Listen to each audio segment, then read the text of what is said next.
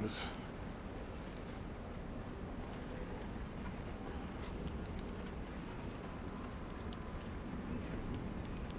It's raining. Oh well, we'll do it in the rain. We'll do it in the rain. All right.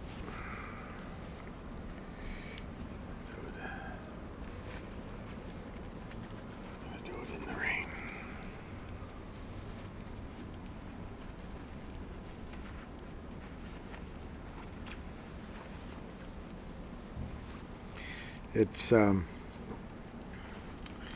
It's starting to rain. But I don't have time to change it all around. It's starting to rain, so we have to make do. We're gonna call in here.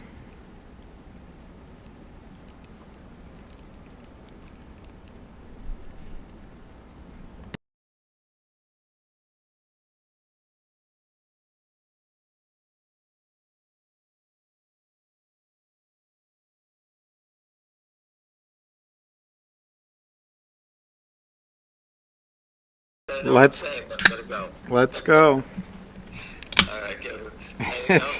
It's you can do whatever, but go ahead. All right, let me merge it. Hold on.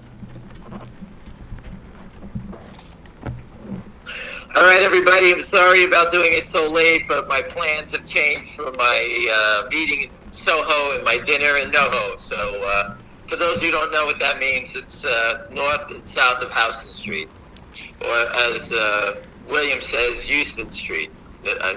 Anyway, William's with me, and I'll get started in a minute. Again, and you're right about that. I do say Houston Street. And again, this is not to buy or sell. This is education about the security fraud that is stealing all your money. They don't give a shit about anything. Remember that. I don't ask you to participate. I don't care if you buy the stocks, sell the stocks. If you don't know what's going on, you're going to lose all your money. I don't care if you're playing Apple. They manipulate those stocks the same way. They need volatility to create trading action to make money.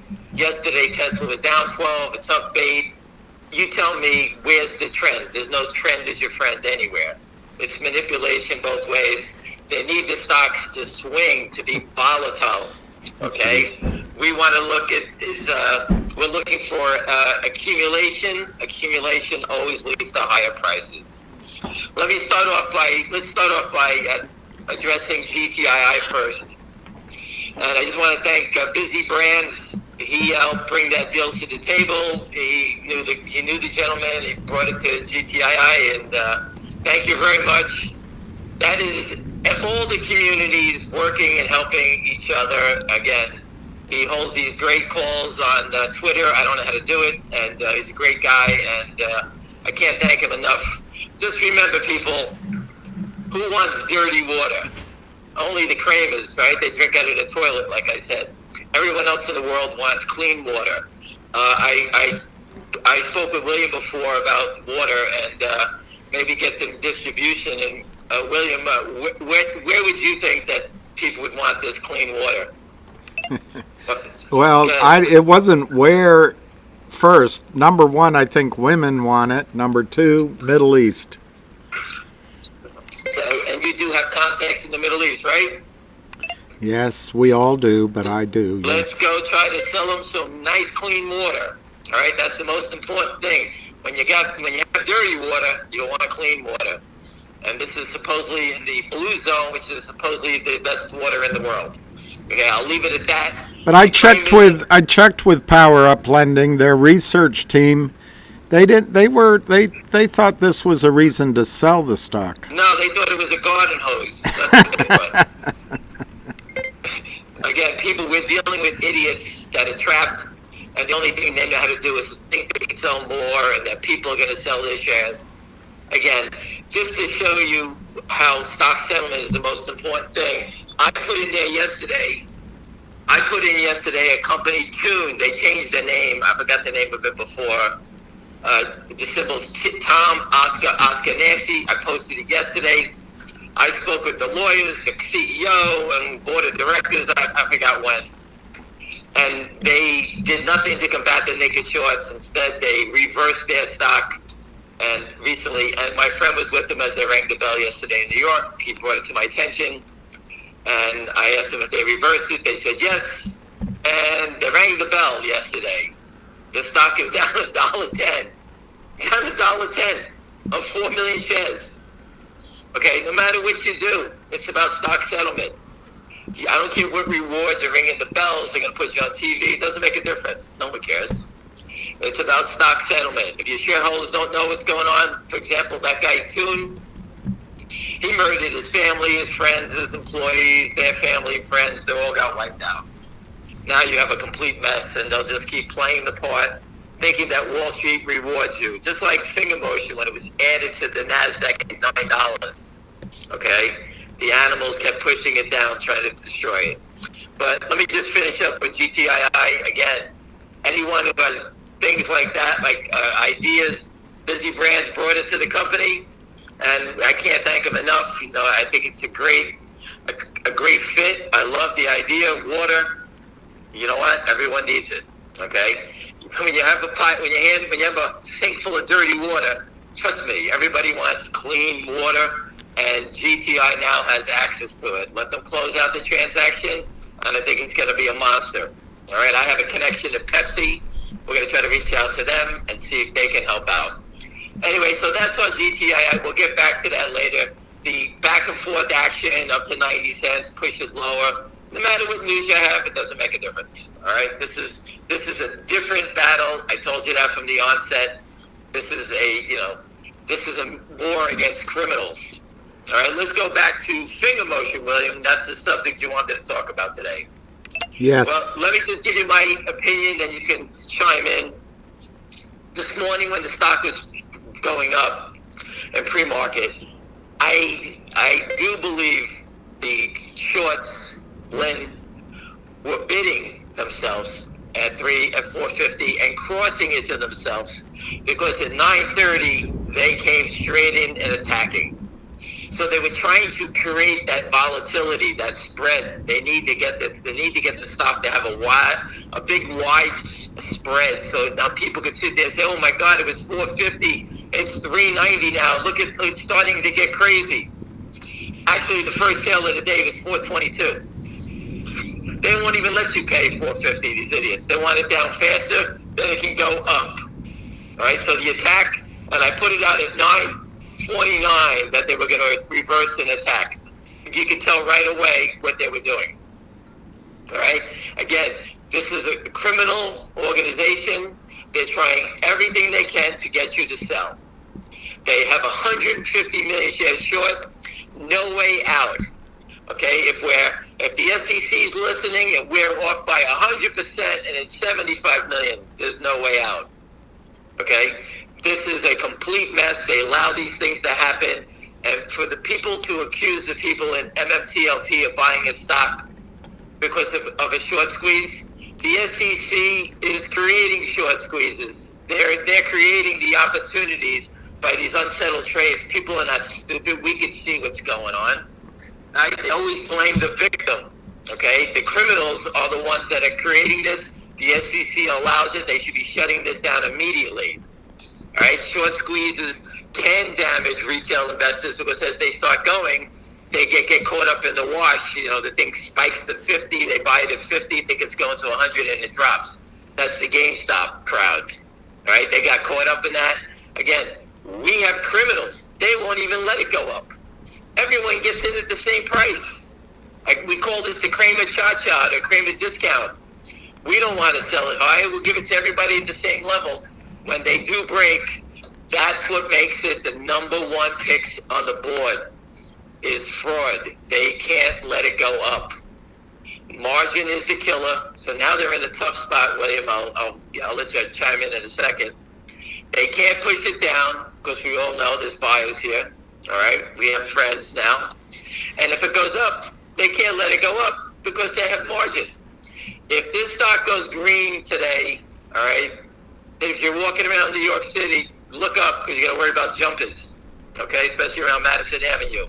These guys will be destroyed when this goes up on the day. They're trying everything. to stop the upward momentum. Anything. And they are definitely doing a lot of wash trades today in the stock. Anyway, William, go ahead. You want to say something? Well, I think you put it well, but I would just say that the Lynn Partners, Benchmark, whoever this is, or their racketeering friends, this is a puny plan, like that Superman movie, such a puny plan. They're just doing what they know how to do. I think you pointed out to me this morning that this was an opportunity for the real short, one of their buddies, to cross and get covered. And I don't see where they're going to drive Fngr. I don't see what they think they're going to accomplish here. You've got Benchmark, who feeds business to Lynn Partners, came out with a $5 research report. And how does the Lynn Partners repay it? They start shorting stock that doesn't exist. And it all is ultimately lands on the desk of Gary Gensler. He's allowing this to happen. The idea that people can't benefit from a short squeezes are just taking an advantage of an imbalance in supply. And that's what the criminals created. And that's what they're taking advantage of, or trying to, for years. It's our turn to win. Well, just remember, by selling the counterfeit shares, they're increasing the float. It's a sale of an unregistered security. Anyone who sells an unregistered security, if you just go to sec.gov, they all get caught. All right, so this is what they're doing. It's a sale of an unregistered security, flooding the market with fake shares. If the CEO does it, everyone's always posted, this is the CEO giving stock away. Is he doing this? Is he doing that? It's the short sellers doing it. They keep flooding the market with shares. You know, everyone's supposed to have $1. We all got $20. It's like the government, but they're flooding the market with currency. Okay, it's the same thing. But we know better. We know there's ways to stop the music and force the issue. Okay, we're not going away like a tune or a root. We're not going away with our tail between our legs. We're fighting to the death, and we're not going to stop. All right, the SEC knows we exist. The truck is there. We've called the police. We whistleblowed. We can't do anything else. I don't know, William, if you can remember in GTII, how many days did we call at 12 noon every day to report them? We did it. That's back when there was were like 12 people listening on the calls. But I'd say we did it for months. It started out with 20 people, 50 people. Before I know it, I was having 300 people reporting that they would call the SEC with a whistleblower complaint at 12 noon every day. Yeah. I don't think we could do any more to let them know. And if you think that they found savvy and they don't know who the Kramers are, then you're out of your bird. Or the Lynn Partners. And Lynn Partners, yeah. So just Lynn Partners, I told you before. I believe Lynn Partners, these guys on Madison Avenue, guys, if you yell boo, they'll run. Okay? I think that they're going to turn. My opinion on this, Lynn Partners is going to start buying the stock in. And like Merlin Capital and GameStop, they're going to put their arms up and say, hey, we just lost $150 million. We blew up our master LLP fund, whatever it is. Take the bullet on it. And when the DOJ shows up and say, hey, we got caught, and there's no shame on losing, okay, on a planet like that. If you do what the Kramers are doing in Alpine, where you're going to walk away from the trade and the money's all gone, that's a different story. That is a major fraud where these guys basically stole the money and now exposed the system. Finger motion, Lynn will take it, the system will take it. I believe the prime broker, I'm trying to confirm it, but I believe we knew it to be Jeffries. Jeffries eventually will take the hit on this thing. So we have people reaching out to people at Jeffries to sort of alert them about the potential liability that Jeffries has. We know someone actually very close to the CEO who's a big shareholder of Fngr. So he's actually reaching out to the CEO of Jeffries to let him know there's potentially some fraud within the system. Well, we'll see if that comes back and see if we gain any traction with that. But that call is being made. I can promise you that. All right, so I don't know the outcome, but we're going to find out. Second is again, let me just change it on that so you know we got these guys, it's just a matter of when. People keep asking me about options, okay? If you did sell your stock and you still want to participate, and let's say you made $1,000, I'm just going to make up a number. There's plenty of options to play. You could buy 10 calls of the $6 or $7 calls. The $6 calls that you could buy them at probably 30 cents or $30 each. So 10 calls would cost you $300. All right. I like to buy the cheaper ones. We're here for a home run swing. I'm not here for a stock to move 50 cents.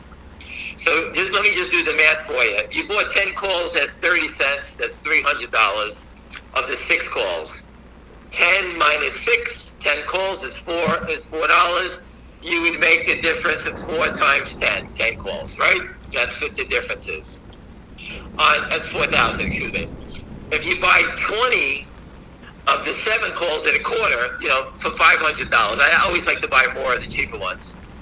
If that's 3 points times 20 is 6,000. Okay, so you can see this is the type of option plays when you play for a takeover. Like when you think the stock is going to go, more than $5 or $10. Like people buying the Tesla 300 calls are probably trading at $1. The stock's $250. Okay, you need that. That's the upside that we're looking for. A move like that, and that's why you could buy these cheap options. So there's ways to get back into it if you're nervous about your money. I got it. Everyone gets concerned when you see manipulation like this. But again, a cheap option, you're still in the game. You get plenty of upside. And people, when you buy a call, the person that sells it to you, if it's not someone who's long one already, someone who has created a market maker, they hedge themselves. They sell you the call. That means they're now short the stock at $7. What they do is they go out, they could buy a different option, or they go out and buy the stock. Okay, and that's how you get these big squeezes, because people buy the options, they go out and buy the stock, and it basically becomes self-fulfilling. The more options trading, the more the stock is going to go up, because now they're hedging themselves. Okay, all the activity is on the call side. There's no puts, there's no bashes, there's no one betting against this thing. It's just what you see in front of you is the manipulation, the counterfeiting of the stock to manipulate the price. That's it. There's only one player on the field. You're getting to watch it right in front of us. You have anything to say, William, on that? No, you're doing great.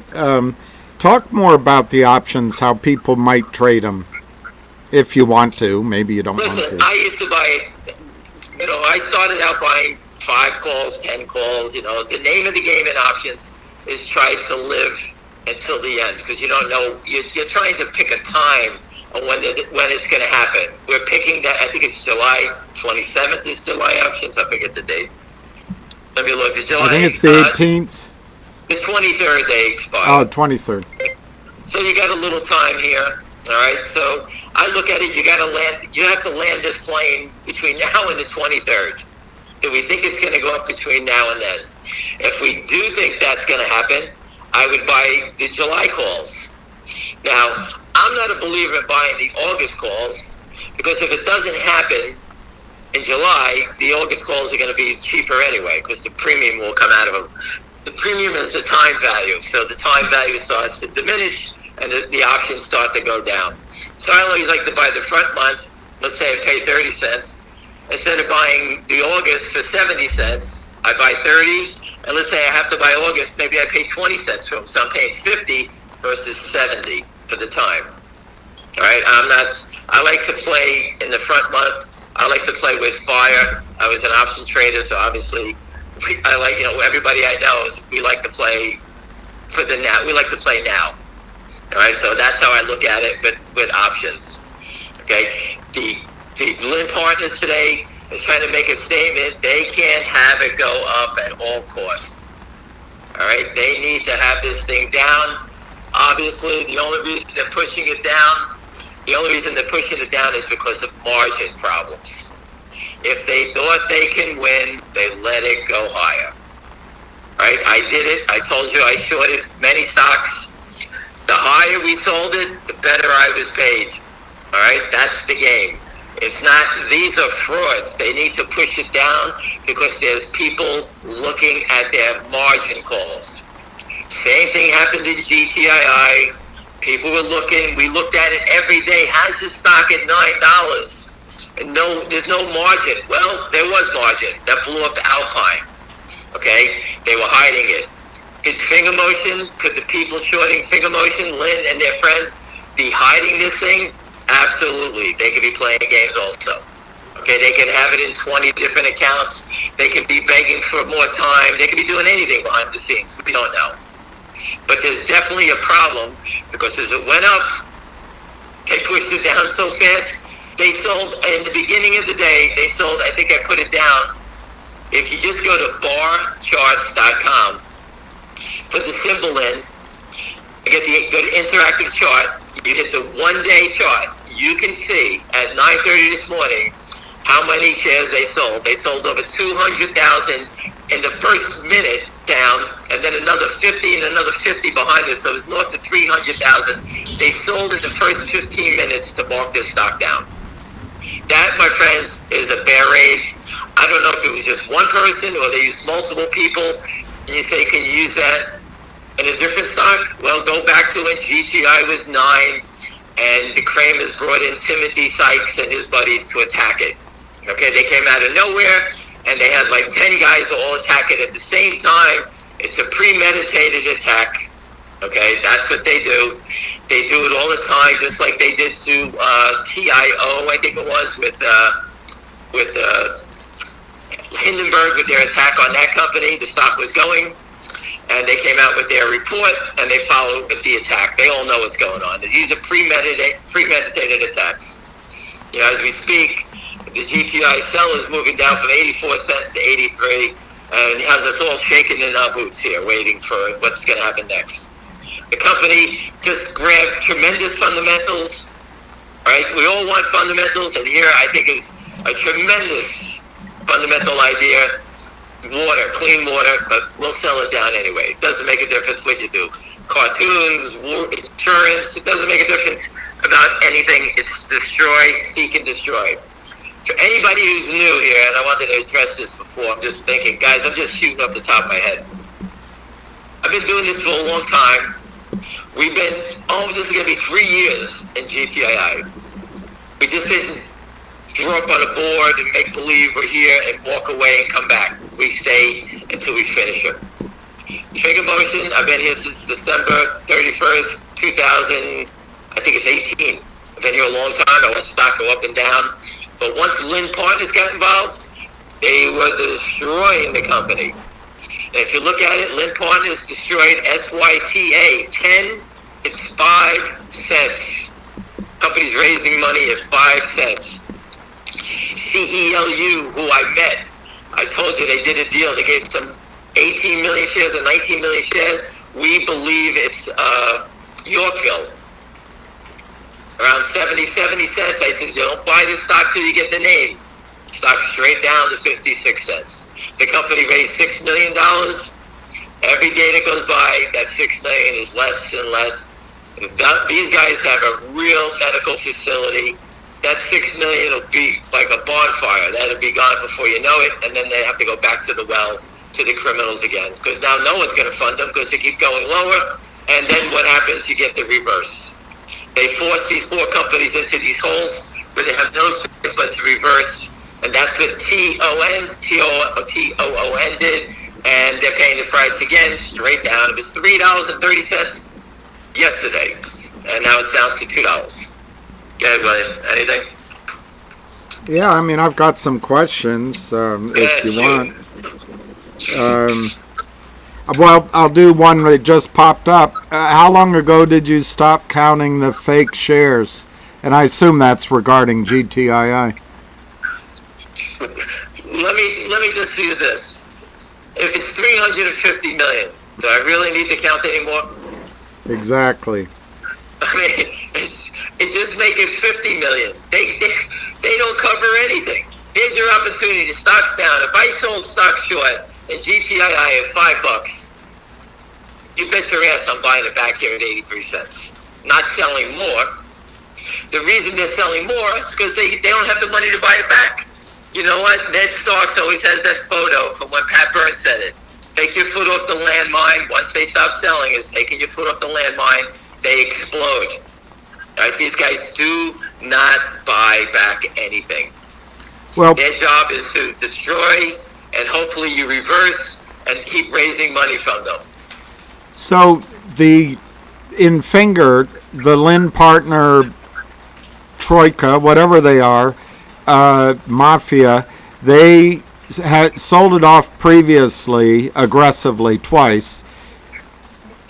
Are they going to be able to do it this time? No, they were doing it against the debenture. They had a debenture. They pushed it down to 60 cents. It squeezed, returned it to 10. They pushed it back down again. They were going for the kill now.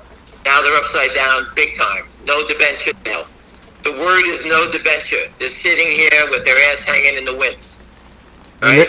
Where they're going. They're on the red show list, so selling it down doesn't help them. They need to back stock. They're trying to spoof, wash, do whatever they can to stop the momentum and hopefully get you to bail out. That's all they're trying to do. You can bail out. That's part of the game. The Wall Street is about scaring you out of your positions. It happened to me a million times. I'll be the first to tell you. You know, it's not easy. You have to, if I was this smart when I first started, I wouldn't have made all those mistakes. I'm teaching you the mistakes because I got 55 lumps on my head from doing it. Right? If you want the lumps, then hang up the phone and go someplace else. Too bad you lost the hair covering them. I'm getting a toupee. When this works, I'm going to get a toupee. I'm going to look just like Charlie Mayo. Somebody's asking, and I never heard this, but somebody said there's talk that in Fngr they're waiting until the end of the second quarter to cover the shares. I don't know. I can't think of a reason why, but have you heard any such thing? Nope. We have the hangman always ready to kick the chair out anytime. Listen, I don't understand why they're waiting for anything. They're caught. They're upside down. They're getting margin calls. Just look at it this way. Wall Street's about risk. Okay? I've watched the best traders on the street get kicked to the curb when they take stupid risks. The guys who put the money up for them pull the money away when they take stupid risks. Lynn Partners is short 150 million shares of the stock. Up $1 if they have $1 billion in their fund. $1 billion. They don't. They lost over 10% yesterday. They don't have $1 billion. According to the AUM, I looked up, it's about 160 million total. But so basically, they've lost 100% of their fund in the last couple of days. It's impossible for them to make back any money. All right, it's impossible. Hey, wait a second, Bill. Everyone's making fun of you. Made fun of me, my hair. What, are you kidding me? I'm only busting you. People texting me, but again, they lost their whole fund already. Imagine that, and someone is allowing them to open the door for business today. They are a time bomb sitting here, and someone's allowed these guys to continue to play. This is worse than Merlin Capital. At least Merlin took his lump and he lost billions of dollars. I think he lost $7 billion. Okay. Well, even here, I think this sell-off today is normal. Number one, if you can say anything's normal here, but two, it's an act of desperation. It is not strength. People are asking how long can they last. How long can they last? Yeah. I say the same. Well, let's look at it this way. Lynn Partners calls up Stevie Cohen. Stevie's worth $16 billion. He's going to sit there and say, hey, could you lend us some money? We're short 150 million shares. We lost 150 million already. And Stevie goes, listen, I'll give you $5 million. Oh, if it goes up a few more points, we'll lose that too, or whatever the number may be.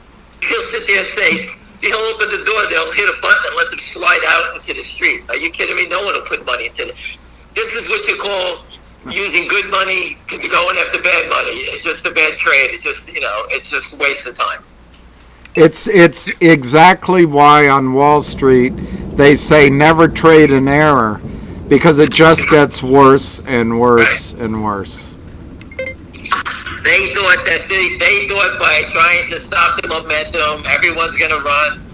That these guys don't have any big buyers laying around, so really keep trying. You know what? I believe we do. Okay, and you know what? Big buyers accumulate. They're not here to drive the stock up so that we can all have a party in 2 days. All right? This is how it works on Wall Street. These guys are trapped. They're exposed. They pressed their bet. It didn't work. Now what do you want to do? Pushing it down brings in buyers. Taking it up is where you'll find sellers, but they can't take it up because they can't meet the margin calls when the stock goes up. And they feel that if it goes up, they will lose control of it like they did last time. Okay?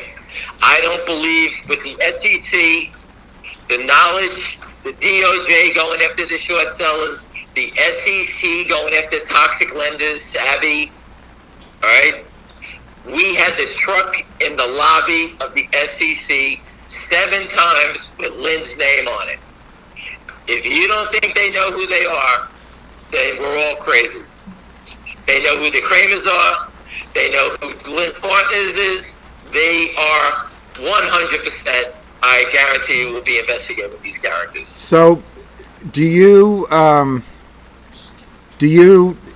have a guess on the short position in both stock today? Not the position, the short sales. Short, I'll give you right now, the short position today is going to be, I'll say no more than 400,000 or 40%, maybe a little bit more, because they definitely were washing a lot of stock. There's no question. I believe that the attack this morning was to cover that 300,000 shares that were short. They attacked it so quick, selling a little more than 300,000 at the market. Who would have to? I don't know anybody who had 300,000 to buy in 1 second into the market. That seems to me was too much premeditated. That maybe, like the Kramers, someone who's short, who's tied to them, was bidding for it, and they needed to cover that guy up. Makes sense to me. Right. A couple of people are talking about Jeffries, if that's the prime broker. Is it beneficial to alert them there's fraud, or the prime broker knows what's going on here? Also, somebody's asking, should we buy puts on Jeffries? You know what? Wall Street's so fraudulent, it'll probably go up on that news. I don't know. You just look at Goldman Sachs and JP Morgan. The more bad news that comes out about the economy or anything, their stocks they go up all the time. No matter what they do, they go up. I always look at it. I look at it when the market's falling. All the bank stocks were getting hit. These stocks turned and they went right back up.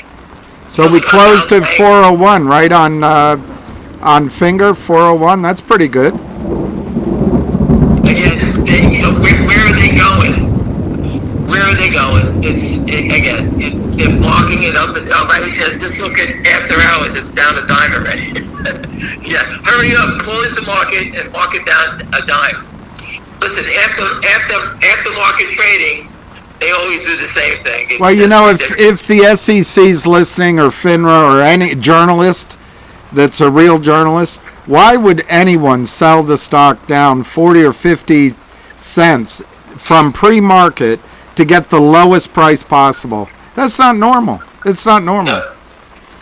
Even on my days when I was drunk, I never sold like that. I mean, the whole market, there's no price discovery anymore. Do you think the Kramers and the Lynn Partners are operating together?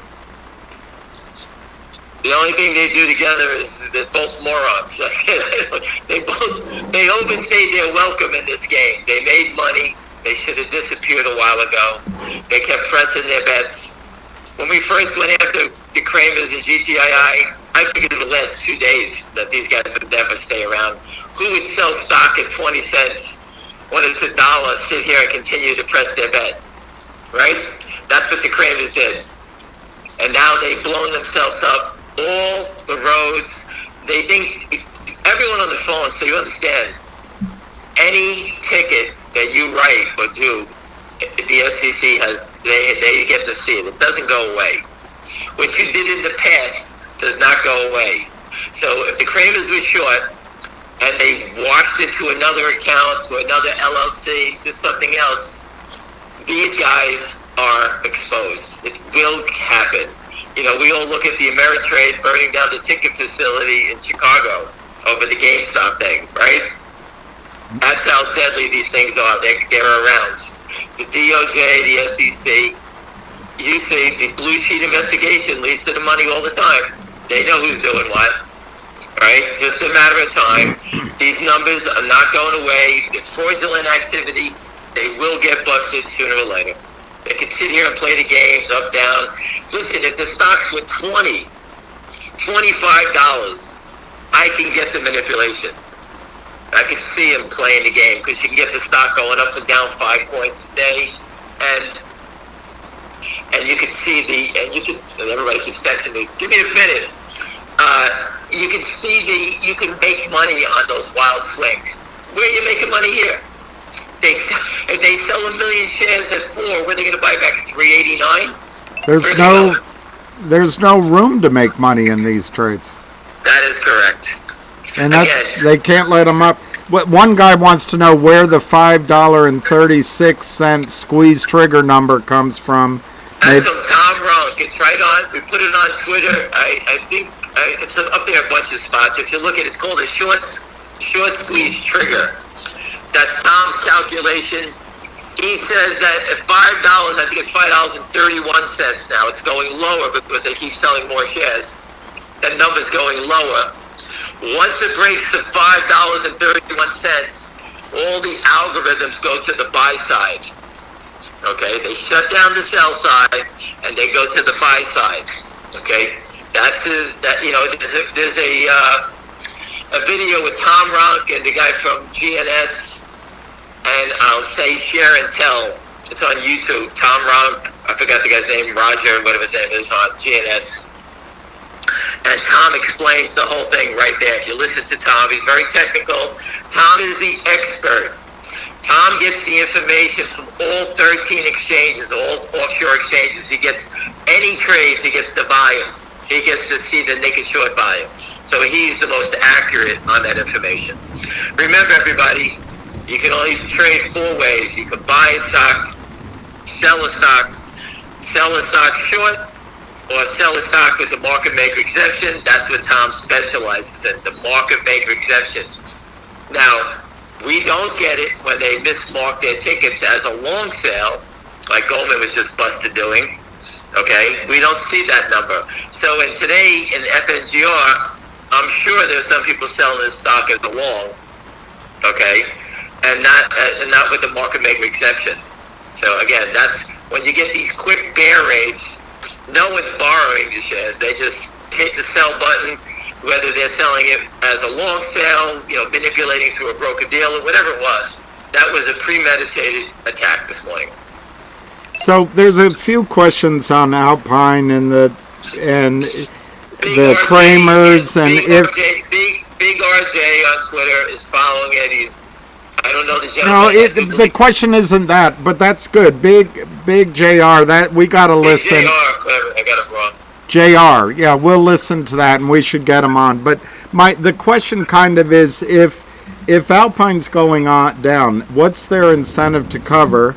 Who steps in and covers the losses? Who buys it in if they don't exist there? There's confusion. There's confusion. It's very easy when you, as an individual, shorts a stock and you get blown up. I put it up. E-Trade is, for example, a prime broker for a retail investor. The gentleman was short the stock. It squeezed. E-Trade, without hesitation, bought him in. He lost $125,000 on his couple of thousand shares short sale. I forget how many it was. He didn't even have a chance. I put the story up there. That's what happens when your prime broker buys you in. You don't have the money, they buy you in immediately. He lost $125,000. He didn't have a chance. E-Trade then sends their lawyers after you to sue you and get the money back.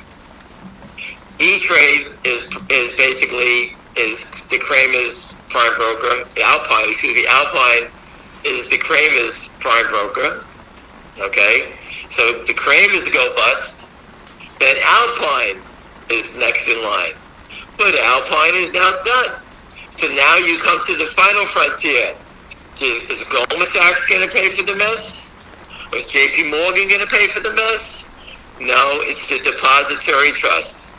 They pay for the mess, and then everyone that owns the DTC takes a hit in their earnings from the DTC on that loss. But who puts in the tickets to buy them all in if The Alpine? depository trust has their own executional, their own people that'll do it. They get the order, say, okay, buy it in, and they may give the order to Goldman to do it. They may give the order to JP Morgan to do it. I don't know who they give it to. Gotcha. If you worked at the DTC and you got someone that goes belly up and you have to liquidate it, okay, you get left holding the bag, they have to close out the position. They just can't leave it open forever.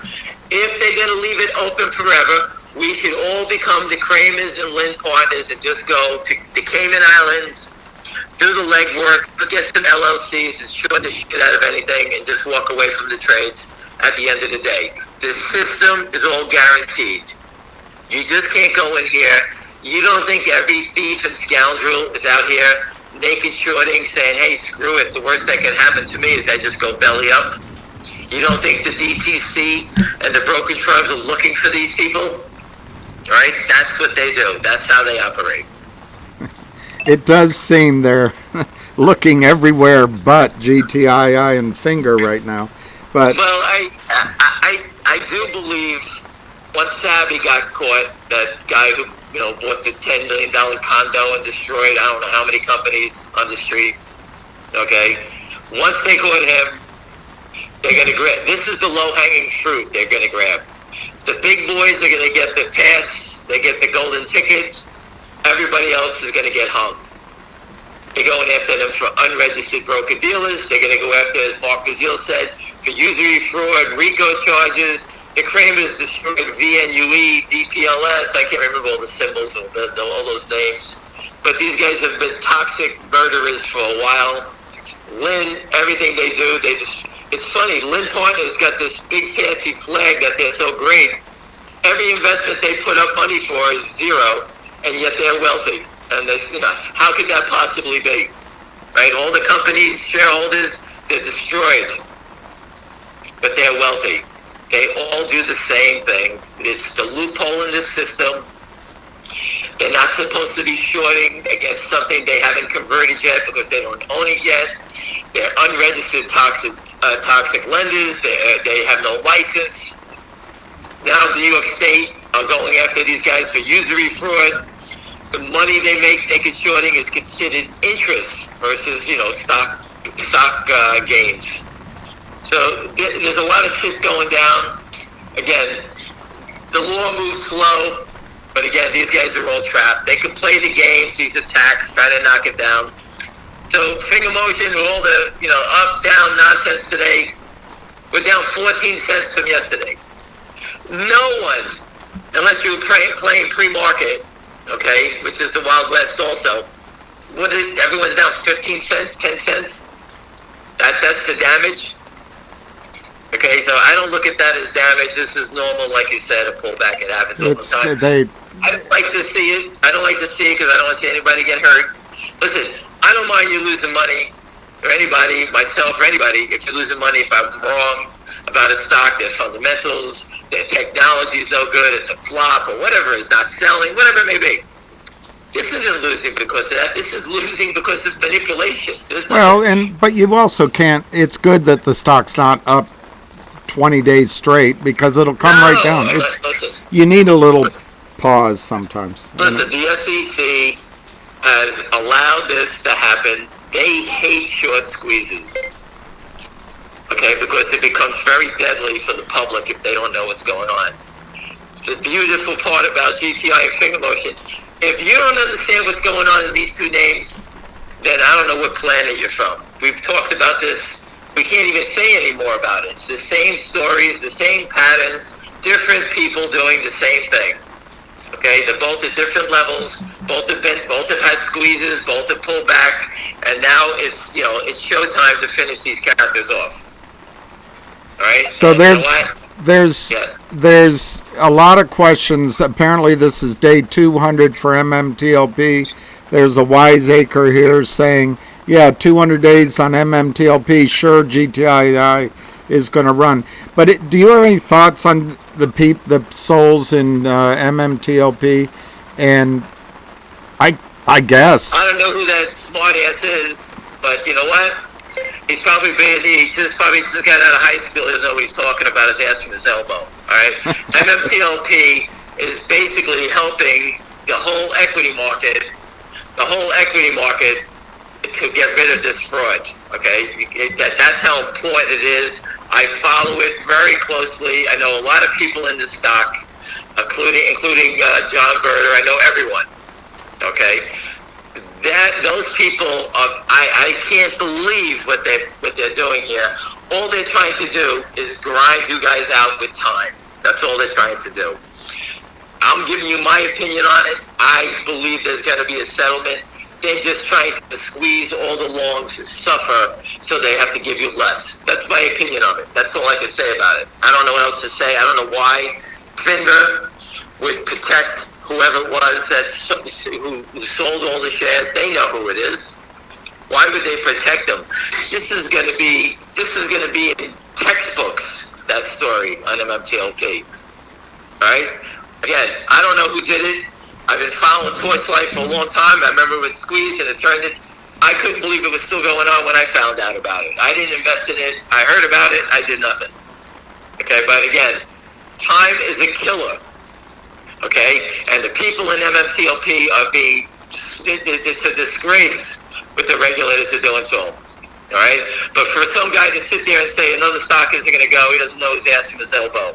All right, so I advise you to take your stupid ass and get lost. All right, the stock went to 9 already, smart ass. All right, we're not going away. We know who the crook is. MMTLP know who the crook is? No, you can guess all you want. You don't know who did it. Right? We know who did it. We know how big it is. All right, and we're going to get them. All right, what's a different story? Can they shut us down? Can they do the same shit they did to you? Yeah, who knows? It's their game. All right, but we alerted. Did you call the SEC before the stock stopped trading? Big mouth, where are you? Did you call them before, or did you wait till it stopped trading? We've been calling the SEC from day one on GTII and then Finger Motion. Day one, not after it stopped trading. We tell them every day. Right? We should start doing that again. We should start doing that again. Yes, you know what? We're going to ramp it up again. I agree on that. At noon every day, we all call in, get 100, 200 calls a day at the SEC. That's a good idea. We'll ramp that up again. I'm just saying that we've done it before stop trading. You guys never called the SEC until you stopped trading, and everyone figured out something was wrong. This question's off track a little bit, but there's multiple asks on it. I don't know if it's happening, but people want to know what your thoughts are on AMC, if anything. But apparently there's a reverse split. I don't know if there is one. Will it be any different? Is the question. Listen, I love to go into the movies. One of my favorite things in life is to go to the movies and take a time out from the real world and go sit and enjoy it. For some reason, Wall Street wants to bury this company. I don't know why. Now they're going to reverse. They're doing everything they can to hurt them. I have no idea. They use everything against us to just destroy everything. Everything that's good is destroyed, whether it's a cancer treatment, the movies, a GameStop that does videos, kids all play these games. I mean, whatever businesses it is, they're here to destroy it. These short sellers have become Julius Caesar. They give a thumbs up or thumbs down. Just look at Tesla. They attack him every day. The guy keeps doing things. I put up the story in June of 2013. Tesla The New York Times wrote a fake story about Tesla and their batteries were on fire. They tried to knock him out of the box, right? Look at this guy. Look what he's done since 2013. If he didn't fight back, right? Now you got SpaceX, this company. This guy's done hundreds of wonderful things. They wanted him gone. And that was at the stock was $25. There's one guy I like his question, Robert Kepke. He asks, FINRA, as you know, has apparently a $2 billion portfolio. Are they allowed to short stocks? He asks. Maybe they're one of the. Maybe they're acting as a market maker. That is just amazing. When they were told me that they shorted it and covered it before this, before the hold. I mean, it's just, that's for Wes Christian and the lawyers to expose them on. That's just amazing that they did that. I've told everybody 1,000 times, the U.S. equity market is a complete fraud. Complete fraud. So if you're playing with it and you have all your pension money in here, you're out of your mind. Take it, go put it in a bank, get safe money, go buy a house. You can't lose it. These guys they're just gonna keep stealing from you unless you're with people that are fighting back. If there's no one fighting for you, look what they did. I mean, it's just amazing. You see the stories. You've seen it over time, but you've seen crazier things happening every day, right? Well, look, the market cannot sustain this level of criminality. It can't. There's not a... Anyway, it's sort of self-evident, but it's an upside-down pyramid scheme that can't last. Do you think Wolf profits are going to go into Fngr and Gtii? I have a guy who's got a ton of stock. He wanted to sell it at 2. He got to 195 yesterday. He had 200,000 out there. He's putting it right into Gtii. You've got several questions. Go ahead. I put him into Wolf. He asked me. I put him into it. I met the people at Wolf. After they did everything. I mean, these guys are smart guys. They did a presentation, and these guys they built nuclear power plants. They're not fooling around. They're real guys. I don't know how the stock is not $5 yet. Okay, it's scratching my head. We followed Bitcoin was 17,000. It's 30,000, and the stock is just basically we started buying it at $1. It's just barely up 80 cents. I've had a couple of questions on this report, and this guy, I'm skipping to his question. He says he thinks the $5 Fngr analyst report was intentional to hide the beginning of the squeeze. That's an interesting angle. Do you have any thoughts on why they would put the report out now? Yes. Fngr Motion retained benchmark because of a Chinese analyst, from what I was told. I don't know who it is, and they were retained to give that report. And basically the company was threatening benchmark, hey, where's our report? And then all of a sudden they had no choice but to put out the report. I think Benchmark wanted to put the report out when Lynn Partners finally destroyed it and say, okay, the stock is 50 cents. We give it a target of $1.50. That's what I think that's the report they wanted to write, something like that. But because the stock was going up, they had to put out a report and put a $5 target. Okay, because let's say the stock ran to 5 and they had to put out the report, they would have to say the target would be $8 or $9, correct? That's good thinking. That's what I think. That's 100% is what I see on that benchmark report. So half a dozen people, and you don't have to go on if you don't want, but half a dozen people want to know about your thoughts on Vocal. Well, I have to clean up this mess before we go back and sit down with that knucklehead. He has a different vision. I'm not a CEO. He makes his own decisions. He's his own man. But, I can't stand behind someone who doesn't stand with us. I can't do that. But my daughter owns it at 80 cents. My friends own it. Everybody owns it. It's just, it's a mess. But again, he speaks his own mind. He does what he wants to do. And, I can't, I don't make those calls for him. What kind of idiot would buy into Bed Bath and Beyond stock when it's bankrupt? There's a bunch of questions on Bed Bath and Beyond. About Overstock buying the information? Is that it? I don't know why anyone would buy Bed Bath and Beyond, but there's a lot of questions about it. So maybe you know something I don't know. No, again, I don't know who's trading this thing. Listen, back and forth, these guys are probably just, I wouldn't be surprised if there's people buying it, reshorting it, these hedge funds that are shorted from before. It's got probably something to do with taxes. They're probably playing it. I don't think anybody's So playing the Fngr's 409, they're telling me. No, I don't know.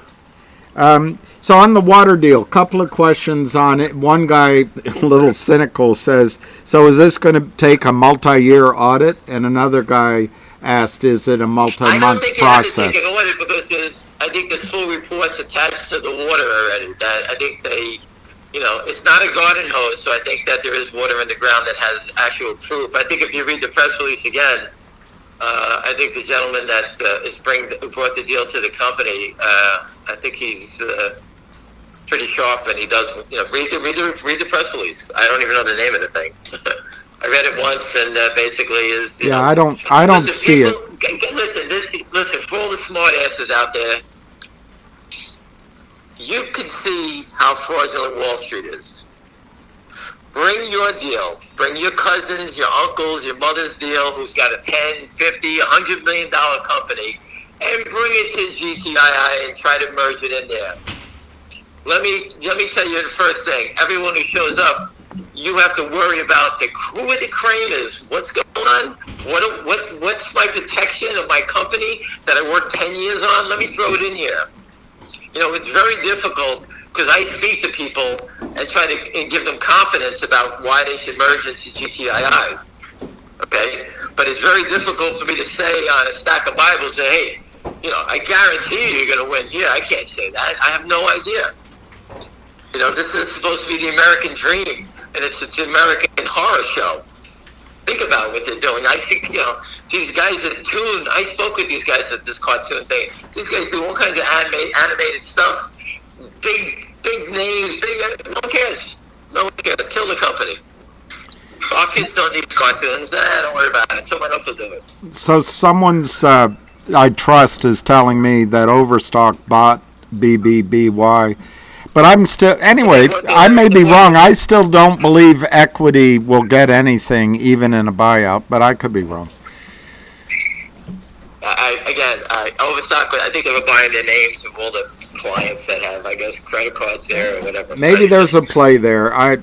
So I should back off from my skepticism, but I wouldn't touch a bankrupt company trading.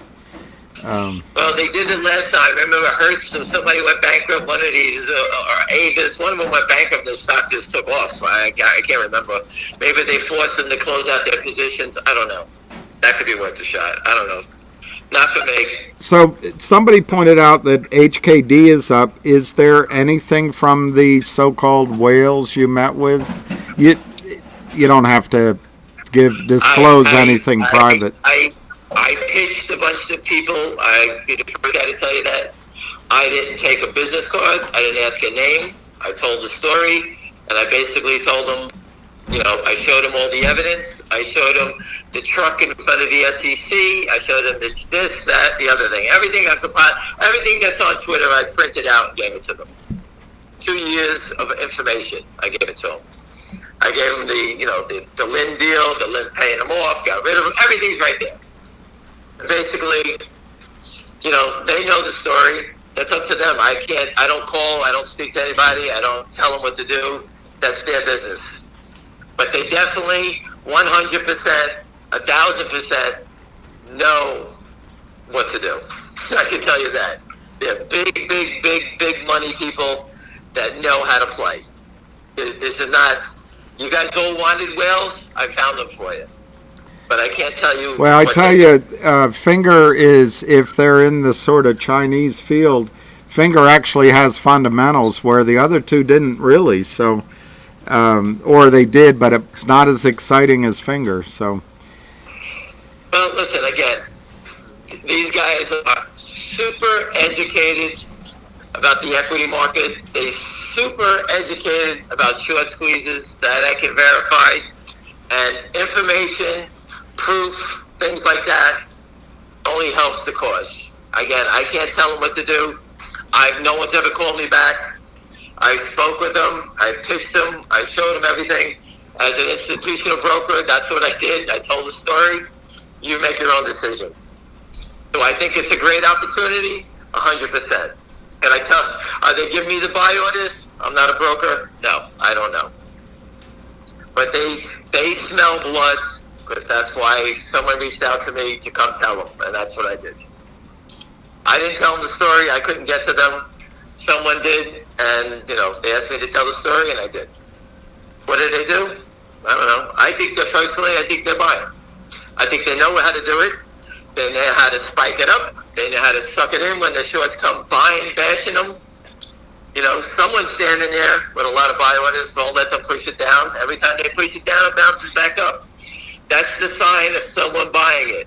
It's not the sign of them covering, that's for sure, because they're selling it right into it. If these CEOs you talk to don't listen to you, and they go ahead with what their lawyers tell them, at some point it would seem like the lawyers and the CEOs are violating their duty to their shareholders, because they're leading them to suicide. They're leading them on a long walk down a short plank. I guess the lawyers are the worst part of Wall Street. They talk to CEOs to not do things, don't do this. Everyone's afraid of the SEC. That's what it is. But it would seem these kind of losses that are across every stock, caused by, very simply, the failure to settle trades. You can elaborate, but it's the this is the story from lawyers to CEOs. You ready? Don't worry about the stock price. Build your company. That is the battle cry. It sounds to me that the shorts gave the lawyers that line, and every CEO just gets marched off that plank you're talking about. They just kill all their friends, their family. Every CEO I've spoken to, it's the same pattern. I've spoken to the CEO. This one did the same thing. ALPP. I think that was the symbol. ALPP. Before it did its reverse, it was as high as 9. They were killing it down. I spoke with the lawyer and the CEO. 2 different times. My friend introduced me to him. I went on a conference call. I told him. First thing I said to him, how old are you? I think he said he was 52, 53. And the second thing I asked him, I said, what color is your certificate? And he goes, why? He says, because you're never going to be able to sell a share. It's going to become wallpaper. So you better get a pretty color. And then I told him, if you keep wasting your time, you're better off going to work at Walmart, because you're going to work here for 5 years, get a headache, working 7 days a week, and not make any money. And he couldn't believe it. And he says, well, we're going to stick to what we're doing. Stock got destroyed. Went from 9 to, I think, 30 cents, and they reversed it, and it looks like it's on its way back down again. One of the guys that's doing hard work on Alpine and Mmtlp is asking a question that's called not legal advice, like Knots Landing, not legal advice. He says, do you, Ham, question the motives of the CEO of MULN? He seemed like a nice guy. I don't know. He's out there yapping. He's going to join the fight. He said this. He's building I don't know anything about the cars. People tell me they look great. I don't know. I have no idea. But he's basically, what the lawyers are telling him, hey, don't fight. Let the stock get destroyed. Raise all the money you want, which I believe he's doing now. And basically, he's going to let the stock get destroyed. He'll reverse it. And he'll have a small float, and he's got when he kills everybody, he's hoping institutions and new people come in. So It's like Ruth. James Winston is that quarterback. Somebody's asking you if you ever been out for crab with them. Yes, I have. I met him in Tallahassee. Yes, I have. And someone else is asking, do you think you could beat Charlie Mayo at pickleball? Absolutely not. His head is too big. He covers the whole court with that big head.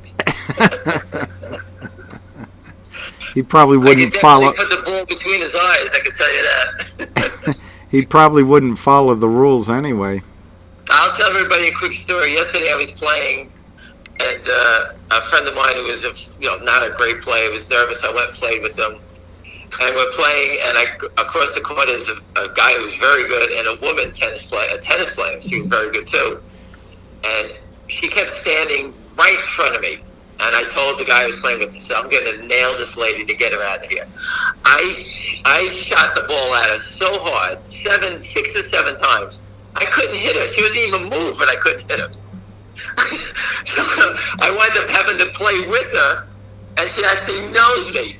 I was just trying to kill her on the other side of the court, and she actually knows me. And I couldn't hit her. I couldn't believe it, but it was pretty funny. Anyway, that's so to follow up on that question, not legal advice asks, and I think it's a fair question. He asks, are you ever concerned, or do you think that, I'm going to ask it slightly differently, that the shorts, the criminals, come to CEOs and they they get the CEOs help to loot the market cap of these companies? I don't know. Do I think CEOs bite the bullet and take the money? Is that what you're saying? Yeah. Are they complicit? Listen, yes, I do think that the CEOs get cut deals and get to do what they have to do. I do think that. But those are CEOs. I don't think they have it. I'm sure there's a couple of bad guys that that are in cahoots with these guys. You see that all the time. Yeah. But for the most part, the CEOs are under such pressure. They have employees. They got to pay their rent. They got to, how do you keep the card game going? They're just choking them to death. They have no money to pay the bills. They have no money for the phone bills. They're sitting here, sitting there.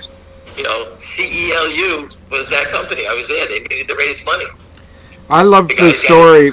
I don't know if you have this story in you, but I love the story you told me when I first got to know you of some guy that didn't have a place to live, didn't have any money, sleeping on your couch.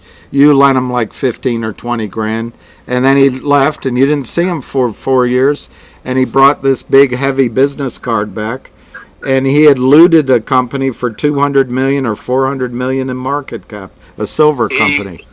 Yeah, that's exactly right. A friend of mine that I knew, and I just distanced myself. I lent him the money. He was flat broke. This is many years ago. Came back, gave me back my money, and I couldn't believe it. I said, "What are you doing?" And right to my face, he was a naked short seller, telling it to my face. I took the money. I said, "Hey, nice to see you again," and that was the last time I talked to him. And he destroyed a silver company from $20 down to pennies.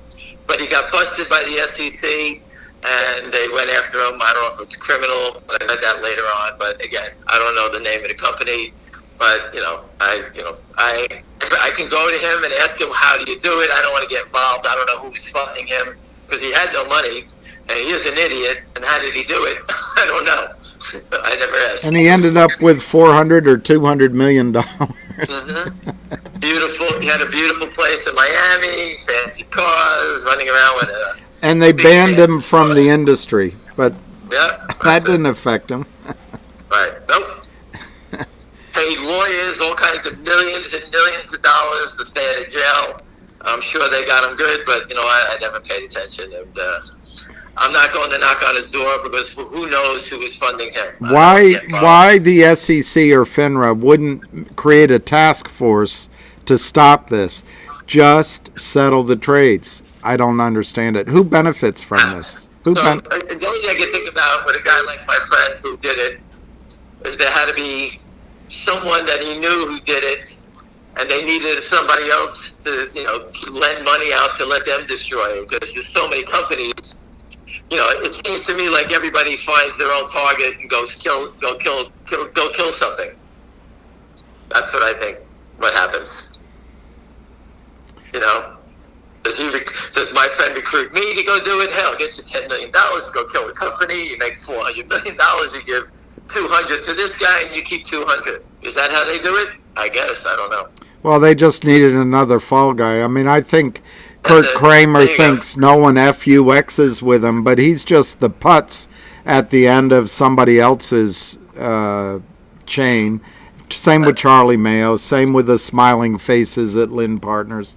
They'll all be sold down the river. The Wall Street will close ranks and sell these guys out, I think. UBS is firing 35,000 employees. I guess that naked short of 19 million shares in Switzerland, that might be under pressure soon. Listen, this risk is the biggest problem.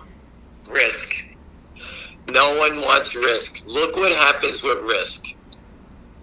Risk destroys everything. The banking sector, Goldman Sachs is laying off people.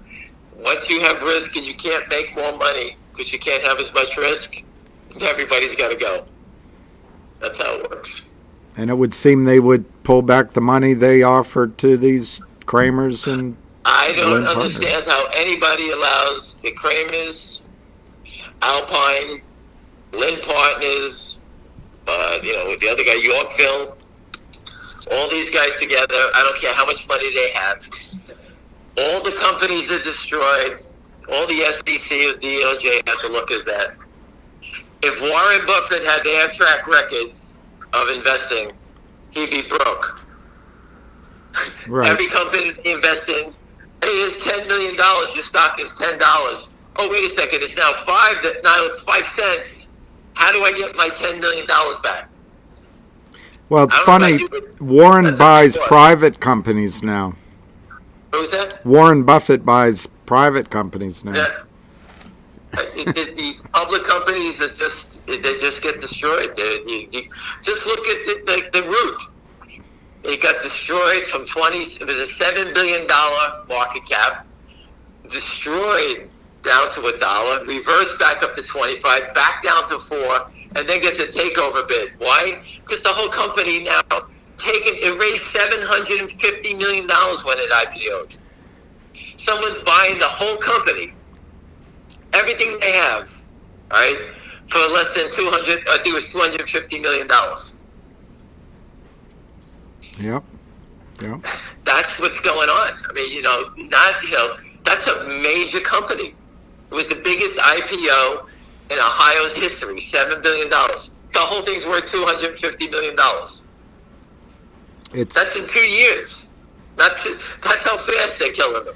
And then that jerk Jim Cramer tells all of us, caveat emptor, caveat his fat rear end. Again, you're fighting an establishment where people make a lot of money on the short side.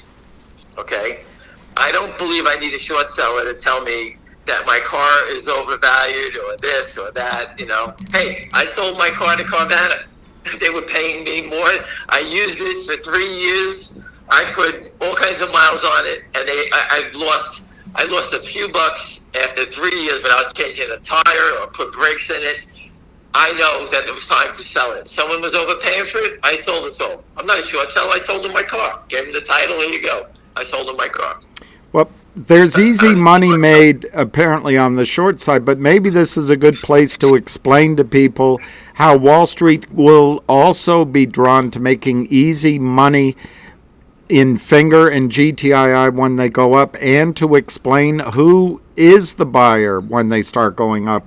Where does that momentum come from? Once the DTC, once Alpine gets the hook and have to close out, the place is going out of business, everything needs to be shut down, all right? Just like Bed Bath & Beyond. They start selling everything, cleaning everything out. And that order goes to someone on a trading desk who does the buy-ins. Listen, the Kramers are not going to be the first guy to go belly up in this world. This happens a lot. In GameStop, I told you 500-600 people got blown out there.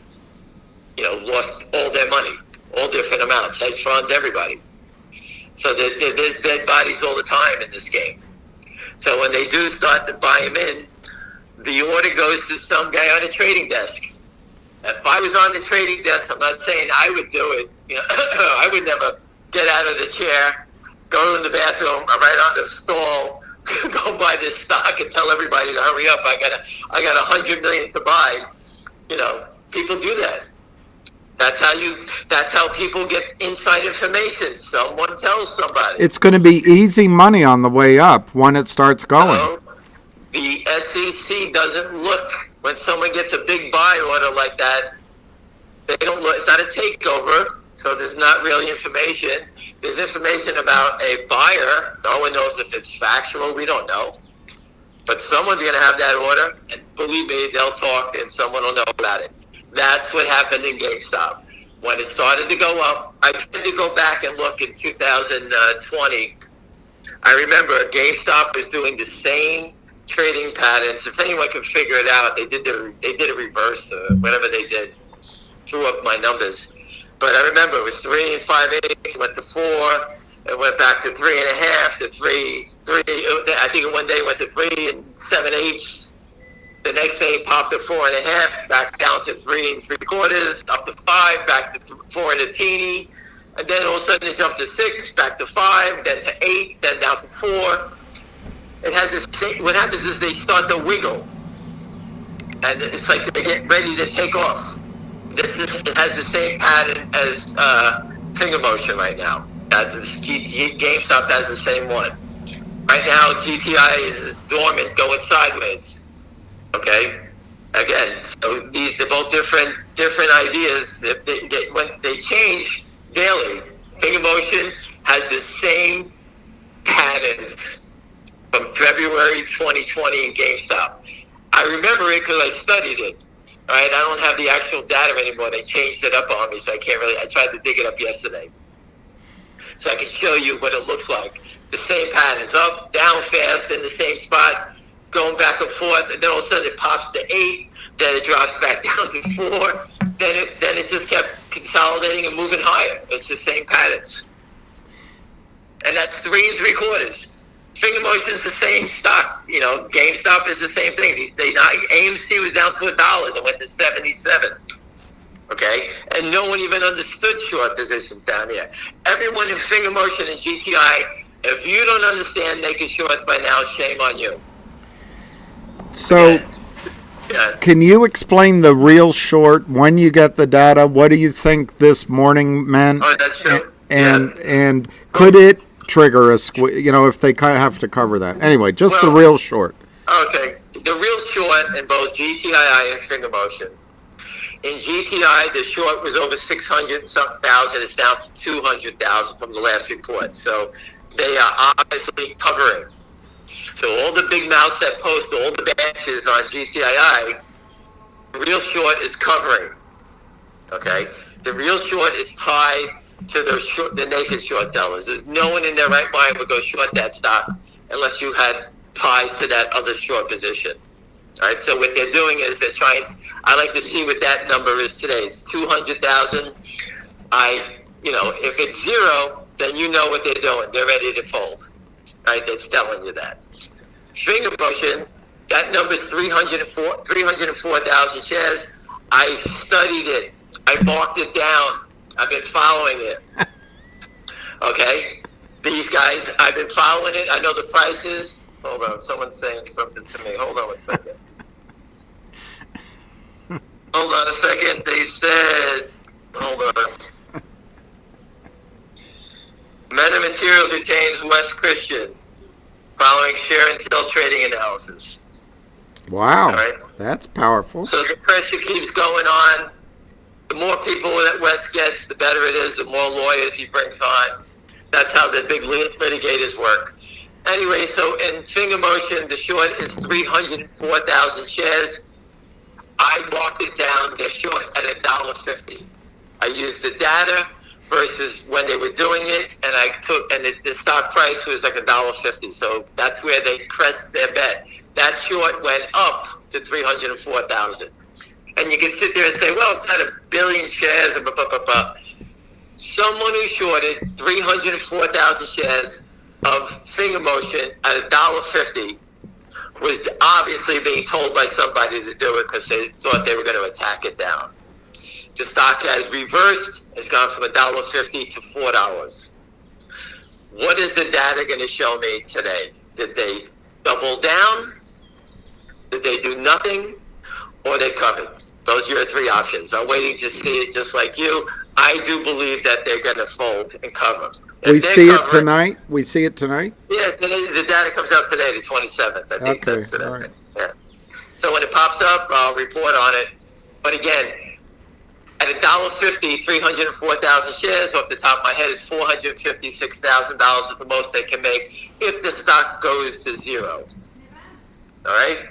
In Gtii, 86 cents, 85 cents times 200,000 shares. All right? The most they can make is 160,000 shares, $160,000, right? Right. Number right, that's it, right? 80 times right, 200. I'm just going to say yes because I'm terrible at it. Who would stay short to make 160,000 if the company goes to zero? It could take you 10 years before it goes to zero, right? Right. You're going to tie up all your money to stay short 200,000 shares at 86 cents or 85 cents. The risk reward is not there. If you're wrong, the stock goes to 10 and you lose $9, right, on 200,000 shares. You lose $1.8 million to make 160,000. It's a completely idiotic trade. The only reason they're here is because they're being protected by the naked short, who could sell counterfeit shares at any time to cover him, right? Which means that this counterfeit selling is indeed a thing, unlike that analyst said. They're using it to protect real short data, real shorts. They use it to damage the option markets or to manipulate the option markets in stocks. Okay, so I told Mark who sent you that data? Was it Dozier or was it somebody gave you a picture of what they did with the data, with the trades of Fngr calls last Friday? Oh, that was Crayon Eater posted Crayon, a photo. Crayon, yeah. Yes, he put a beautiful picture up there with one tick left in the day that he crossed 106,000 shares down 23 cents and basically wiped out the $2 calls or $3. I forget what level it was. I think it was $3 calls. They were worth $25 a piece. In one swipe of the brush, they were now worth $2 a piece. They just stole $23. I don't know how many times. It was 106,000 either once or twice. I mean, right. Whatever it was, they mark their positions down, and they they get less margin money, right? And they make money. All the signs, so you realize they're always about margin. How come all the attacks to try to shake people out to sell are always down? Yeah. Sellers come in when stocks go higher. Buyers come in when stocks go lower. Yet they continue to try to push it lower and try to just drown the buyers with counterfeit shares. That's all they're trying to do. So one clever wag here asks, can you ask Ham to explain how I can tell my wife that this is a good investment?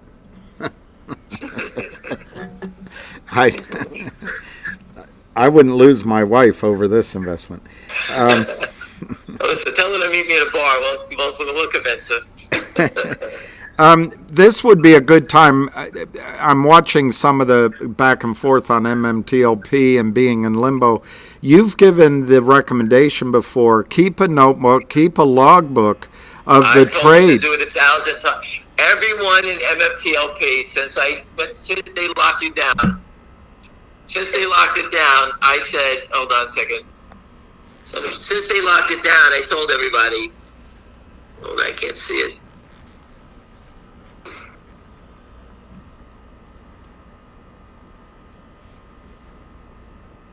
I think it only dropped, it went up by 10,000 in finger motion. Is that current to today's action? I know it's a couple of days delayed, but I believe it went up by 10,000. So they might have covered it today earlier. Yeah, no, I actually do think that, but they increased it by 10,000 shares. It's 223,000 versus 213. So in finger motion, it went up 10,000. Hold on a second. Oh, sorry, that's GTII. I'm sorry. GTI went up by 10,000. I'm sorry. Thank you. That's a much better trade, shorting GTI. So GTII, they shorted 10,000 more at 90 cents. So they can make, what can they make on 223 at a... They're just trying to, stealing pennies. God. So you listen, you're dealing with imbeciles here. These are not Wall Street professionals. This is fraud. I told you before, no one on both sides of this fence, on both of these characters, knows how to trade the way of a paper bag. They said they were trading, you told me before they used to trade stocks. They have no idea what they're doing. Because the other thing... Yeah, go ahead. The other thing they don't know how to do is raise money. They're not funders. Anyway. Well, again, it's very difficult to trade and make money. It's not easy. Okay? That's why most people trade and just nickel and dime. Okay? Then you got these big value investors with big, pension money. Those guys don't know what they're doing. They just buy stocks that an analyst tells them to buy. Go buy me 10 million shares of this stock. Okay. I don't know anything about it. They don't know anything about it. And they just buy it and put it away. There's been a bunch of people making the point over this whole time that they just don't have faith in the market anymore. As soon as this is over, they're not trading anymore. I think it's a real indictment of Gensler and the rest of them. I'll be the first person to tell you to run away. I tell you that every day. Okay, if we didn't have a handle on what we're doing here, I would tell you to run as fast as you can. And if it's not for you, you should run. It's very upsetting to see every day that you don't control your own destiny. You get up every day. Here's GTI come out with a water deal today, and like clockwork, every time the company comes out with news, no matter what they do, you sell the stock. They do it to everyone. I remember TOON just rang the bell yesterday on TV. I can send you pictures of my friends with them. The stock went straight down $1, down 33%. I remember a time when news like this or funding or any of it would make stocks go up, but it just doesn't happen anymore. Go back to the log, what you were saying about keeping a record of trades. Everyone, I told you before, every day that they hold you up and keep your money, write down a trade, whether you make, whatever, jot it down. I would have bought Tesla today. I would have bought, if I had $100,000 worth of Tesla, I would have bought the calls here, sold them here. And show them a damage model. You need to create a damage model. I keep telling you to do that. It takes a second. Pick a trade. Anything. Every day you should have been doing this. And then that becomes a settlement in the lawsuit. There you go. Well, we want to give you $100,000. I could have made myself $500,000. Here's all my logs. Here it is. I wrote it down. There it is. I did it. I did the whole thing. So somebody told me that TOON, TOON, was GNUS, which was the Melvin. Right, something. It's a cartoon. They would do all kinds of stuff with all Schwarzenegger. And it was the Melvin short. And maybe what they did is just create this to bury this endless amount of shorts that they have on GNUS. I don't know. Listen, again, I spoke with everyone there, and you know what? They decided to go their own way, and they're doing a beautiful job of slaughtering everybody. What can I tell you? It's the same pattern everywhere. Just remember, GTII, they paid off the debenture. Charlie Mayo called the company up. He's the Kramer stooge. The pictures all over Twitter on it. He called the company. He left a voicemail. He offered the company money. It was $1.50. The company did nothing. The stock ran to 9. The company did not go out there and raise money. You know what? For all the people that are negative, I wish the company would have raised the money. It would have killed everybody already instead of us having an opportunity of a big play here.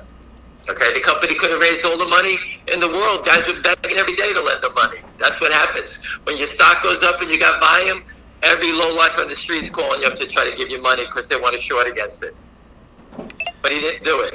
Anybody that stands that tall and that long trying to fight for everybody, I don't know. If you're gonna fight with somebody, that's the type of guy you want to fight with.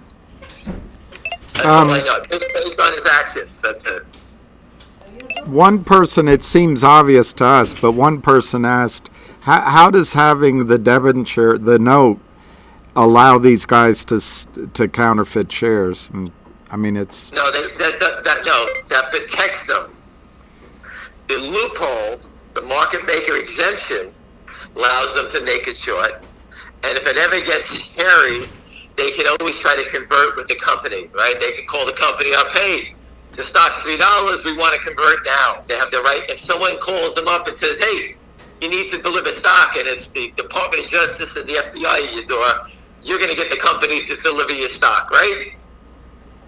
Mark Bazile said something very interesting the other day. Anybody who has a company that is being attacked and has a debenture like this, change your transfer agent, fire your transfer agent. Yeah, that's right. That was brilliant.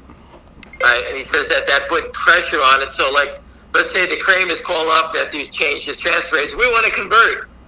Well, just explain that first, because people aren't going to understand that. What the notes do is they set up previously issued shares from the companies, the free to trade, are sitting at the transfer agent so that the slaughterhouse can begin.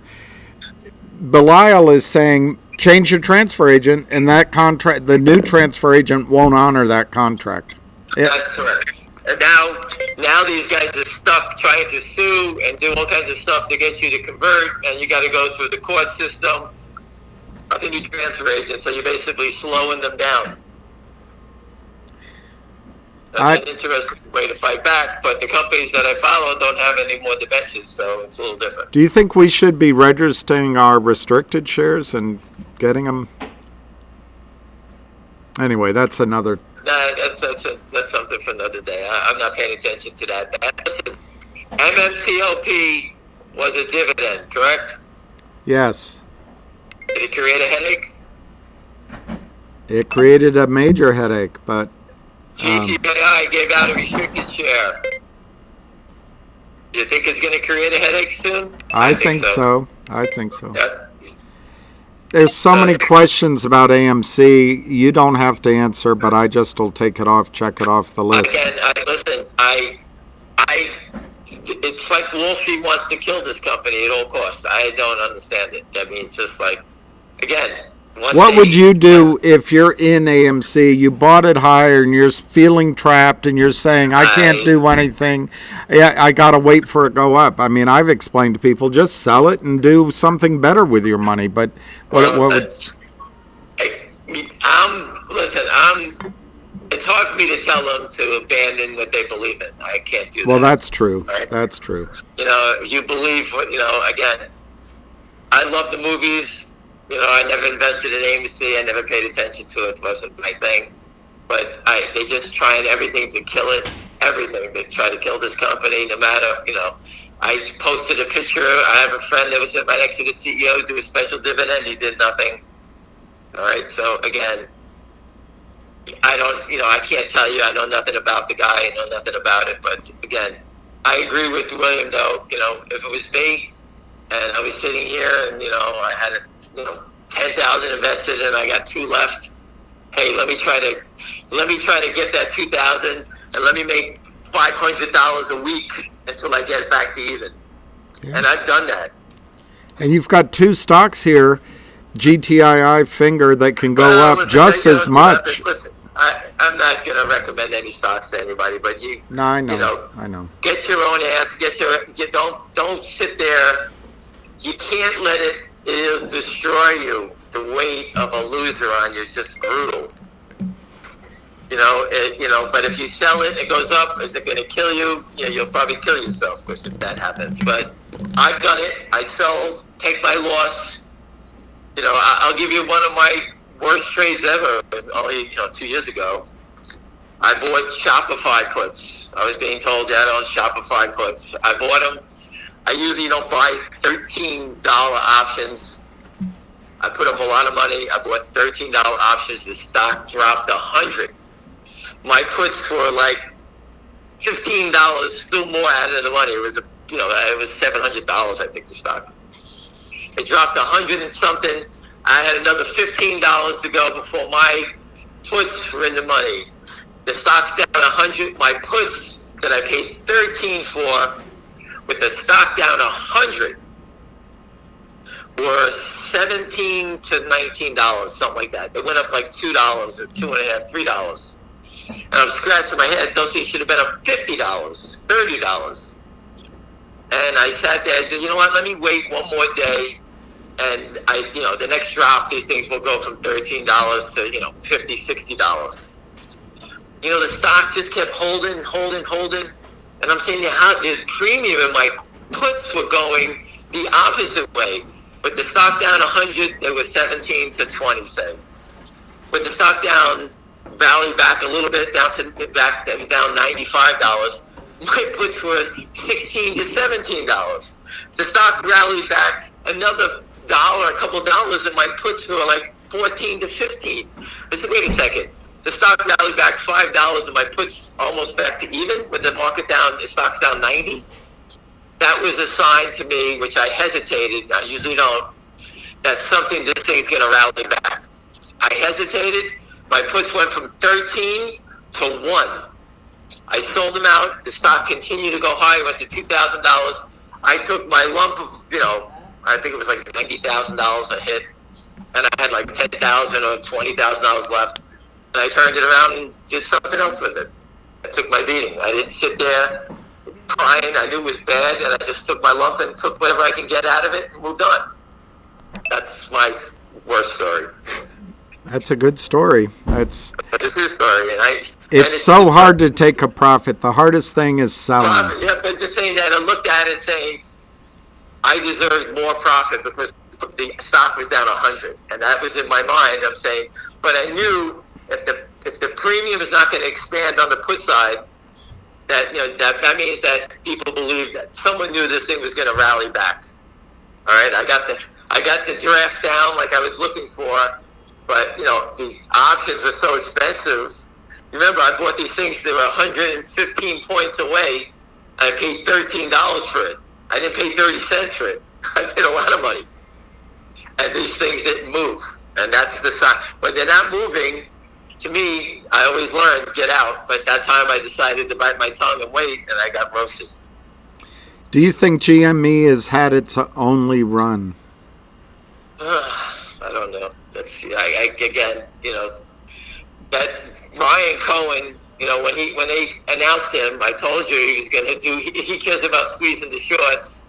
And they were selling it down $5 that day. It was $20.50, $21. It rallied back up, right, on his news the next 2 days.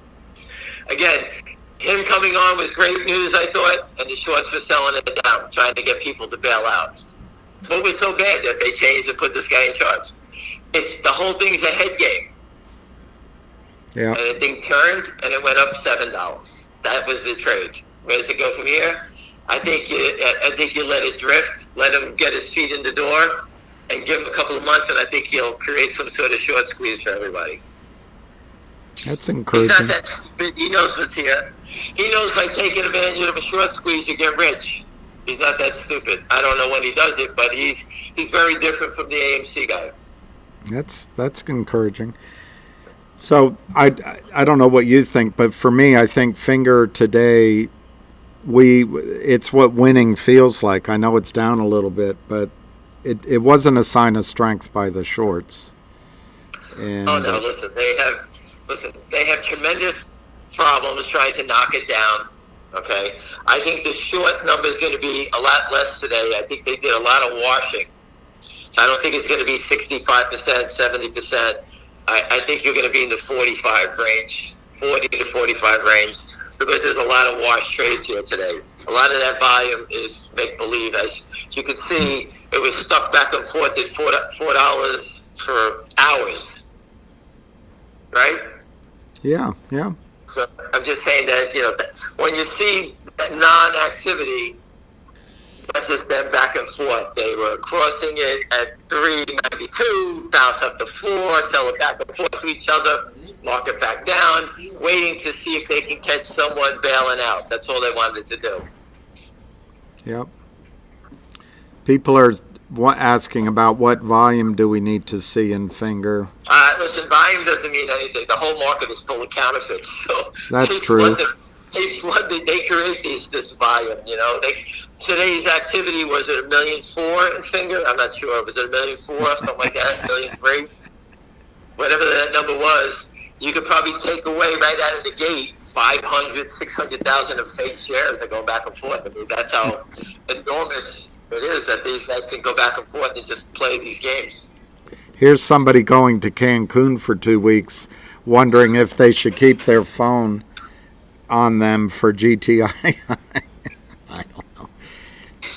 Leave it home and see what happens. I've always told you, why would you leave without your phone? Number one. Number two, I haven't been to Cancun in a long time. Be careful, the current is bad there. But, just put in GTCs and go have fun. I would always pick a number. You don't have to put all your stock there. If you own 1,000 shares, you put 100 at X, Y, and Z, and just go away and go enjoy your vacation. And enjoy life. Yeah, enjoy life. And I try to tell people, listen, this is a tough game. Don't let it drag you down. It does. I've been through this for so long. I'm like cold as ice to it. Doesn't mean anything. It doesn't mean anything. I don't wake up in the morning, hey, I'm taking those pot gummies at night, knocks me the hell out. I don't worry about it. I used to think about the stock. I used to think about this. I don't even remember even shutting off the TV at night. That's how much it knocks you out. But anyway, you can't let it get to you. It'll destroy you. You can do your part, make the call. Hopefully I'll put up tomorrow. I'm going to put up the whistleblower number. Take 2 minutes, call up, give them any stock you like. I don't care what stock it is. Tell them what you see. You want to help out? You don't have to own it. You don't have to be invested. You want to save your children, your grandkids, yourself from getting ripped off? Just let them know. Hey, do something. Politicians, they're all brain dead. Just voting for some guy in the street who can shake hands and kiss a baby. They don't know what the hell they're talking about. Think about them. There's some good ones, but there's plenty of stupid ones out there. So, how do you trust them? There's people on the Senate Banking Committee that don't even understand the equity markets. Well, or governing. Do you think shorts will close out before the weekend? I mean, some of these questions are not rocket science, but. Oh, why, do you have to buy a new car on Monday? Is that what it is? I don't. Well, there's a 3-day weekend coming. That's why. Oh, I didn't know that. Okay, I'm going to pay attention. Listen. I don't know how they're still standing. All they're doing is making the hole deeper. Okay, GTI, GTI is not going away. They're just digging a hole. Listen, we started at 60 cents. No one thought it was going to go there. It went to $9. You think we're going away again? You think we're going to go away? If you think that this team is quitting, then you should sell and move on. If you think we're going to stay and fight, then you make your own decision. I'm not going anywhere. All right? We're not stopping until they get exposed. Well, I don't see any more questions, so if you have final thoughts, finals. No, I'm just going to go play some pickleball, my dinner and stuff got canceled, so I'm out. So go Do play some you ball and. do you visualize Kurt Kramer on the other side of the net? I don't see them as competition. I think them. Listen, these guys are. Listen, they are what they are. Someone taught them.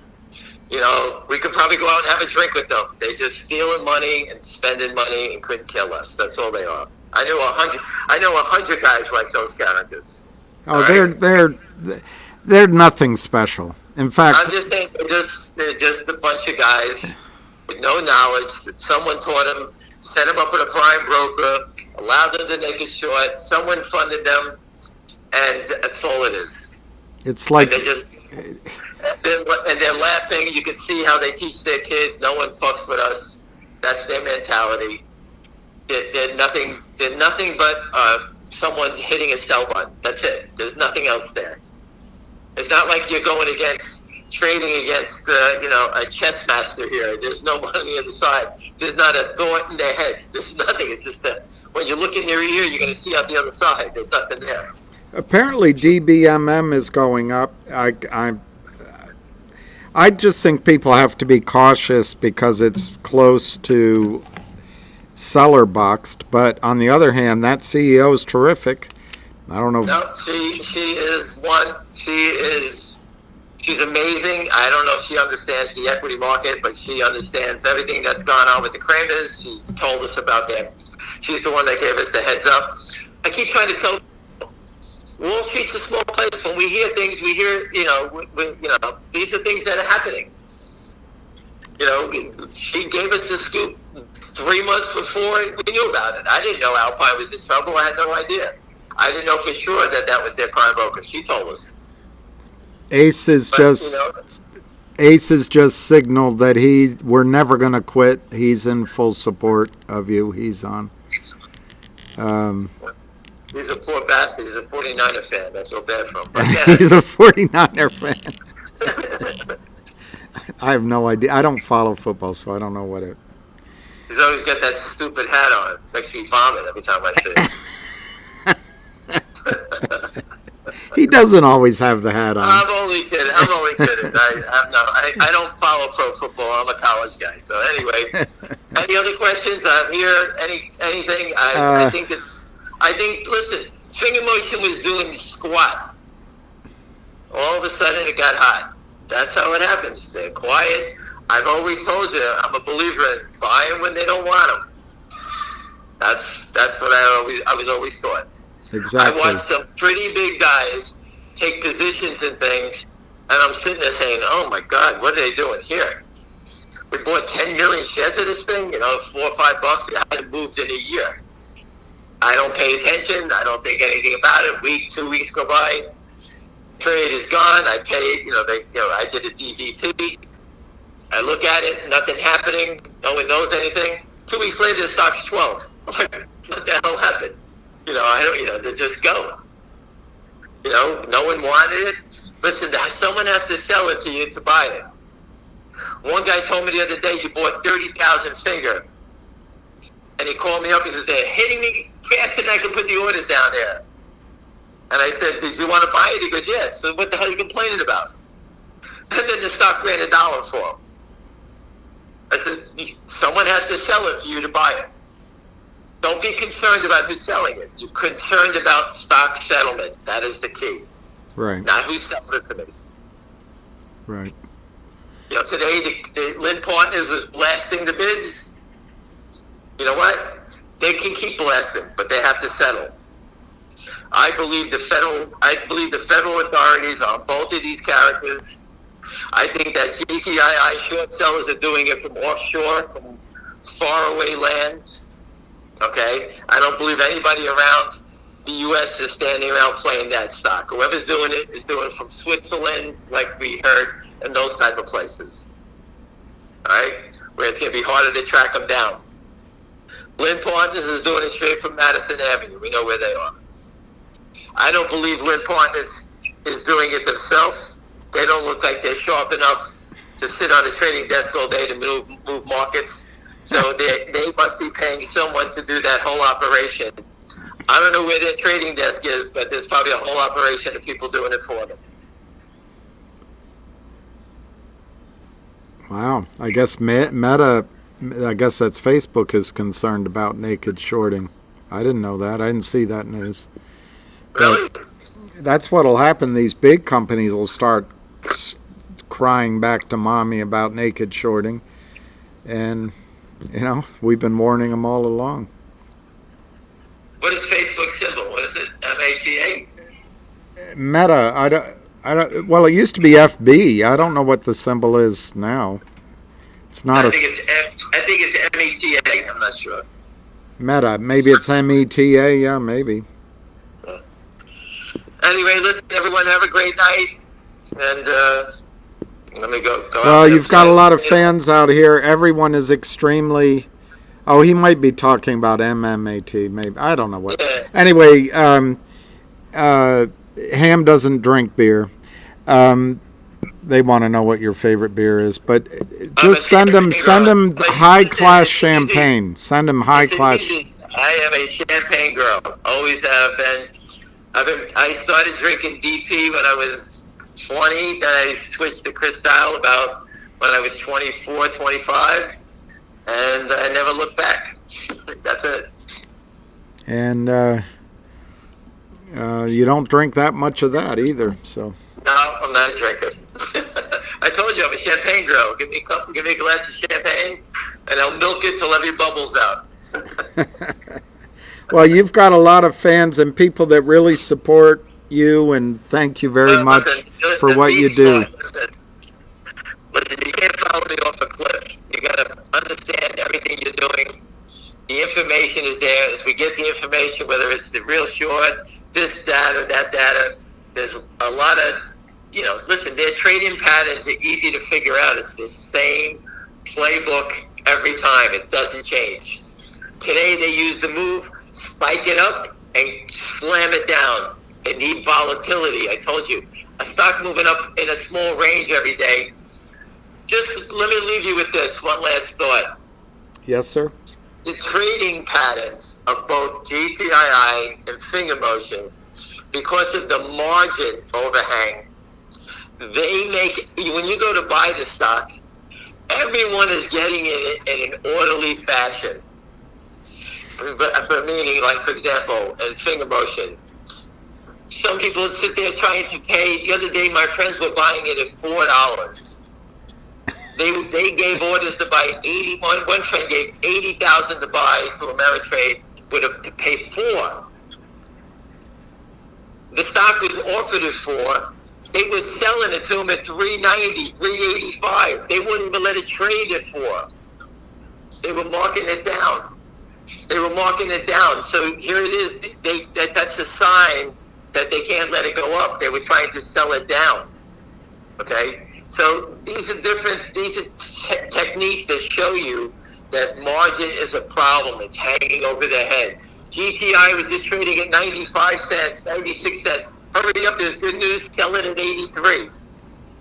So they're giving everyone an opportunity to get in at a basic, in a range. If it was me trading against everyone on this phone, I'm telling you right now, I would have ripped all your eyes out, stole all your money already. Right? I would have been ruthless. I would have had finger motion today, $7 bid pre-market.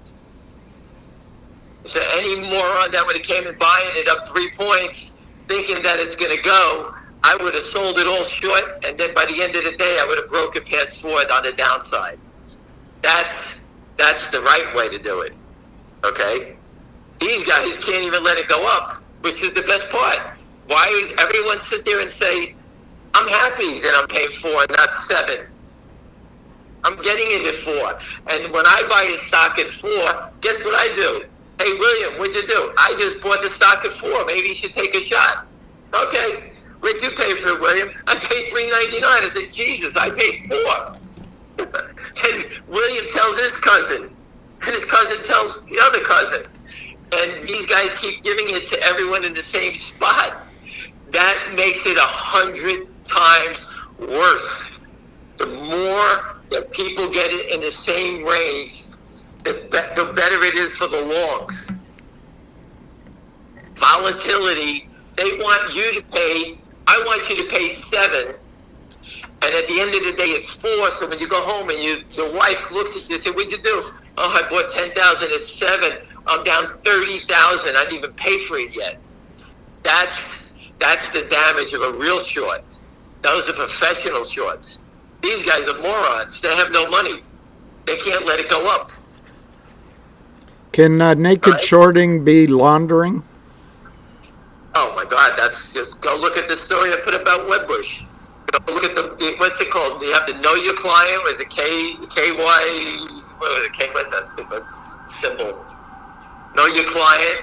And KYC, I guess. Yeah, whatever. It's KYC, yes. And the other one is the anti-money laundering. They need to know what's going on. Wedbush, I put it up. They look the other way. They let all these offshore people have access to their platforms, and that's what they did. And they got caught doing that. That's Wedbush out of LA. They're a bunch of thugs also. Wedbush, Wainwright, Maxim, they all do the same thing. So Ace in the Hole thinks that college football is cute, and it's junior varsity. Not anymore. They get paid, Ace. Come on, wake up. Get into the game. You're behind the times. Ace needs a few pickleballs off his face. That's what he needs to wake him up. Somebody here, Pete the Greek, wants to know more about Mmtlp. Look, he talked about it. Main thing, keep a journal on your losses. On your winners. All the winners that you would make with that money. All right, hold on. Someone just sent me some other information. Wow, Fngr 60% mark you on today. Okay, so it's much higher than I thought. 60%? Wow. It's almost 61%. So what they're doing is they're plugging our new and improved friends, right? Exactly. Right? Someone's plugging our new and improved friends. They're sitting here, and GTI was 45%. So out of the gate with the 2 fresh data posted by Dozer, we know number 1, they're not covering. There's your answer. Right? I told you before, if I was short GTI at 3, 4, 5, 2, whatever, I'd be buying at 83 cents, not selling more. And Finger Motion, they tried everything today, and they knocked it down 14 cents, selling 60% of the total volume today. I don't know what the number was. But what was the total volume of Finger Motion today? I don't even know. It was, I don't know. I don't know. I didn't look before I signed on. Right. So whatever that number is, it's another 60% or 60% of 600, 700,000 shares, I guess, somewhere around then. Keeps adding to the pile. It was 148. Now it's up to 149. Now you get up to 150. And listen, it was 1,352,000 according to First Time Jimmy. 700,000. Yeah. Listen, I've always told you, 100,000 shares a day, naked short. It's 500 a week, it's 2 million a month, 24 million a year. It adds up fast. Just remember that. It's 200,000 a day. You're talking about 1 million a week, 4 million a month. They just go, the numbers are massive. And what does it mean that they don't buy it back down here? Why don't they buy? That's a nice trade. Sold it. Money, because they know that they're the only sellers here. GTII, for everybody on this phone call, and FNGR, I'll say 70% of the people are educated on naked short selling, which is tremendous. 65 to 70%. Because I don't know all the people in Asia. I don't know them. In GTII, 99% of the people know everything about naked short selling. They understand everything about GTII. I can have conversations with many different people who are not in the business that understand it. They understand their data. They've taken the time to understand it, and the questions they come back with are good questions. Okay? Because you educated yourself on it. When you don't have the education, it's like swinging at the piano with the blindfold. Where is it? You keep swinging. You don't know anything what's going on. We're not here to guess. Guessing is what they did in GameStop. We're not guesses. We do education. This is different. GameStop, people were guessing. I'm buying 70. I'm buying it at 200. It's going in. They had no idea what a naked short seller is, and they just thought about a short. They had no idea. That's a short on the fly. You know how dangerous it is to go buy stocks when they're flying? It's very dangerous. And just go watch the TV shows about them, and they're all crying that they all lost their shirts. All right? Uneducated. That's how it happens. Right now, we have people that could be down in their positions due to fraud. This has nothing to do about a short squeeze. We haven't had it yet. We've had 2 short squeezes, and it pulled back, and now it's built up so much. Well, just look at it. You guys keep asking me about GameStop and AMC. Why? Because the shorts is still there? Huh? That's what we're talking about. It's the same pattern, right? GameStop is going to have another short squeeze. Why? Oh, because the shorts is still there. Then you'll have another short squeeze. When will it happen? You got the guy Brian Cohen. He's an expert on how to squeeze the shorts. He likes to make money. What do you think happened pre-market? Why did it go to 4? I think it was them. You what? I think it was. Listen, their move today was they try every day. It's a different move. It's like a hockey game here. They keep trying different things. It's fast paced. So they all know, everybody on this phone is watching and looking for a pre-market gap. Oh, it's going to gap. It's time to go. It's time to go. All of a sudden, at 9:15, it started to pick up. All of a sudden, there were big bids at 450 and getting hit. As it got to 929, it was a bid for 10,000. I think at 450. They hit it. The market opened up and it was trading below 4 before you blink an eye. So we know it's not a real seller because you were just selling stock at 450. Oh, yeah, I'm going to sell it at 450. Let me get 390 instead for 100,000 shares, 200,000 shares. You know what 50 cents on 200,000 shares is $100,000. There's no investor in the world sells like that. The only people who sell like that are someone with a debenture or a naked short seller. That's it. Yeah. I did it for institutions. They said, "Dad, I'll stay at this level. Don't go lower." These guys are just sell, hit the bid, hit the next bid, and it's so orchestrated because all the bids on the market, they'll disappear until someone steps in with a real buy order, and then it stops. And every time it broke 4 today, someone stepped in with a real buy order, it looks like to me now. And the data tells you someone was stepping in, 700,000 shares, right? Yeah. Somebody was buying size. Maybe some of our new friends were in here buying it. I don't know. Yeah, it looks professional buyers. They don't run it up. They let it pull back and let the shorts just hang themselves.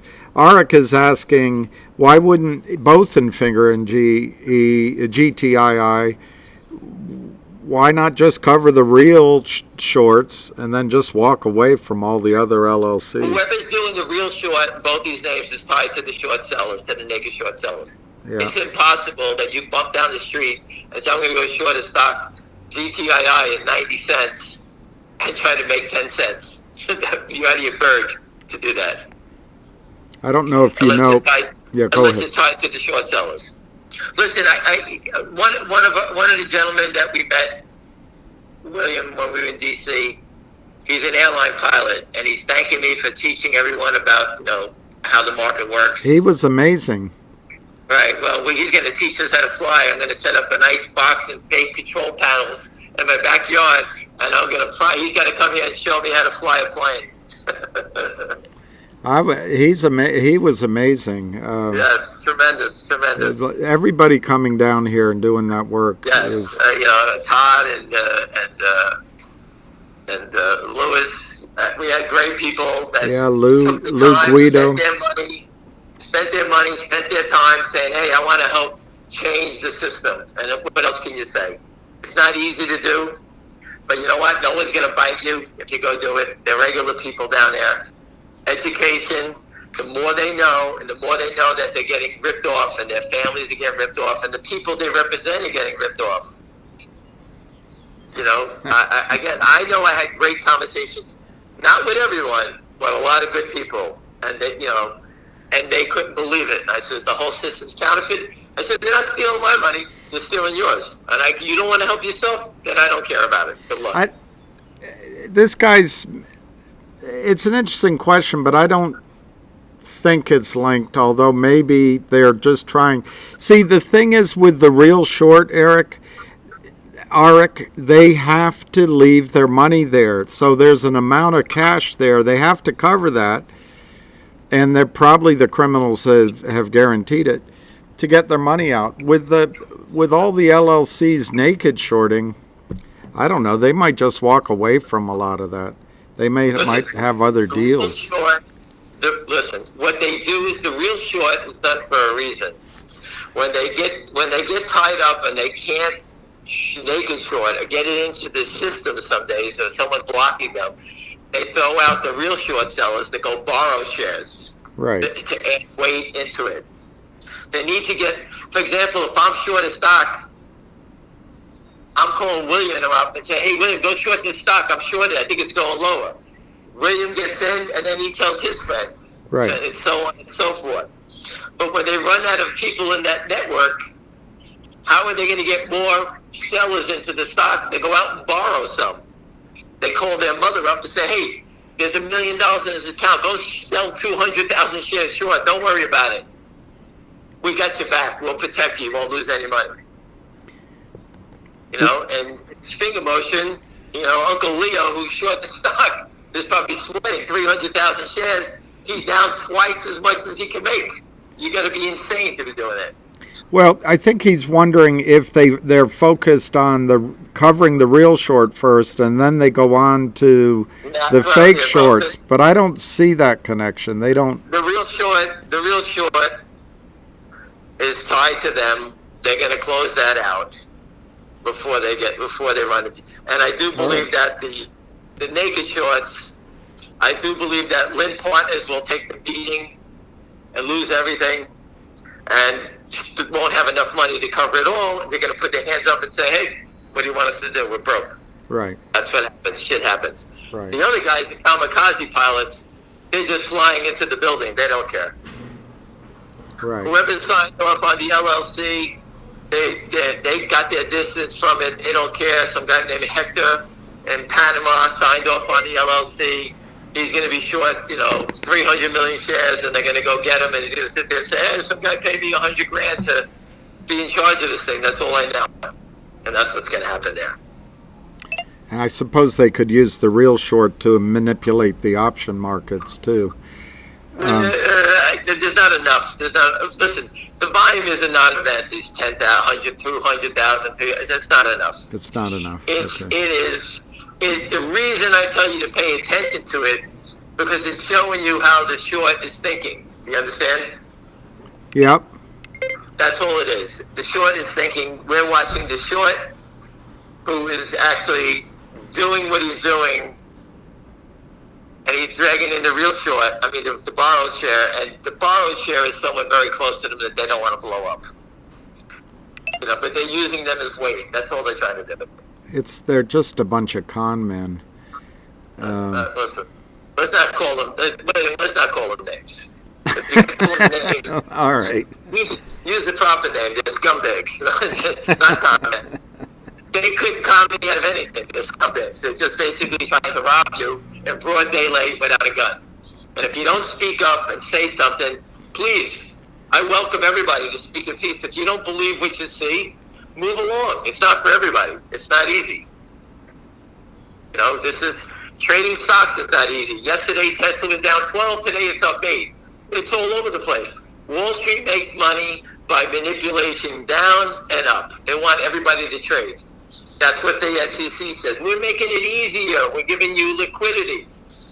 Liquidity, when I buy a stock because I did some good research on it, and I get in first, I want to be rewarded for being in first. All right? I paid $287 for Fngr December 31st, 2018. I'm up $1, and the company's 100 times better, 1,000 times better than it was in 2018. How's that possible?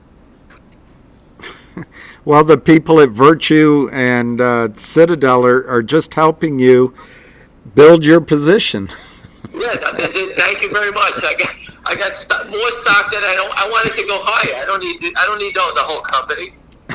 I want to buy a stock at 2, watch the company grow, get listed on the NASDAQ. It got to 9. I said, okay, I don't have to watch this anymore. I turned my head. It was 60 cents.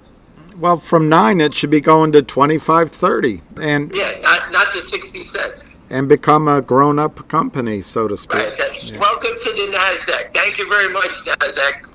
The NASDAQ's got your back. They lost 90% of their value when they got to the NASDAQ.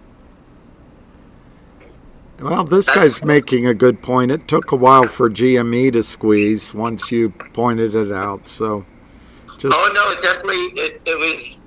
You know, I don't have the data anymore, but and they changed the numbers because they did some sort of reverse. I forget what they did. So all the numbers are cockeyed. I tried to go look. But it was up and down, and well, he says it was around $3 for 3 weeks. Then it skyrocketed, and that's like your friend that got out at $5. We sold stock at 5, 8, 9, 12, 16, and the highest we sold it was 18. And it went to what, 2,000 or something? No, it was 550. Oh, 550. I'm confusing it with HKD. Yeah, 550. Wow. You know, so anyway, listen, everyone, have a great night, and we'll touch base tomorrow. Thanks, Sam. You guys. You're the best. All right. He hung up. What are my thoughts on Fngr tomorrow? My thoughts probably don't matter, but I think it'll be up. I still think it's going to $5 very quickly. What is his target for Gtii and Fngr? I know his answer. You just won't be able to hear it from him. Look up. That's his answer. Look up.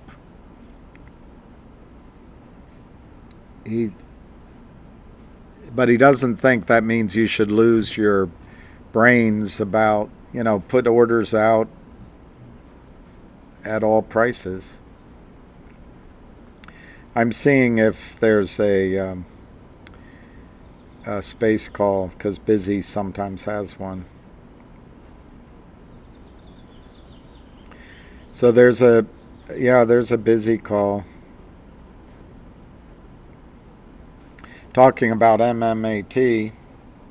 Anna's there, Curtis. It's worth listening to. Sucks.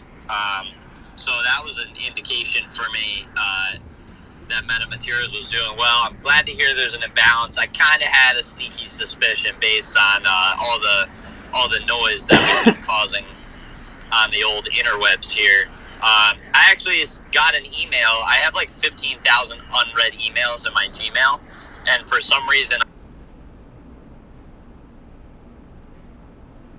of technical analysis, I just invest based on feelings, essentially. I just deposited more money into my account. I've been making my way to 100,000 shares, almost halfway. Ham is a great educator. I just feel some big stuff coming. I really do. I mean, like, at some point, all this stuff comes to a head, I'm happy to be a part of the community and have all these cool people that I met along the way. It's pretty neat. GTII have more value than Fngr? I'm really pumped. I bought this. A friend of mine was just like, hey, you should buy this oil I'd say right now Fngr has more fundamental value. And but you can make some Ham money. will tell you that That's when I first started trading. I was like, GTII yeah, whatever. Like, I'll download Webull and buy this stuff. And now, is a better all setup the research that I've done, for I a really truly squeeze believe in the in company. terms of up. I don't think the stock price is representative. My own of opinion, what, they're both the company, they're both George, and all the people that work there. they both could be capable of. dramatic When they squeezes. merged, they had like 6 employees, and now there's like I don't know. You guys probably know better than me, but there's at least 50, if not more. David, this space call says says you're not going to make money. MMAT retains it's just West another Christian logical thing to think about. I mean, following share and tell. If I wasn't busy and I wasn't making money, I wouldn't be hiring Mmtlp. people. So I don't know. Pretty cool. I'm pumped. I just got out of work. Fucking 12 hours. I'm shot, and I'm excited. Thank you, Chris. Allie, from Trading Secrets, I sent you a mic if you want to come up here and just chime in the conversation. You're more than welcome to, sir. Go ahead, Oracles. Oracles, you there? Oracles. Go ahead, Anna, see if you could... If maybe, Oracles, can you hear Busy? Oracles, can you hear me? Can one of the other speakers ask if they can hear, if Oracle can hear them? I don't know who Oracle all right, is. so let's go back to Mike. Hey, if I remember right, the initial, after the halt, when John talked about share intel and getting it, well, he didn't say share intel in particular, he talked about getting the numbers So, in early January. The more I think about it, that was about this is, Mmtlp. let me put this slower.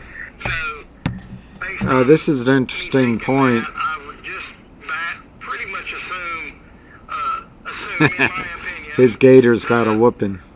after 6 months, that they've got probably both.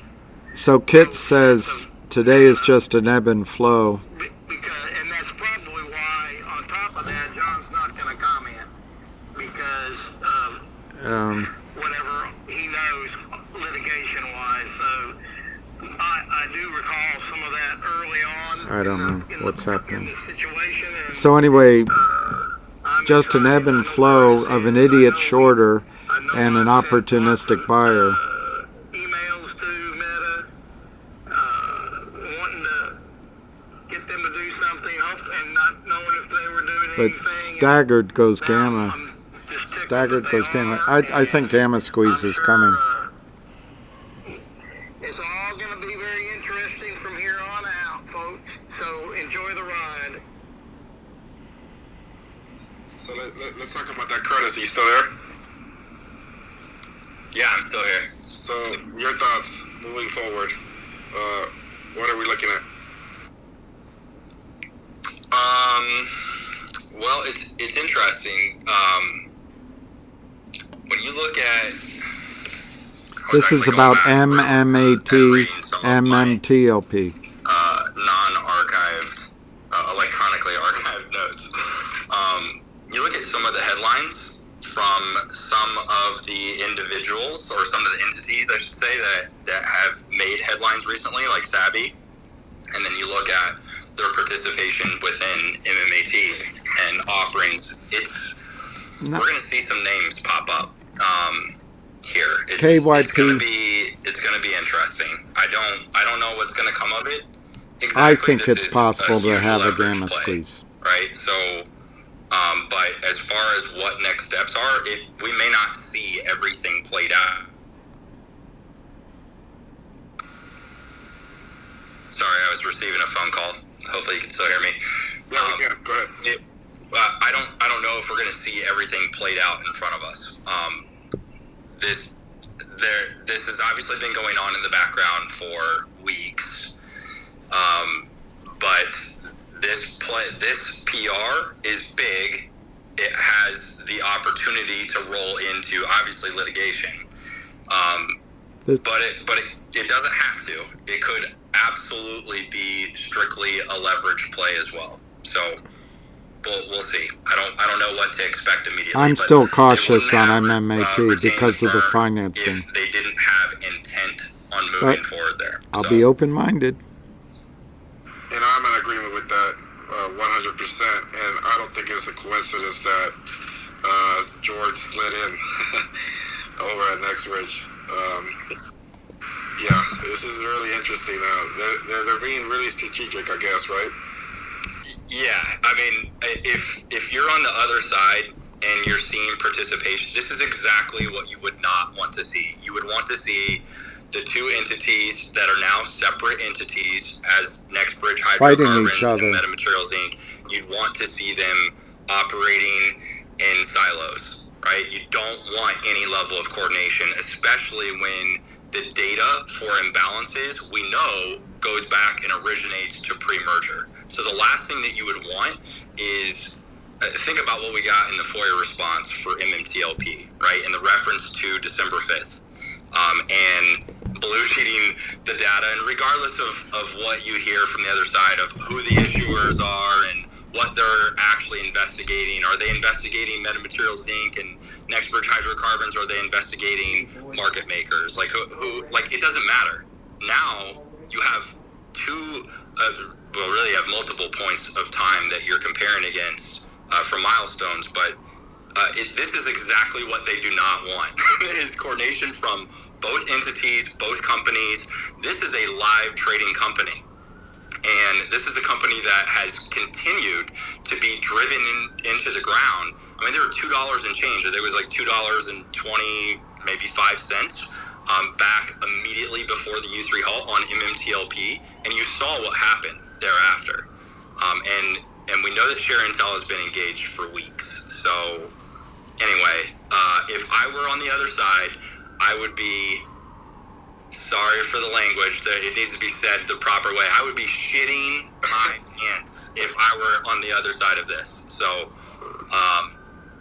yeah, salute to Meta leadership for, and the board really, because, you know, George can want to do, this is part of, I will say this, when everybody was throwing a fit, and I will say it like that, like everybody's throwing a fit because we're not getting constant communication from Metamaterials, and we talked about this. I talked about this on Spaces. I feel like for a month straight, you can't expect that they're going to come out and broadcast their moves. It doesn't make any sense to do that. We've seen that from retail response, what happens when we broadcast what we do with congressional involvement, what we do behind the scenes, what we're doing with media involvement. They literally counteract the move.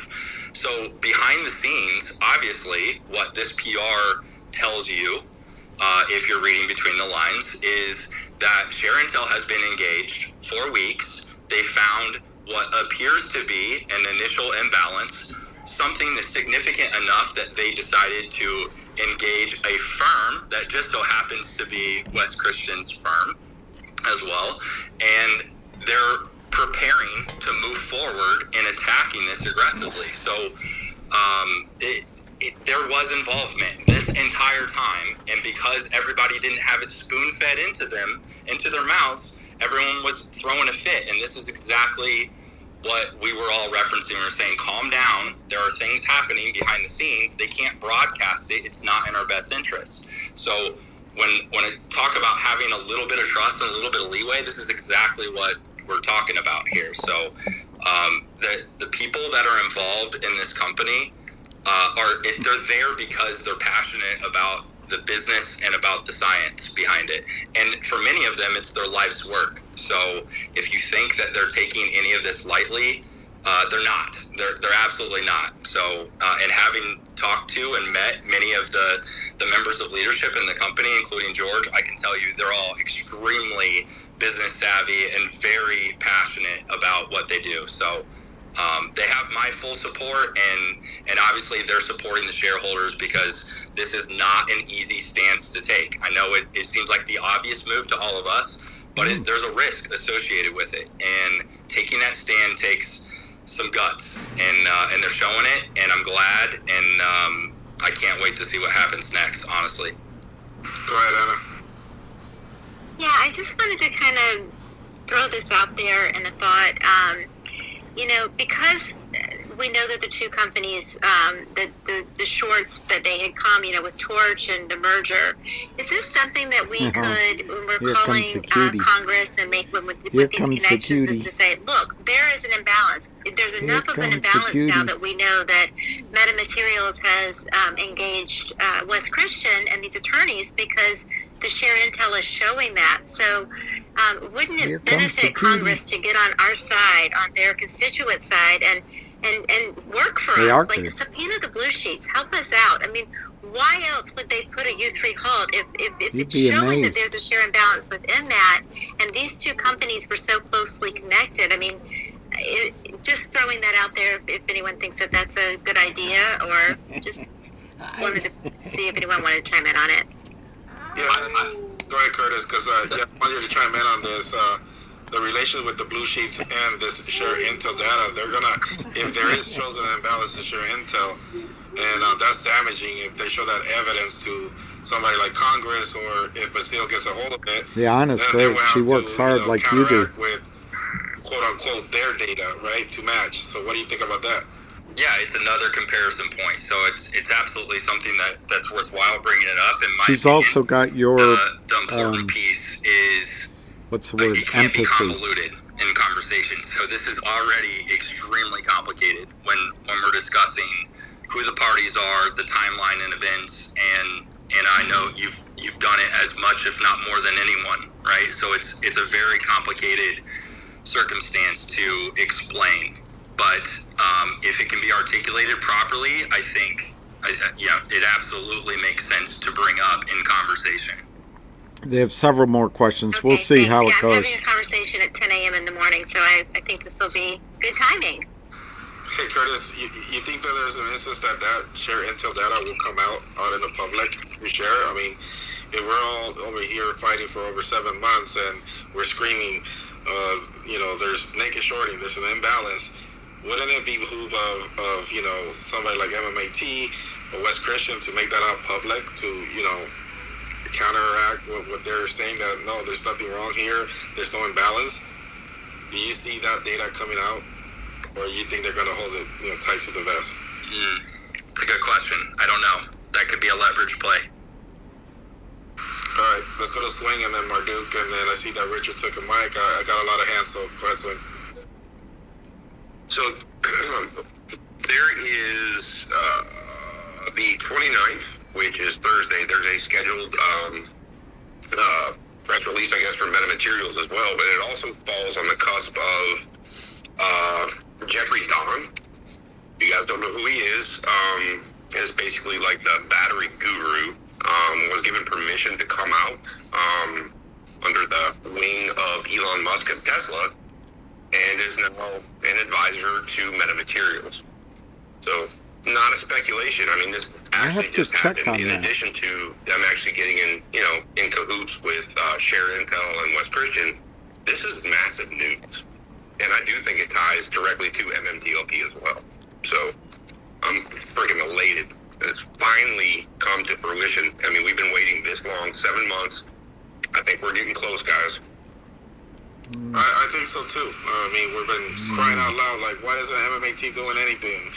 Why is the next question not saying anything? And finally, we're seeing results, right? They're actually coming out, and you see the action that they're taking. Go ahead, Marduk. That's a good point. Go ahead, Marduk. Yeah, wow, you kind of threw that at me out of nowhere. What up? Oh, yeah. Yeah, no, it's great news. I'm also, I find it really interesting that it came out the day, look, based on TA, this is not financial advice, I'm not a financial advisor, but I did say if it cracks 18 cents and makes a new low, technically speaking, it's poised for a reversal. However, I think this is going to get pushed out as far, obviously, as far as it can possible. So it could break out, it could not. I'm not expecting it to take off right away, but we'll see what happens. It's really interesting. And as far as the Jeffrey Don thing, that is correct. That is correct. He was originally supposed to work with Tesla until I think 2021, but they extended his contract out to 26. And at the same time, there's a video out there. That's right, Moody. The other day.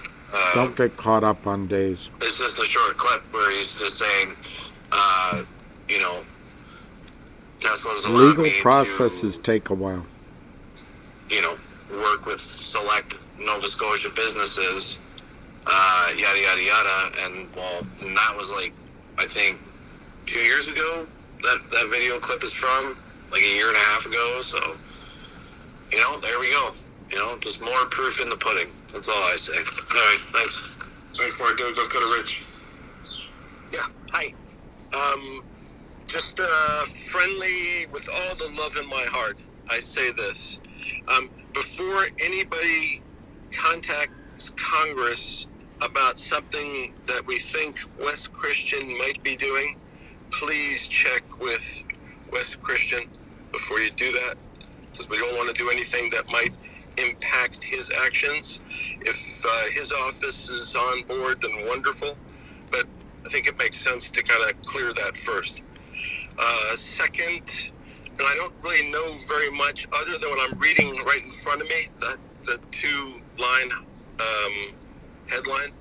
So the way I was reading it is it appeared that the hiring was after the share intel information was generated. And if that's true, just knowing how somebody like Wes Christian would work, he would not take a case.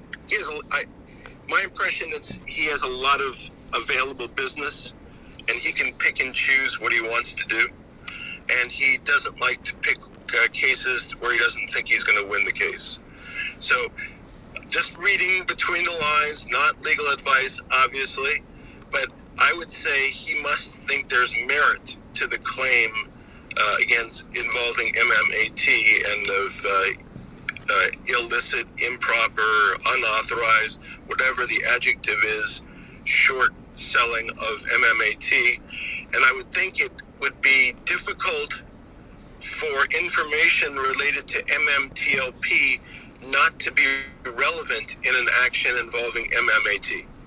So I think it exposes information that may be that it's in a indirect There's three manner, more questions. We'll manner see that how we it goes. otherwise may not have discovered. So, Richard, this is the first time that I have to disagree with you. I think it's really the first. It's only the first time. I think it's the other way around. I mean, 18 to hire Wes Christian, there must be something going on there, right? They wouldn't hire them if it wasn't a share imbalance. No, I think Wes Christian ain't cheap either. So if Meta's, you know, if Meta's like, I'm gonna spend the money to hire this guy, they must be confident. Yeah, well, that's what I'm saying. That's really risky. You think about it. I look at it a different way because I'm aware of certain information. So sometimes you can do a project in like little projects. So you could take like just a snippet of the entirety and do that. And if that proves what you're looking for, then you can go on and do the next. And if that satisfies you, and then you're representing the whole case at that point in time. I think Wes wants to. I suspect that it might be something along those lines. Now, Richard, would you classify this as NOT legal advice or KNOT legal advice? Luckily, this is both. This is both KNOT and NOT. It's NOT for the shorts. I appreciate that. I like the K version too. Yeah, me too. Me too. That was good. Go ahead, Danielle, and then we go to Sammy. Go ahead, Danielle. You have the mic. Okay, I have an odd question, and kind of maybe Richard can answer it. If let's just say for argument's sake, I hired you, Richard, and I said, listen, I think MMAT has been shorted, and I want to hire you. Could I?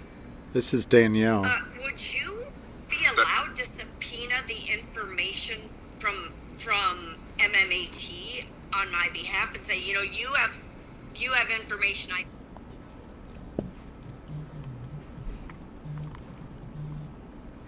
Yeah, so if I'm only speaking about California, so if you came to me and you said you had a case, you're going to sue Curtis, because Curtis is a nasty guy. And you told me about your case, and maybe you had some documents. That's what I'd have to go with. And then once the case was filed, I'd have an opportunity to develop more information by sending out subpoenas, having depositions, something like that. But in California, I would not have the power to subpoena somebody, at least I'm referring to like in the civil case, in any kind of civil case beforehand to kind of develop the case. I have to have something to start off with, and I'm allowed to develop the case afterwards. Okay, so if I'm listening properly, you're saying I could, this is all hypothetical, people, I could hire Richard, I could say, I want to sue the short sellers, give you some documents, you would go to court, you'd say, yep, this girl's got it, I'm gonna fight for her, and then you would be able to possibly subpoena any data that MMAT has announced they have or something? So I'll state it in a different way, and we're just talking hypotheticals. I'm just referring to California, and for Curtis, this is the K. Yeah, so if you came to me with a case and I thought you had a valid claim. I don't know. You had a valid Are you claim, learning we anything? agreed the terms, and I went ahead and filed I can't tell the if we're claim learning for you anything. in court. It would be in the form of a complaint. I have to wait a certain amount of time before I can start to initiate discovery. Not sure And there I'm... may be other intervening things that happen. But in the process, if the claims survive, in that court, I can set up subpoenas to whoever related to the claims and the information that would help prove our claims or disprove defenses, as long as it related to the claims and as long as the claims survive. Okay, that's interesting. Thank you. Sure. Go ahead, Sammy. Hi. I was wondering if anybody knew a more explicit definition of what they mean by an imbalance. Like, what an imbalance of what, precisely? Go ahead, Curtis. Yeah, it's kind of ambiguous, right? Sorry. I mean, yeah, I can give you my impression. Go ahead. Yeah, my impression is if there's supposed to be I don't know why 200 that's million happening right shares, now. there's 204 million shares. That would be an All imbalance. noise. The whole day has been noise. And I have no source for that other than probably, listening to Curtis very late at night. That night I may have misheard him, but that's my understanding. The difference between All what, right. what is and should be. I'll, And I made up the numbers. Junk by the way. Savvy's about to talk. She's usually... Thank you, Richard. Let's go to Tony and then Savvy. Tony's and I good. see you, Finn, out there. If it's and I Tony got from other requests, so I have to drop Boston. some people down. Hi, everybody. Good evening.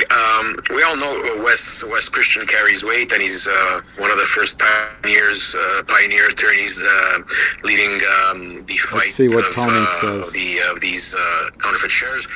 My question is, how much weight does Share Intel carry to bring forward in the judicial forum? Probably not that much.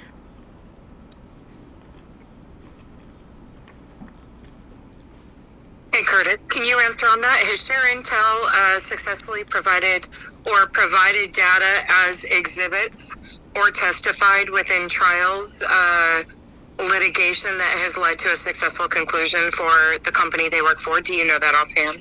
I do know that for a fact. That has been used. Wes actually references them constantly, so you could go back through.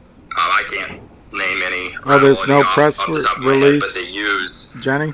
official data sources. They're coming from Seed and Co. All right, so I'm and going to Broadridge put data, this lower. We'll have it in the background. Official source that they're And let me look that up. previously about the ambiguity and the imbalance was total smart ass answer.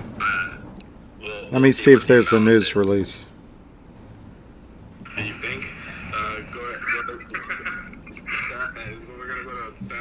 I found it. Meta Materials releases Christian Smith and Jewell following Sharon Tell trading analysis. Is Tony speaking? I thought I was. Go ahead, Tony. I'm sorry, I'm not glitching. Thanks. I was just wondering, we all know Wes's his fight with negotiating, and he's one of the probably one of the first, Its analysis has seemingly identified trade imbalances in the trading of MNAT shares, which are potentially material relative to Meta's public float.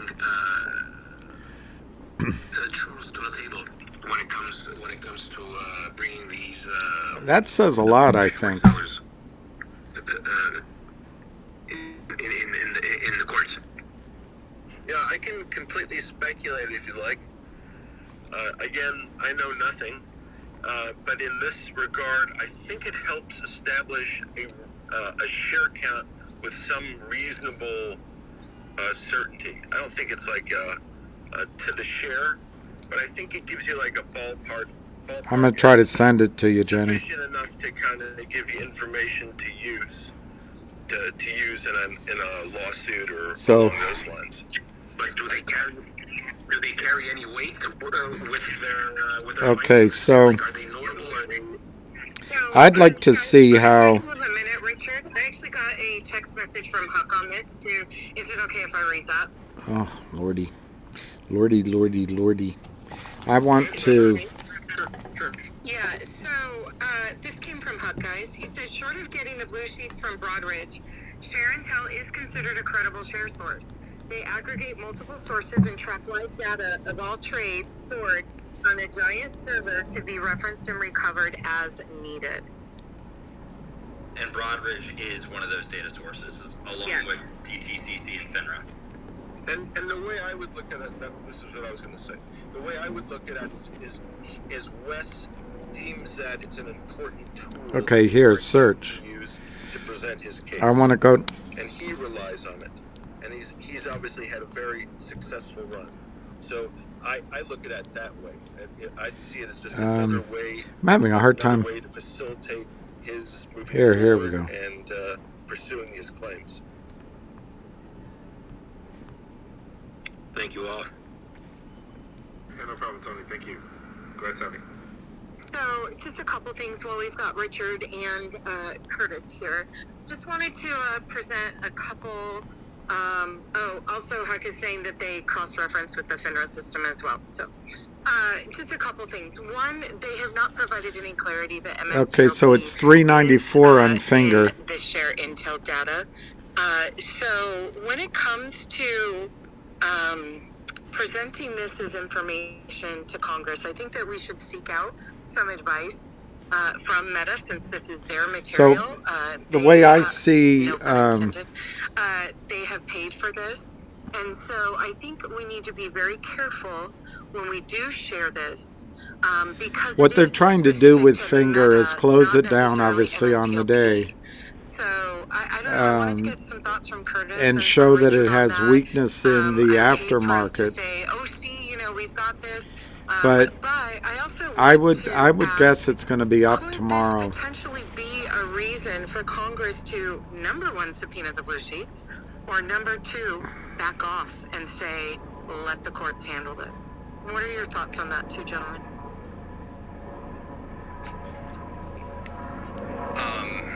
So it's definitely within scope from a look back time period, but it doesn't absolutely guarantee correlation as far as to Mmtlp. So that's an important clarification. As far as, is it additional incentive or disincentive? Now it's 406. I have no idea. We kind of took the bid is 390. The ask is 410. Obviously, Mark's it's up on the. It's. Let me see. And we haven't seen that fully play out. No, it's not up on the day, but it's up since the close. I don't know. I think that's more speculation in my opinion, but I'm interested to hear Richard's opinion on that. Yeah, I was going to say, one, we have to figure out first if this is accurate, and second, we wouldn't know, but what his ultimate remedy he's seeking, because that's going to be important. But what I was thinking more is a lot of times in cases, I get information that helps my case in ways I did not expect and through sources I did not expect. So there may not be something that says Mmtlp, Jenny L, a document. the statement, Be something that refers the statement, to file 29. in the press release, illegal naked shorting, either in our shares or those falsely represented as ours. You don't know what you're going to find, and it provides you avenues of discovery that you ordinarily wouldn't have.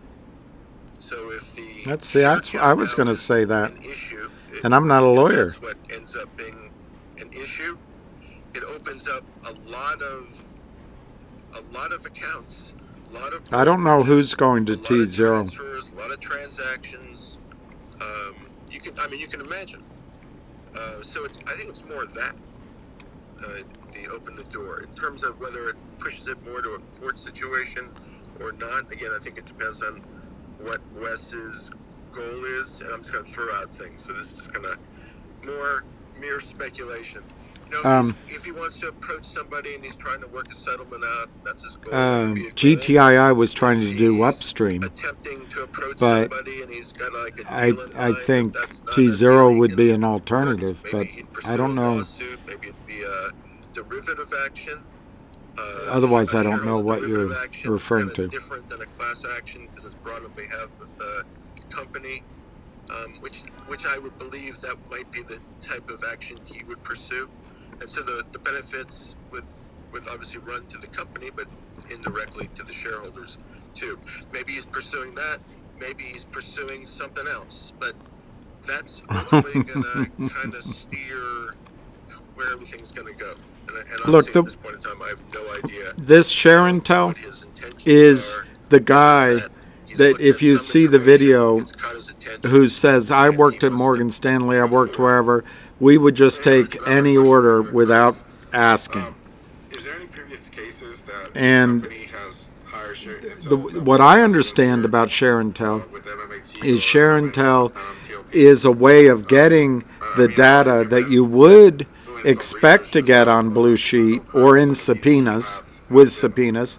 You get it without all that.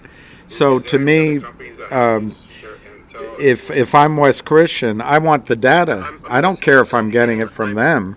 I know it's been used, but I don't think it's ever gone through. Because Blue Sheets in and of themselves is not going to win this. You then have to make other filings.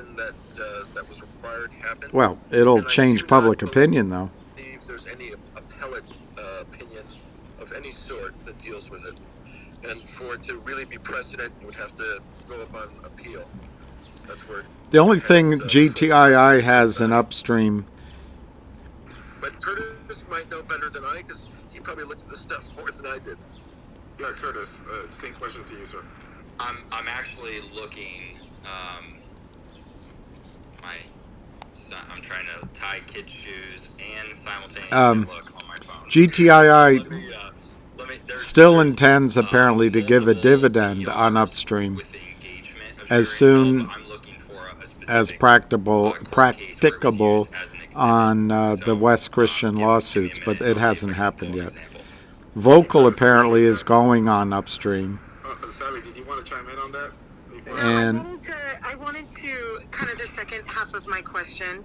So how could this potentially impact what Congress may or may do going forward? So Congress, we need a legislative solution here. I don't mean for a reconciliation, but we need change.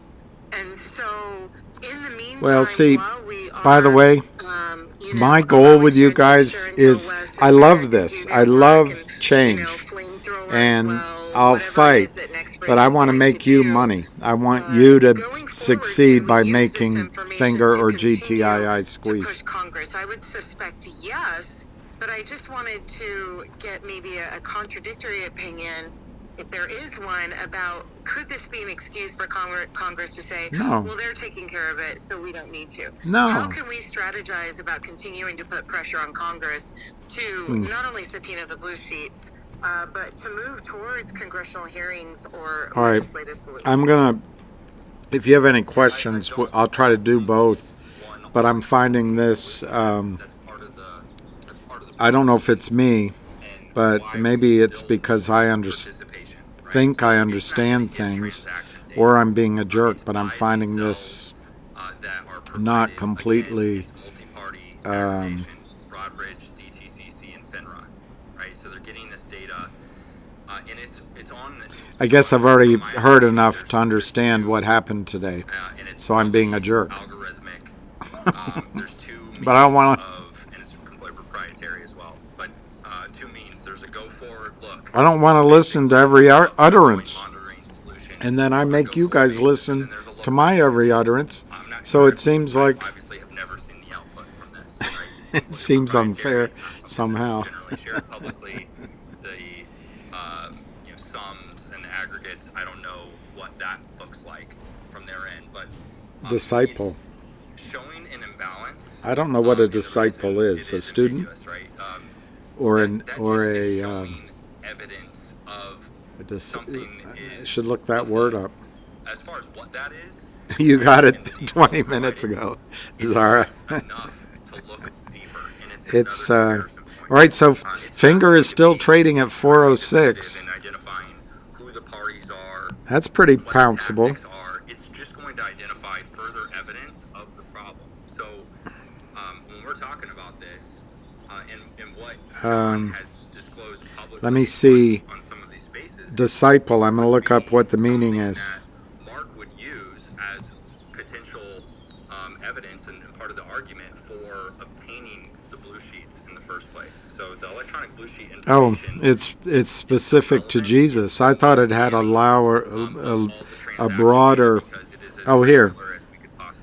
A follower or a student of a teacher, leader, or philosopher. That's what disciple means. I didn't really prepare a lot today because as soon as I got up, there was no noise outside. Then they're doing work upstairs. They were doing hammering down 2 doors down, and then it was trash day, trash and recycling, and then I tried to retreat to my desk, a sort of desk in there. It's more of a table, and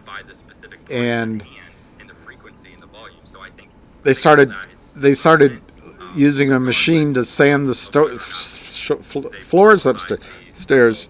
So and then they were using varnish or paint in the hallway.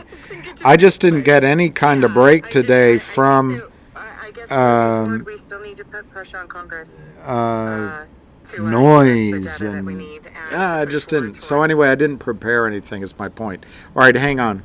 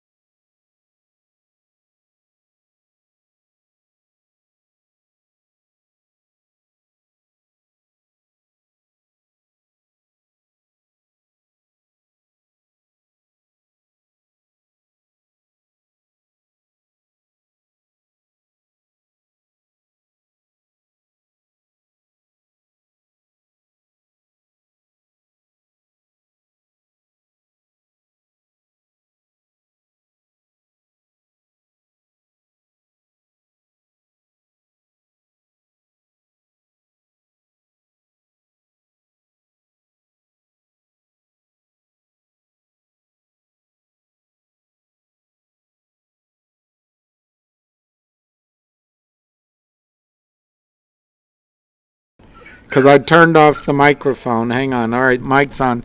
So, guys, here is Ham with an update for you. just got a text message from a friend saying there's a group that's a new guy with $10 million they trade, and they're shorting Fngr at 4, and they're going to try to cover at 360. I got the communication, the text message. I sent it to William, so he has proof of it. I'm not allowed to send it out, so William, hold on to that. Yeah, I won't show it. All right, that's confidential from somebody else, but this is a great sign that we got a group of other idiots coming in here. All right, so you understand, the more the merrier, because that's what made GameStop explode faster, because these guys will break. Once the stock breaks through 4 again, these guys are going to scramble to cover. Okay, they're just here trying to steal and make 30 cents, 40 cents. They said they're shorting it at 4 and they want to buy it back at 360, so these are just a bunch of idiots. What happens is, as stocks go up 100%, 150%, everybody, these kind of idiots, they just come in and short it. And they do it across every stock, not just this one. Well, that's when people say to me, how high can you go? This is what I'm talking about. You get these idiots that come in. And the more idiots, the better, because these guys will pile in. They'll get short, 500,000 shares here. Once it breaks 425, these guys can't stay forever. And they'll panic and cover. And that'll bring another group at $5, and they'll short, and they'll do the same thing. And it just starts to bubble up from that. That's how it happens. Well, that's a great sign. That's a great sign. It is a great sign. And this guy Roscoe is saying they're adding $10 million to short it. What the F? They have $10 million behind them. It means it's a fund that has money. It's a hedge fund. It's a hedge fund, and their game is every time a stock pops up, they short it, and they do it across 100 of them. And most of the times they can make that happen. This guy's panicking, but I don't think they're going to be able to get it to 360. What happens is they panic. It closed at 401. They can't even hold it down. You understand? These guys will short 100, 200,000 shares. Right. Once it starts to move up, they're going to panic. That's what I'm trying to tell you. This is great news that we have a smaller short that's trying to trade it from the short side. Means he'll cover quickly on the short side. He's not going to stay long. It's incredibly good news. It's very good news. And all right, you got the proof of it. I just wanted to let you know. And, all right. Listen, let me run. I'll speak to you later. You're the best. Thank you. Bye. Thank you. All right, Towards so reconciliation. I don't think I'm still a... Because they make, in some cases, and I don't mean court cases, in instances, this information, this proprietary, is maybe the way in which they collect it. I'm no longer a host. It might be private. Yeah, I was going to say two things. One, JR really likes pizza, so he's probably like... All right, so I'm no longer a host, so I don't really have to follow that. Well, it's a $10 million fund, and that... It's a $10 million fund, and that means they're not taking a large short position in this stock. These guys are going out over many different stocks when they pop up.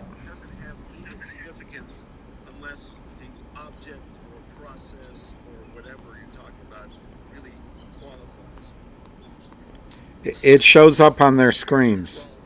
So when you see a stock like Fngr do this, they say, oh hell, let's go. They don't do any studying. They don't read anything. They just go out and they say, let's short it. Let's get it back down to, let's just trade it from $4 down to this top right here. Maybe 350, maybe 360. Let's just see if we can scalp a quick 20, 30 cents. That's all they're trying to do. But if you, instead of panicking about it, number one, it's only going to be 100, 200, 300,000 shares. But secondly, when it doesn't go down, even if it does go down, they have to come back and buy it back. They got to buy it back. So it's actually really... Maybe it's hard to, maybe I'm having a hard time expressing how good it is, because you start with one short, Lynn Partners, and their friends, through whatever LLCs. And maybe there's some of the benchmark people. They short it down, short it. As it pops up, part of the fuel to the fire to go up is these other idiots around the street, day traders, they start shorting it. What if the guys that buy the China stocks start buying? Let's say these guys short 250,000, 300,000 shares, and all of a sudden the stock's at $7, $8. They're going to say, "I no mas," and they're going to buy it in, and then that drives it higher. Then another group comes in and tries to do it. It's fuel for the fire. It's actually very good news, Roscoe. Oh, Roscoe.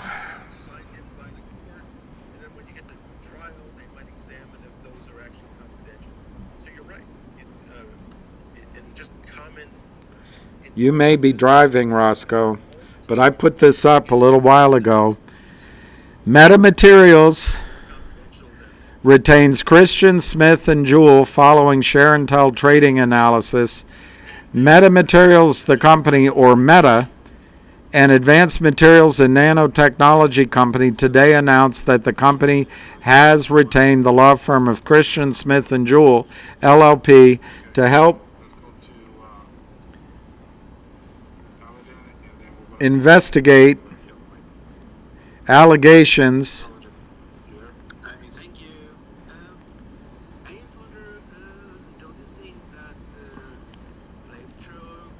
of naked short selling of metamaterial stock, MMAT. Meta has completed an initial trading analysis with Share and Tell Shareholder Services as part of its continued commitment to protecting investors and maximizing shareholder value. Through Share and Tell, Meta was able to obtain trading analytic metrics, and its analysis has seemingly identified trade imbalances in the trading of MMAT shares, which are potentially materially relative. They are material relative to Meta's public float and average trading volume.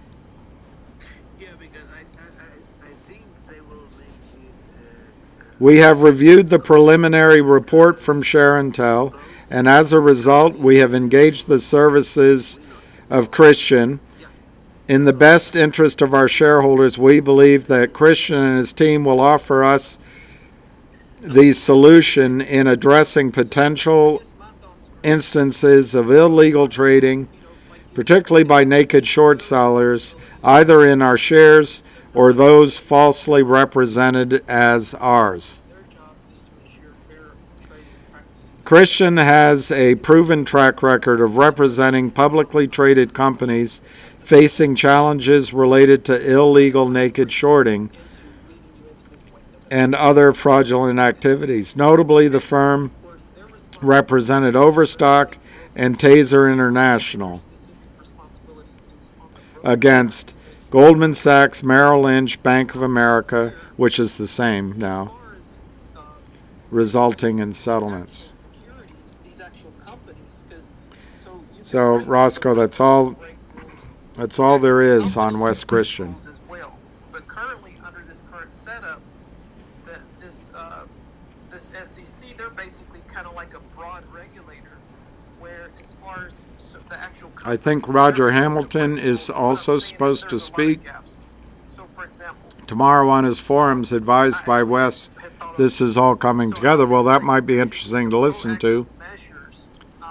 So we will have another 10 million worth of GTI shares they have to buy back from us.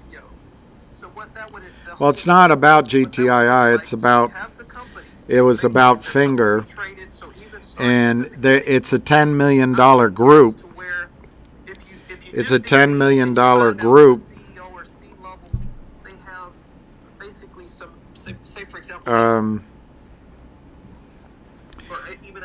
So it's unlikely they're going to bet their whole 10 million on Fngr. It'll probably, I would guess, be less than 10%, less than $1 million that they would trade.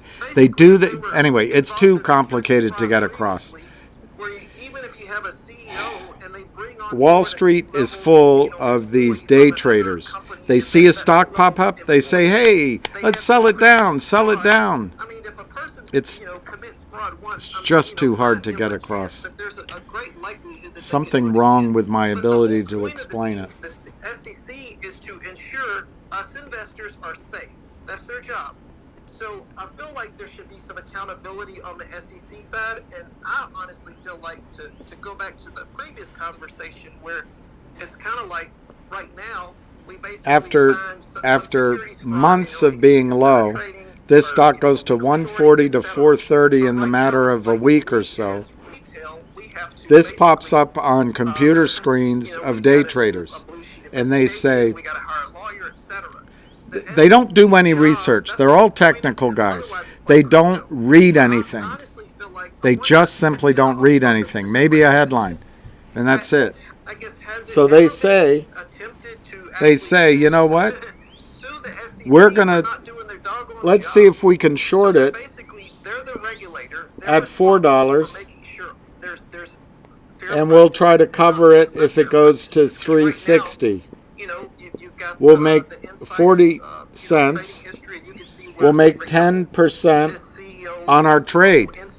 We'll do that by tomorrow. We'll do it by Friday. That becomes a huge win on a portfolio.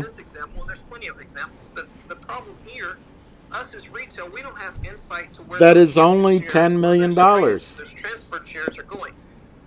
So if they shorted, if they were able to short 100,000 shares, they make 40 cents.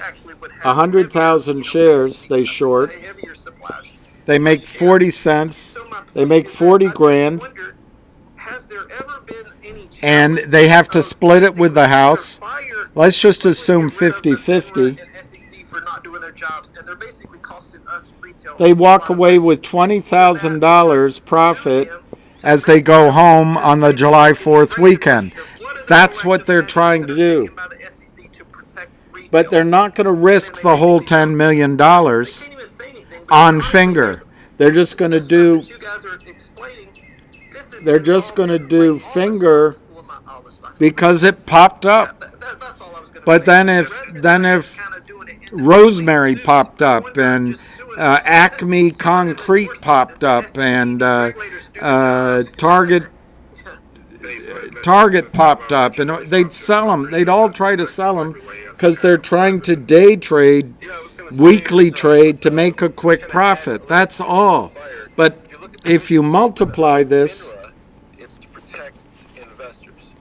if you assume they short 500,000 shares, I don't think they're going to be able to do it. But if they shorted 500,000 shares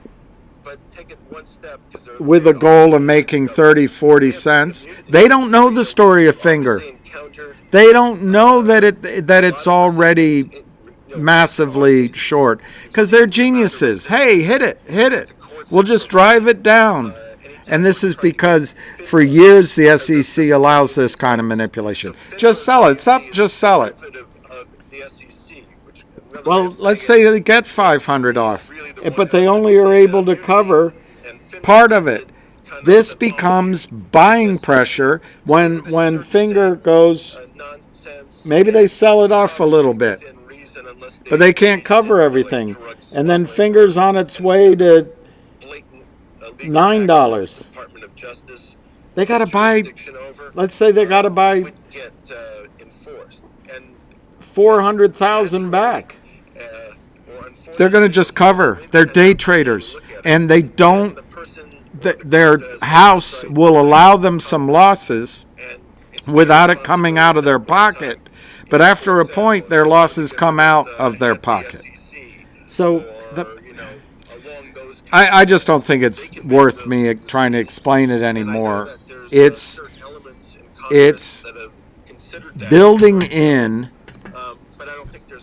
dynamite to the upside by these idiots coming in and shorting. Don't think they're smart. Don't think they did any research. They just saw the stock up. They're going to try to sell it down. They're trading with this, some guy like Alec Baldwin in that movie, Always Be Closing. Some guy like that is lending them the money. They're sitting at their computer all day. It's up. They're looking for a trade. They short it because they figure we can do it ourselves. They don't know about the Chinese potential buying. They don't know about us. They don't know about the fundamentals. They just try to drive it down and make a quick profit. They're going to get caught, is the theory. It's on the reg show list. So anyway, you either buy it or you don't. Either I'm not making sense or I am. I can't explain it any better. It's not something to be worried about. It's a positive to our story. Now, if a bunch of them do it all at the same time and they are able to start driving it downward, it'll show up in the price, and then that'll be something to worry about. But one fund of $10 million, they're not putting $10 million in to...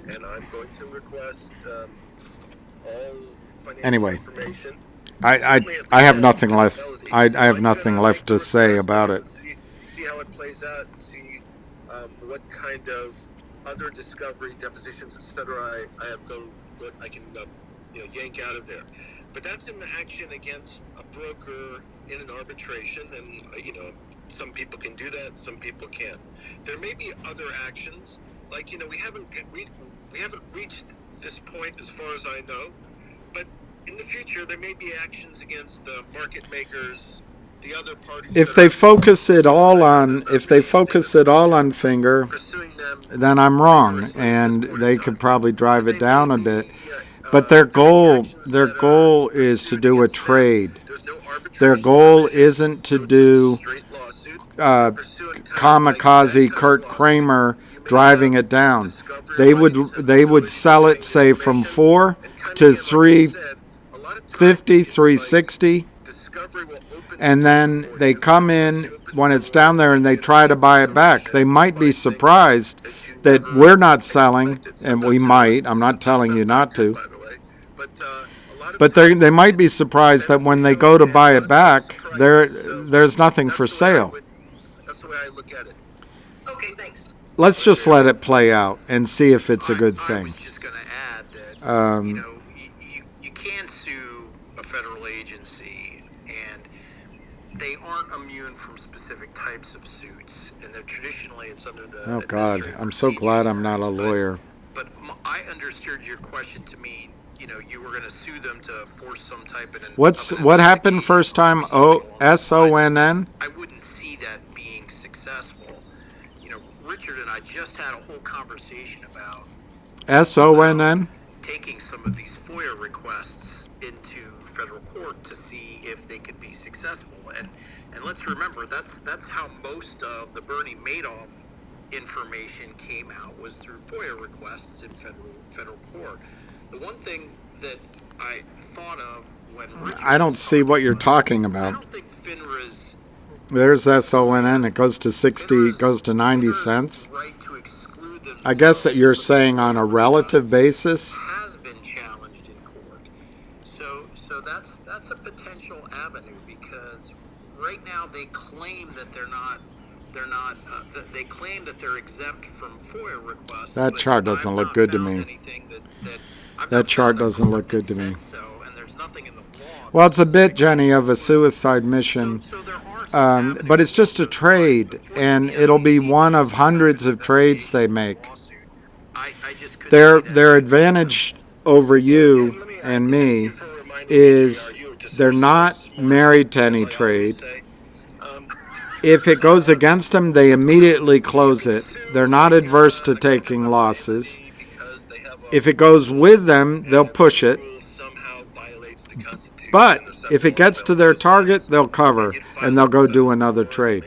They know that it's hit and run, hit and run, hit and run. And when a stock goes straight up, at some point it is going to come down. So it's a sensible trade in that sense. But if we are truly in the middle of pressure on Fngr for a squeeze, they've made a suicide pact. Richard, before I go to other hands, Savvy, I know that you have your hand up. Did you want to respond back to JR, Rich, or Ace? Mm-hmm. No, I was just going to let Ace know that when it comes to the SEC, it's going to be. I agree, Jenny. I think they're going to get screwed, and I think that was Ham's. And Ham is a professional trader, and he sees it as a positive, just for the reason you're saying, Jenny. But I think, Richard, you may have been referencing that without saying it specifically. It doesn't seem like they have the support to pass that at this time. Oh, God, you guys. Just to know that is something that they're looking at and pushing for. And if you watch any of the hearings with Gary Gensler and or any of the people that represent the SEC, it's very, very Ham did not say to buy Bed Bath & Beyond. Financial Services Committee recognizes and don't say that he did. In their mission to protect the markets. Thank you, Savvy. I see pinstripes, I see swing, but I'm going to go to Curtis right now. Okay, Curtis, go ahead. You have the mic. Hey, thanks, Busy. And unfortunately, I do have to drop. Maybe I'll be back later this evening. But I did want to just share related to both Steph and Ace and just the point of conversation about assessing damages and what it will take to get to discovery. And I think, that this is a formula that West Right, that I can't find a chart. Company have repeated over time. And Robert J. Shapiro, which if anybody watched the Wall Street Conspiracy documentary, for some reason I'm going to have to address this idiotic trade. Here's Bed Bath & Beyond, 33 cents. 33 cents. And I think he formerly served as a formal federal government commerce position as well, and held multiple Bed Bath & Beyond stock jumps nearly 40% as bankrupt retailer cuts debt. Bed Bath & Beyond has significantly reduced its debt, according to a filing. Shares of Bed Bath & Beyond jumped 39.1% on Monday, boosted by news that the troubled retailer has slashed its debt. In an 8K filing Friday, Bed Bath & Beyond said that it has $1.7 billion worth of debt, significantly less than the $5.2 billion owed to creditors earlier this year. Bed Bath & Beyond filed for bankruptcy in late April. Monday's jump in Bed Bath & Beyond stock was the largest one-day percentage gain since May 8th, when shares rose 52%. Delisted from NASDAQ, the home goods retailer and sometime meme stock darling began trading over the counter on May 3rd. Bed Bath & Beyond stock closed at almost 32 cents Monday. This, of course, is a far cry from Bed Bath & Beyond's NASDAQ heyday. Trading under the ticker BBBY, the stock seems to attract the attention of everyone who is not worried about stocks being in bankruptcy. The stock closed at a record of $80 on January 3rd after adjusting for 4 2-for-1 stock splits.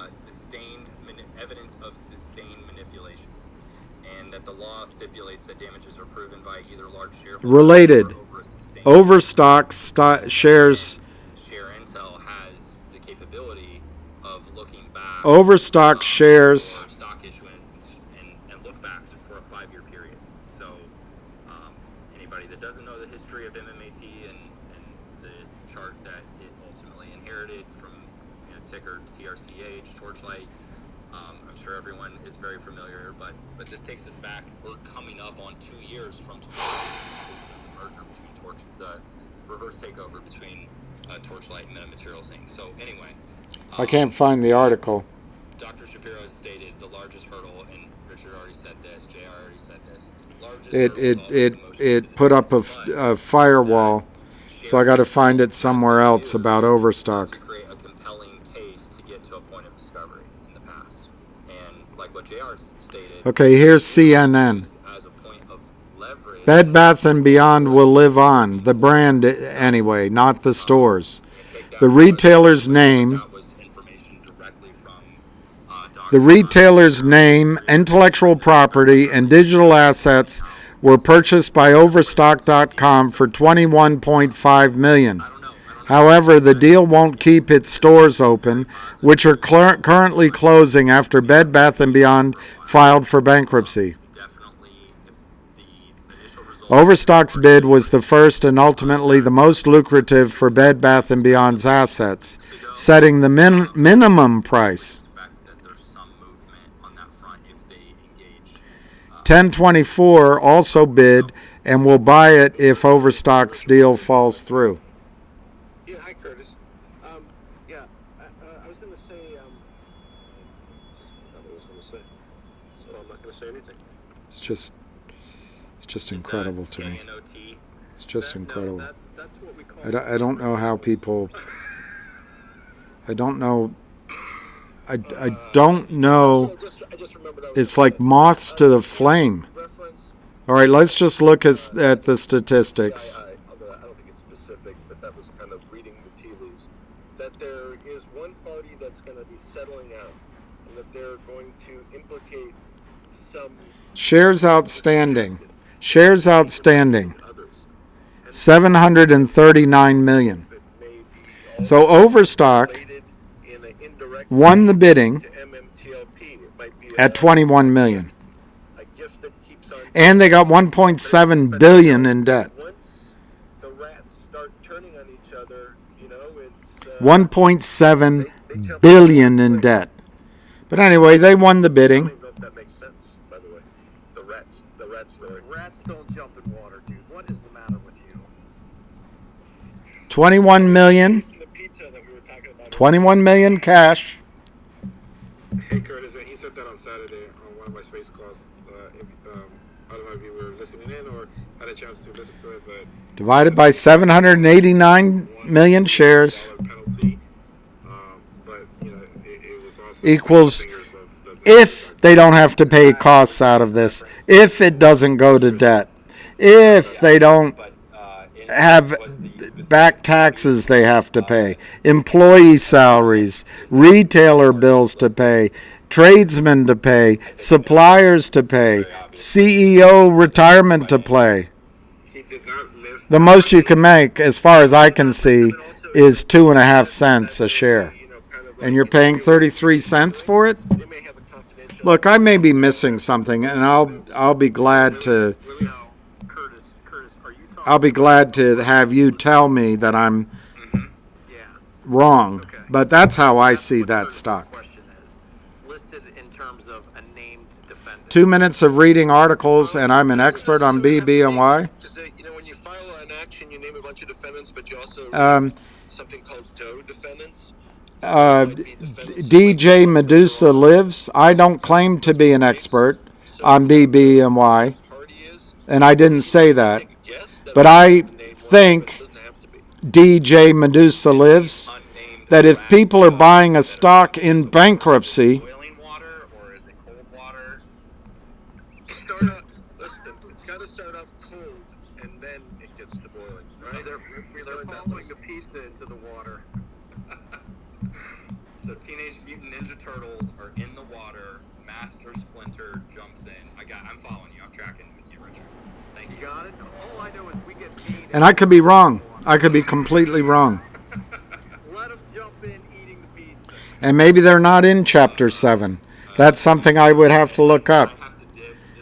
It will likely become worthless If you own a stock of a company that files Chapter 7 bankruptcy, it will likely become worthless, and it's unlikely you will ever recover any of your investment. Now, maybe they filed Chapter 11, but how do you Pinstripes. Go ahead, you have the mic. Perfect timing, guys. So, just to reiterate a couple of things. Number one, the fact that Wes Christian has settled his numerous cases involving this stuff really, I would imagine, lends credence to the fact that they don't want this information that ShareIntel provides coming out. On top of that, I would say that there's a Wes Christian interview with Dave Lauer from about a year and a half ago. There were a lot of ShareIntel questions today. I would recommend that everybody go and watch that interview because he talks about that. I mean, 2 minutes of reading news.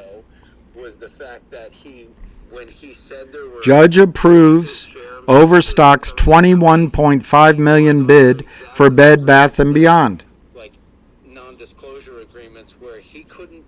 $21.5 million. Those were already settled cases. Do they elect to go? Approved Overstock.com's $21.5 million purchase of Bed Bath & Beyond's brand name, intellectual property, and e-commerce platform. What else do they have? A bunch of stores to sell. Now that you might have me there. If they own the real estate under their stores, as long as that's worth more than $1.7 billion and legal fees, you might be right. I don't know that.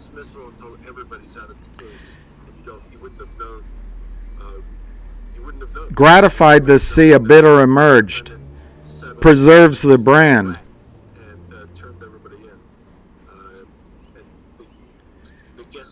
The stores and inventory are not part of the deal. All right, let's see. Bed, Bath, and Beyond's stores value. In this community, but this has been out there, at least the value of what that company does. The only other thing I wanted to add was somebody was Bed Bath & Beyond stores will disappear after Overstock agreed to buy the intellectual property. But let's just see if they talk about how valuable this is. Musk-esque tweets of "I'm in D.C." with no explanation why. But John Berta has also publicly stated that they have their Congress people that they're working with. So I wouldn't imagine that whatever we're calling to tell the Congress people that we're calling, they don't already know. I would imagine that they probably... Is Bed Bath & Beyond worth more than $21.5 million? That's it, man. Great to hear you three brilliant lawyers on here. Overstock has submitted a bid. The offer by Overstock is considered a stalking horse bid, setting the floor, but the judge just approved it. So that might be something you know better than I do. But if the judge approved this bid, I don't think there's a higher bid. Other bidders have until Friday noon. The auction takes place on June 21. I think it's already happened, therefore. But just one correction. There's only two brilliant lawyers, and that's myself and Curtis. Man, you guys make me laugh. Go ahead, Anna, and then we go to Swing. I know Swing was patiently waiting before he had to drop down. Go ahead, Anna. Bye Bye Baby has been seen as Bed Bath & Beyond's most valuable asset. Ryan Cohen, executive chairman of GameStop, who held a stake in the retailer at one point, had pushed for a sale of the business, believing it could fetch several $1 billion. A sale never materialized, and now many see a deal to save Bye Bye Baby as something of a long shot. as the chain has been liquidating inventory along with Bed Bath & Beyond's namesake business. They had to get the $3.5 billion in debt down to $1.7 billion in debt somehow. To drop our letters, to make appointments, to have face-to-face meetings with our Congress people. So please, it's up in the nest. You guys can type your address, your zip code in, and it will give you where their local offices are, and you can call, make the appointment, have your packets together, and drop off. The demise of Bed Bath & Beyond has been well documented. From management changes and activist investors to poor product strategy and store experience, it's been a litany of decisions and events which have resulted in this sad conclusion. I do believe that Bye Bye Baby can eventually be rescued, but there is no guarantee of its success either. At the end of it all, $21 million is a sad epitaph to this once leading retailer and a cautionary tale for others. Let me spend some more time on it so I don't come to a 2-minute decision. Let Rob go, then Oracle. I'll be back in a sec. Let's go to Oracle's because he was up here and he had to drop down. So give me a second. Go to Oracle's. Thanks a lot, Busy. Always great to be on your space calls, your man. Sorry about earlier. Right, and I wanted to speak a freaking client call, so I apologize for that. JR. Okay, so this will go to your point. Bye Bye Baby is a valuable business and certainly is worth the bid times 10. I have absolutely no idea why BBBY went under. One theory might be that where a specialty store in a big box that locked the experience of a boutique. I think the brand would succeed with a smaller footprint. As it turns out, printing 20% off coupons wasn't a business model.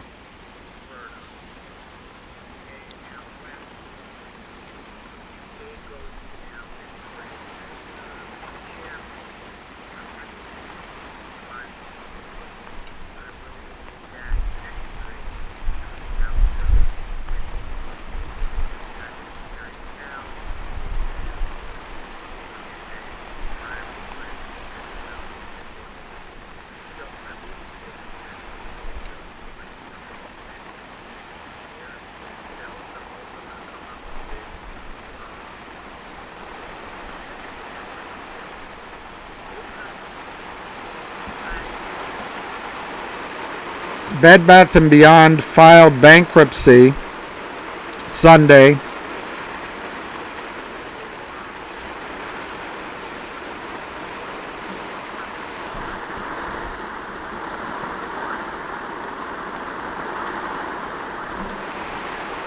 $240 million in debtor in possession financing. That has to come out first before you get anything in your shares.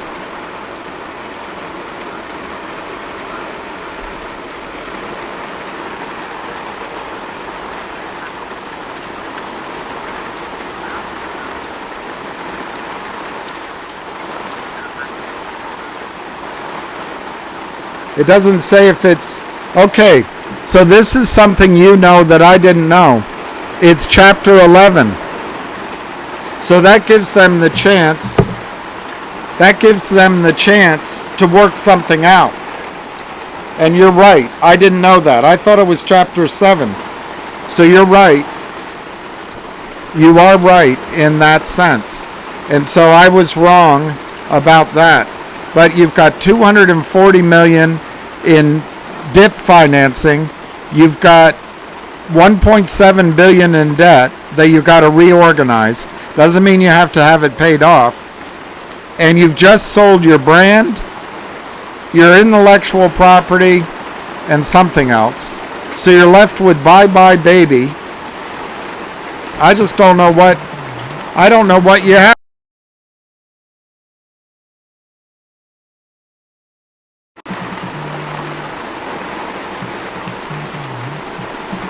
This is turning into a nightmare.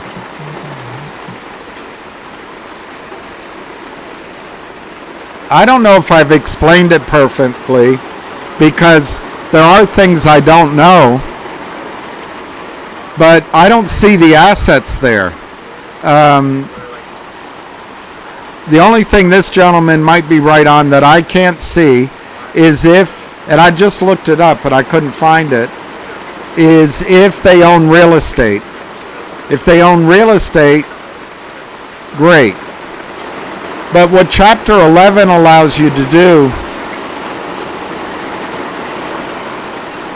Chapter 11 allows you to reorganize.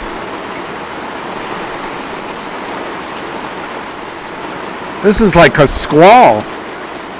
It won't last very long. But this is a nightmare.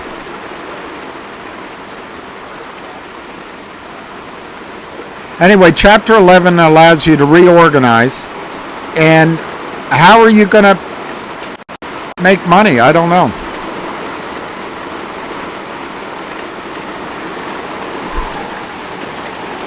It's all right. I'm gonna stay under the cover. I'm gonna stay under the cover. Yeah, all my stuff is getting wet. But it's gonna get wetter when I go in the door. I'm kind of stuck where I am.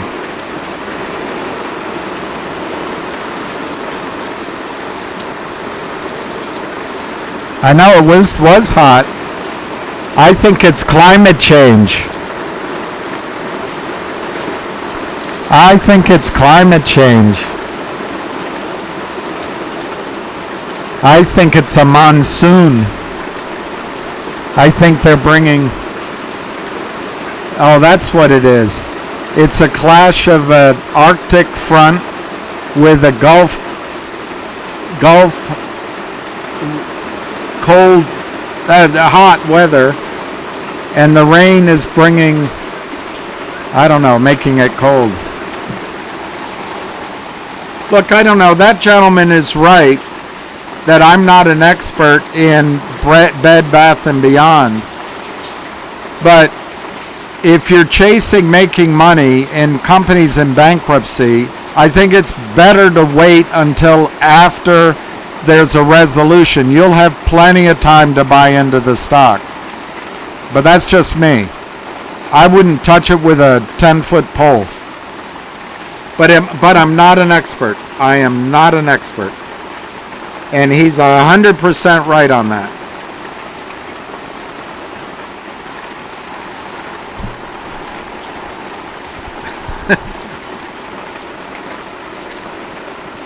What's happening? There's a flood warning. There's a flood warning. I can't read what you guys are saying. All right, now it's stopping. It's stopping now.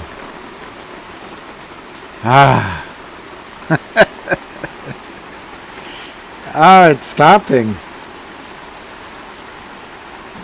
But it's left a lot of wetness in its path. I have to get rid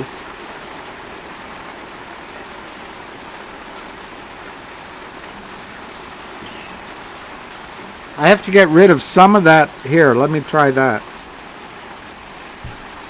That's wet. That's wet. Let me see if I have something dry.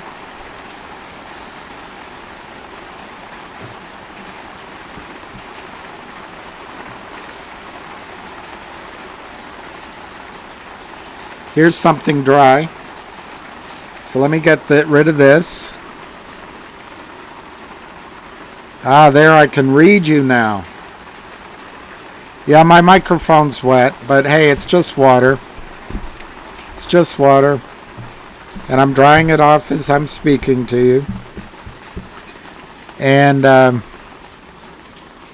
it's stopping. It's stopping. Well, I'm partially covered. If I go inside, I'm going to get soaking. Although now it's... I got stuck. Maybe it's because I was focusing on Bed Bath & Beyond. I needed to go get some soap. My screen is blurry. All right, let me fix that. Let me see if I can fix that. That might be better. That might be red. My right side of the camera is smudged. Your left upper side is smudged. All right, where's my camera? Okay, you're done. All right. Whew. So anyway, I forget who the gentleman was that was challenging me that I was acting like an expert on Bed Bath & Beyond. I'm not an expert on Bed Bath & Beyond. But investing in companies that are in bankruptcy is hazardous to your health. And I can't give advice on it. So if you're in it, I trust NJ, she's in it. I don't know if she's still here. I trust her due diligence. And I'm sure this gentleman did very good due diligence. So it could be that I'm wrong. Could be that I'm wrong. But wow, that was an attack.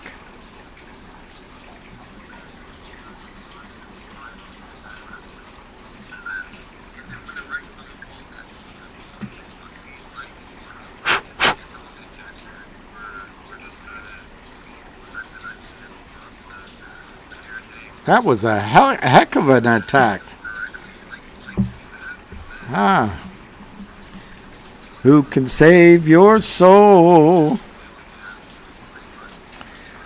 Who can save your soul? Yeah, I'm just not interested in Bed Bath & Beyond. I wouldn't recommend it to you. I wouldn't at 30 cents, 33 cents, what's it going to do? Go to $1? That's nice if it does. But it's more likely to go to 3 cents.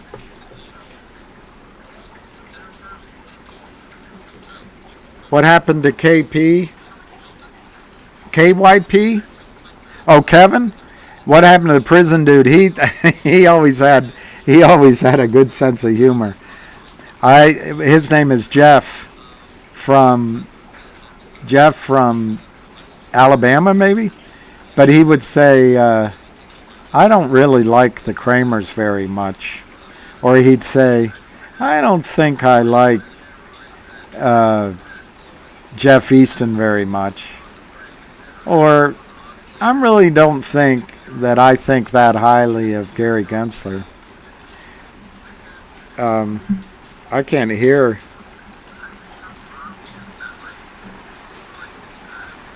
Let me see if I can find anything else on...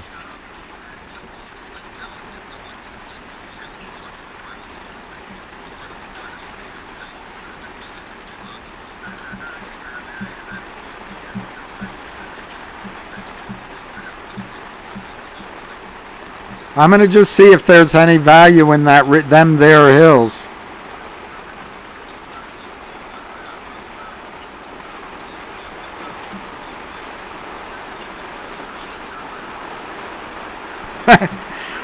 I don't know if this is a valuable site, but it says there is not enough data to reliably calculate the intrinsic value of BBB&Y. So I don't know. What is the real value? Well, here, this supports the gentleman. This supports the gentleman.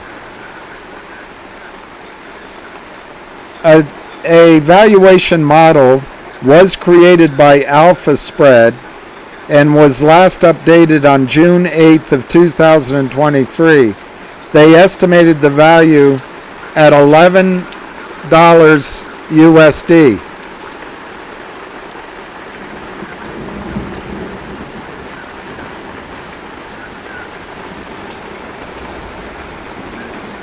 Maybe I'm amazed. All right, now we're getting a little more. I see blue skies.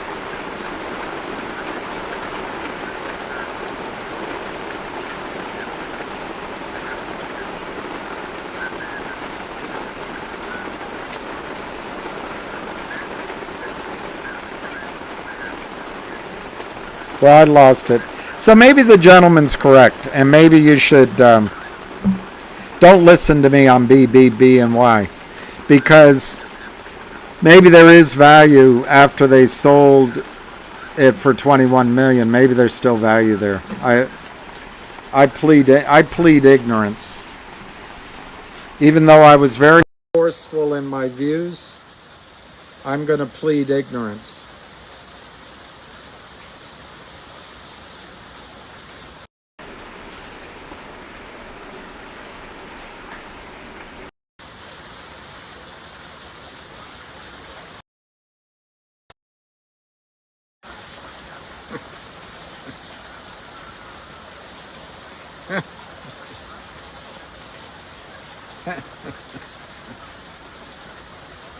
What a day.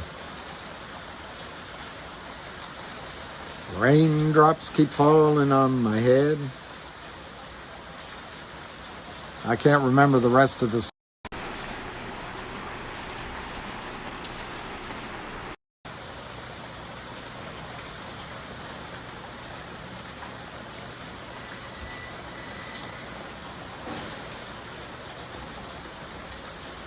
All right, I guess the mic is out. The rain might have affected my mic, Jenny. The rain might have affected my mic. So Jenny might be correct on that. No, no water got through. No water got through.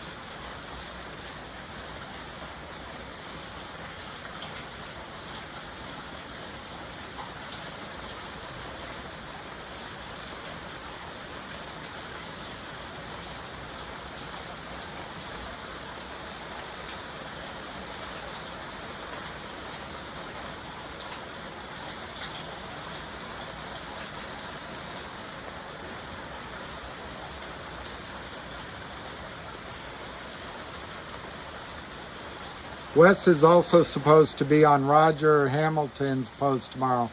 That might be good.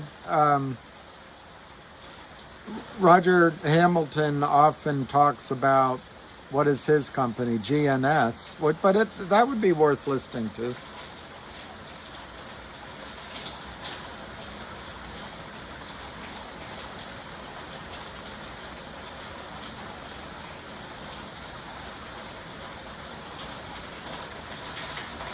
All right, I'll stop talking about Bed Bath & Beyond. I'll stop talking about Bed Bath & Beyond.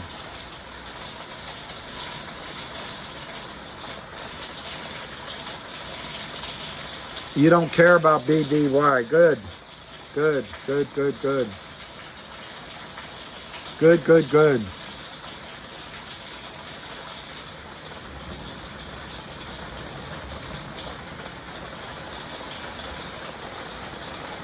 Thank me for listening. Do I have a choice, Jenny? When you speak, do I really have a choice? I have to listen to Jenny. This is a monsoon. It came. Right now, I can see, the skies are kind of gray, but I can see the sun and some blue. But that just came out of nowhere.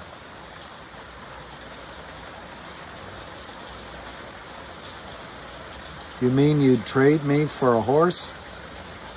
What movie did that come out of? That sounds familiar. You mean you'd trade me for a horse? You'd trade me for a horse?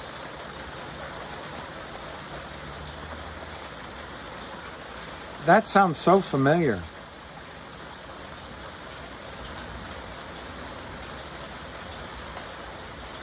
BBY was my favorite store for cooking and baking items I think it says baking. It's wet. Highest listed prices, but with coupons, the cheapest in Stafford. I've been to Stafford.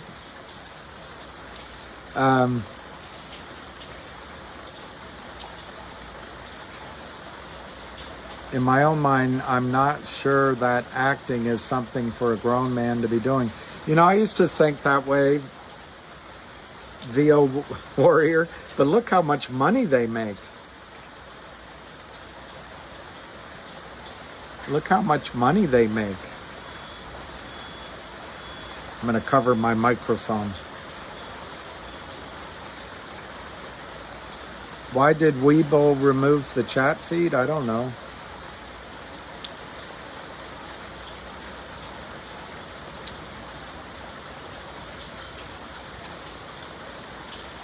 I wish I could remember where that comes from. You mean you'd trade me for a horse? Just sounds so familiar. Oh, the outlaw.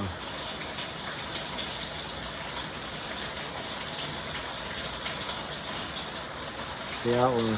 So I don't know, let's talk about something other than BBBBBY. BBBBY.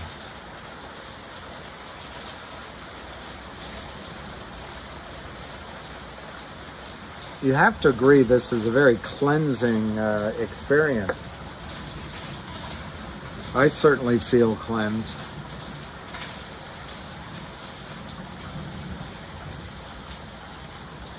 Yeah, I'll take this off and let it dry. But I want to leave it there for now so water doesn't get in it. I feel like today is a big... Okay, charging is not available. All right, I'll unplug it.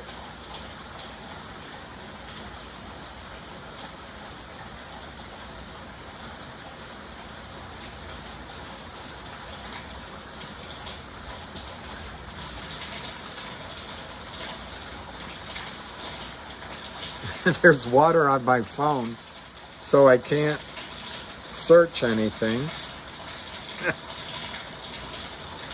This is a bit of a disaster. I need to get a roof. All right. So now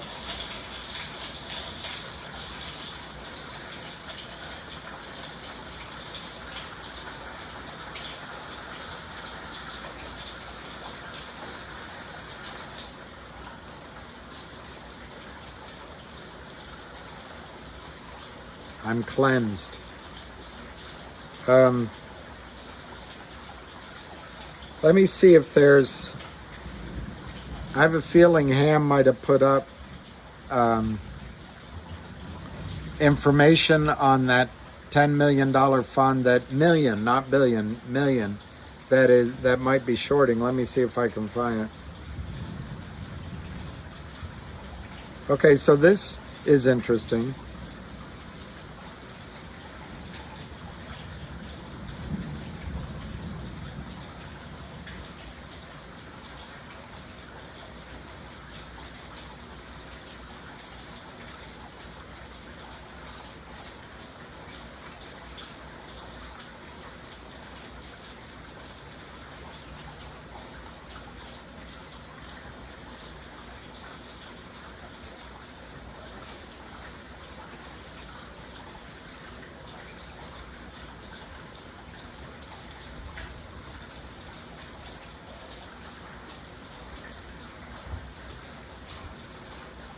I will just finish with this one point. Cohen's involvement with Bed Bath & Beyond seems highly unlikely. Last week, Overstock was the winning bidder for Bed Bath & Beyond's, this just came out 6 hours ago, intellectual property and digital assets. The online retailer won the auction with its stalking horse bid of $21.5 million.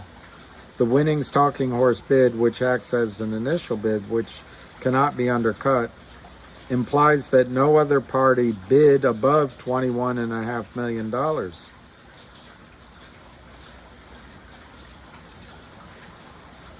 Bed Bath & Beyond's brick and mortar locations were not included in the winning bid, nor was its buy subsidiary. On June 28th, the court hearing will be held to decide the fate of Baby's assets, which have received heavy interest.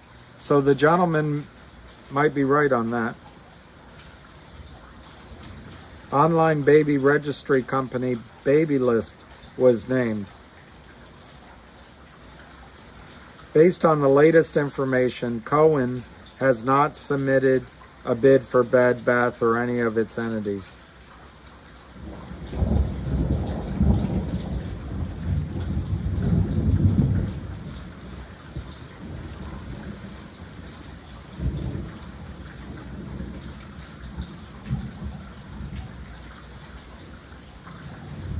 Could the stock take off? This is from The Street. Home goods retailer Bed Bath & Beyond filed for bankruptcy. Pandemic, management errors. Now in the process of restructuring, the company continues to dispose of its assets. 30 cents a share. Bed Bath & Beyond's intellectual property and digital assets have been purchased by Overstock.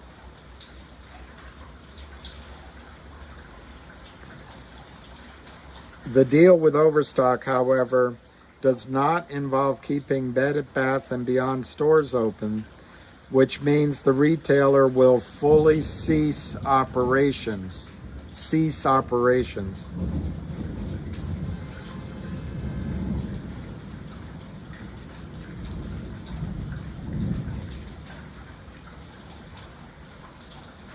The crown jewel of Bed Bath & Beyond is Bye Baby IP, will be sold in a separate deal, and it operated 130 plus brick and mortar locations, sold baby clothing, strollers, and other associated household goods. Was seen by many Wall Street analysts as the company's best run and most lucrative segment. Still, Bed Bath & Beyond has not yet found a willing buyer for Bye Baby, and they may not be able to, while interest rates keep the cost of capital expensive. What about the stock? Shares of Bed Bath & Beyond, now with a Q added to the sticker, which denotes bankruptcy, have reacted positively to the unfolding sale of the company's assets. Since June 22nd, shares have rallied about 22% on the back of Overstock's offer.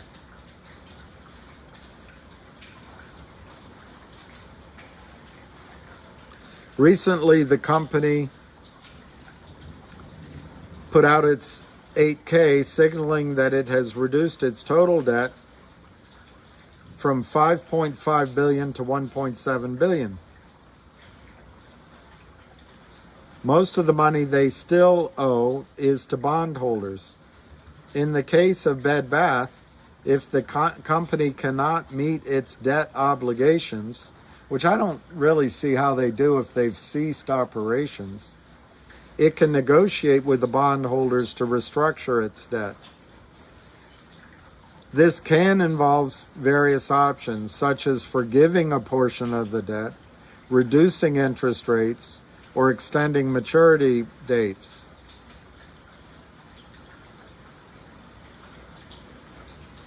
When a company like Bed Bath & Beyond reduces its debt, it can improve its financial position and become more attractive to potential buyers. A reduced debt burden can indicate enhanced financial health, and minimize the risk for investors and potential buyers. As the company filed for Chapter 11, Bed Bath & Beyond's renegotiated $3.8 billion in debt, a promising sign of the company's restructuring. Considering Bed Bath's situation, the company could be a potential target for a leveraged buyout, a transaction in which a buyer acquires a company using a significant amount of borrowed money, often using the target company's assets as collateral. The sale, or lack of sale, of Bye Bye Baby will be decisive to the restructuring process.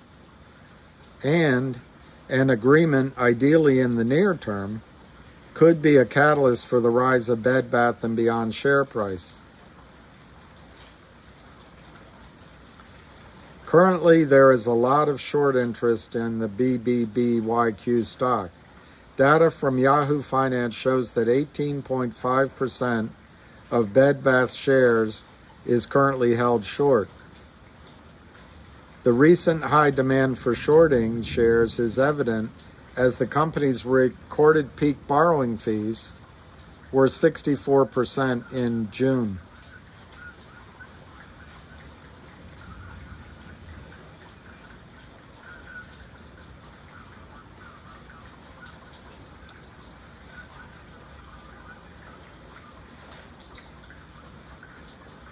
It's worth remembering that these fees are primarily driven by supply and demand, indicating that there are very few shares available for shorts to borrow. So maybe it's a short squeeze too. I don't know. Could be.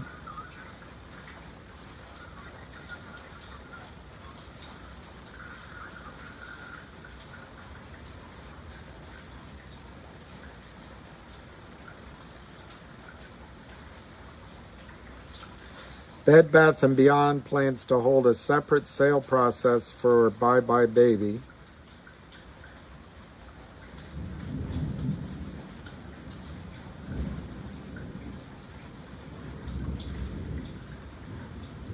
Which is considered its crown jewel.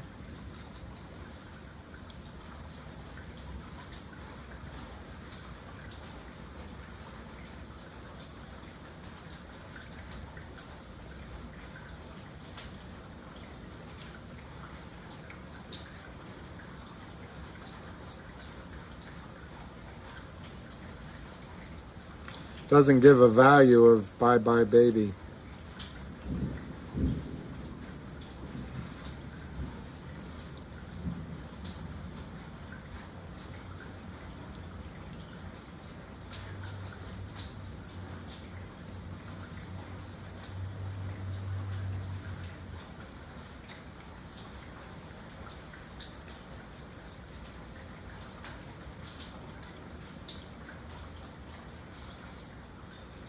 That's about all she wrote, I guess. So let's see what Ham is saying. My phone's not responding. There it goes.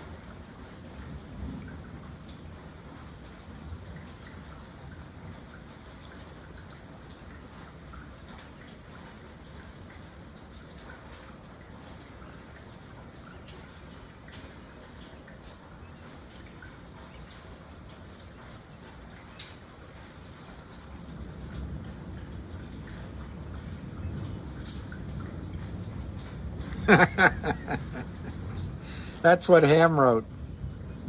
Do you think the big boys don't know what they're doing? In English, it's accumulation. In Chinese, it's that. Ham. I think he's a ham.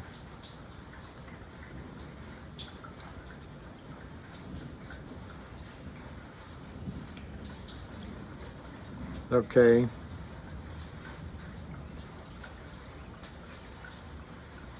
I can't hear what they're saying.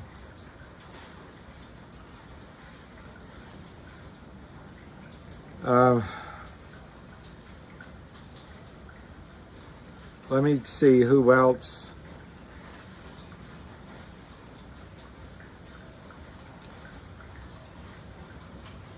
Follows it.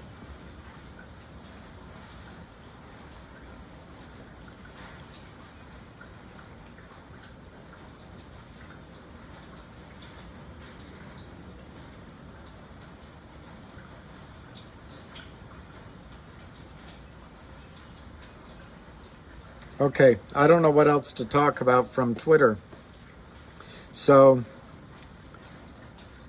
all right, I'm moving on from BBNY, but it's a persistent question, and I guess we'll find out tomorrow what the value of Bye Bye Baby is.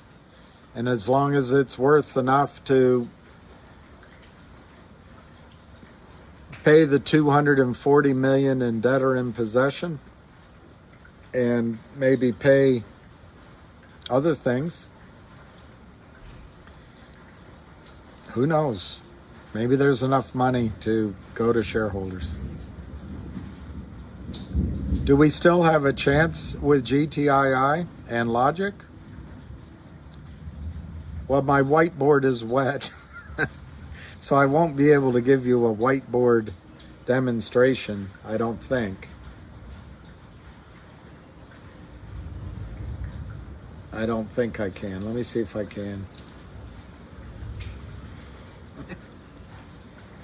Maybe I can.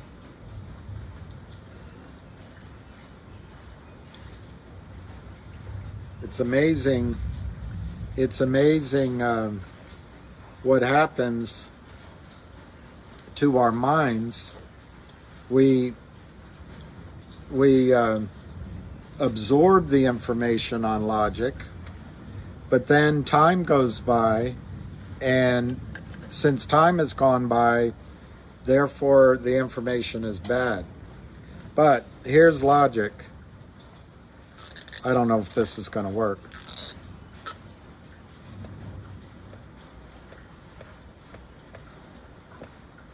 That's the symbol for Logic.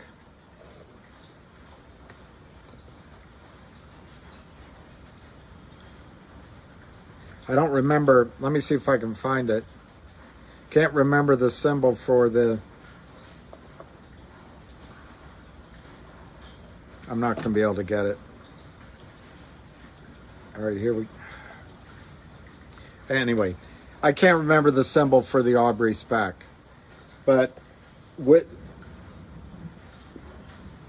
here's the next event for Logic.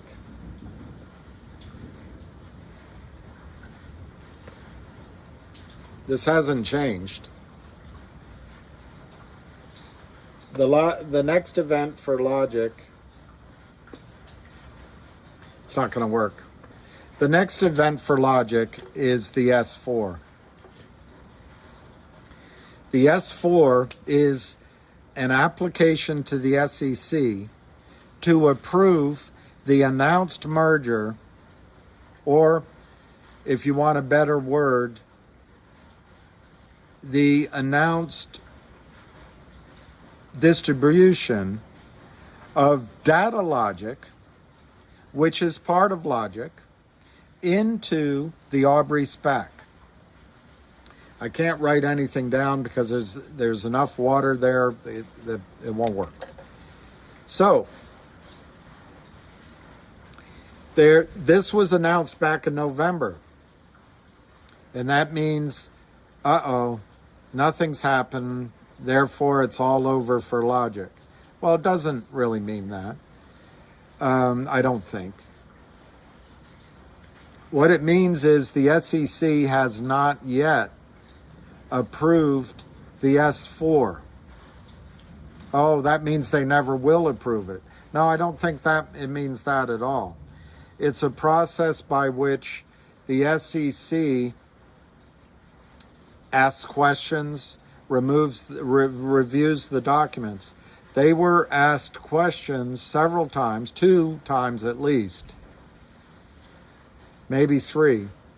And this last inquiry, the questions were really simple. Logic filed the answers with the SEC about 6 weeks ago. I could be wrong. It could be 8 weeks ago. But let's say somewhere around 2 months ago. So Logic is in the position of waiting for a bureaucrat to decide. That doesn't mean Logic's in trouble. That doesn't mean your investment's in trouble. It just means it's sitting over in the SEC while they decide. Okay, what's going to happen when the approval comes? And I think it will be approval. If it's not approval, it'll be another question. They'll get closer and closer to approval. But the indications I have from the company is that they don't expect any difficulty. So then Logic will receive, and by the way, I think the S4, if I recall correctly, the S4 was filed by Aubrey SPAC. So really it's going to be the Aubrey SPAC who receives approval to acquire. You got Logic. Aubrey SPAC is going to acquire Data Logic. And then Data Logic is going to trade publicly as a NASDAQ company, probably with the name Data Logic, because Aubrey SPAC will de-SPAC. So you'll have that piece of paper. How much is that worth? Hasn't changed. Aubrey SPAC trades for $10.60 a share, last time I looked. They did the calculation based on $10 a share. And what Logic will receive, what you will receive, what shareholders will receive is 114 million shares of Data Logic, getting it all confused, of Aubrey SPAC in exchange for Data Logic. That becomes a separately trading company. I don't know exactly how to figure out the ratio, but I guess it could be about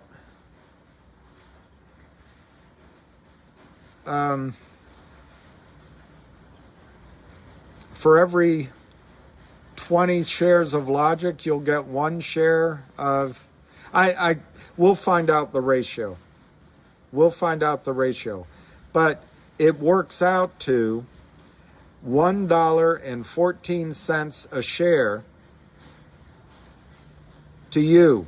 As an owner of Logic, you're going to receive a publicly trading NASDAQ company called probably Data Logic. Initially, you go into the Aubrey SPAC. It becomes de-SPACed, Special Acquisition Corporation, and becomes its own entity. That's Data Logic. Then that leaves Logic. Logic ignored a transaction, or let lapse a transaction where they were going to acquire a private company worth somewhere between 40 cents and 60 cents a share to you. But Logic will remain a trading vehicle.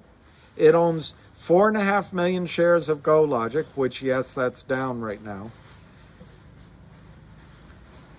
But they are working on another much larger acquisition, which I understand is full steam ahead. But if we call it 40 cents, which is the lowest value of the previous transaction that they let lapse because they have a better one now, let's call it 40 cents. The GoLogic shares are worth about 5 cents, 7 cents. Let's just call it 40 cents.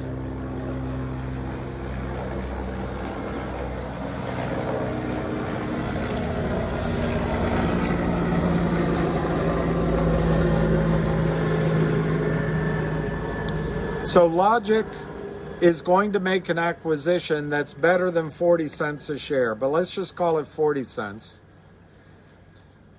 They're going to spin their data logic off into publicly traded Aubrey SPAC, which is going to de-SPAC, and the price is already set in the value of Aubrey SPAC shares at $1.14.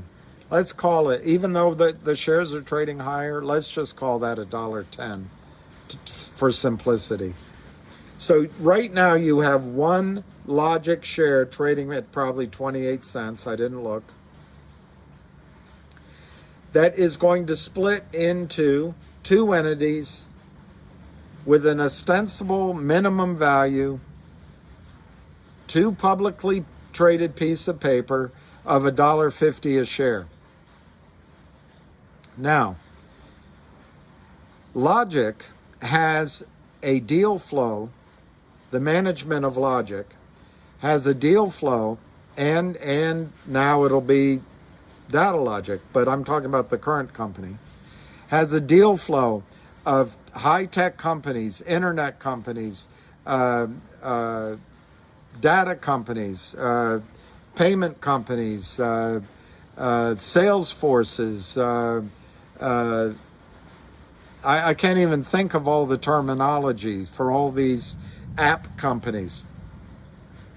And they're seeing the best of the best, cream of the crop. And they are able to pick and choose which of these highly talented teams, which of these highly profitable companies, growing companies, high revenue companies with cash balances they want to buy with their stock.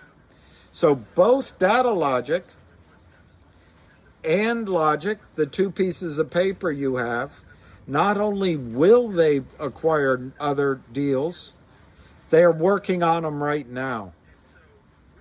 They are working on, while the bureaucrats are taking their time approving the S4, these management teams are working on acquiring other companies, private, that will be additive to your revenue and your profits. Why would they be doing that? Because they want to increase shareholder value.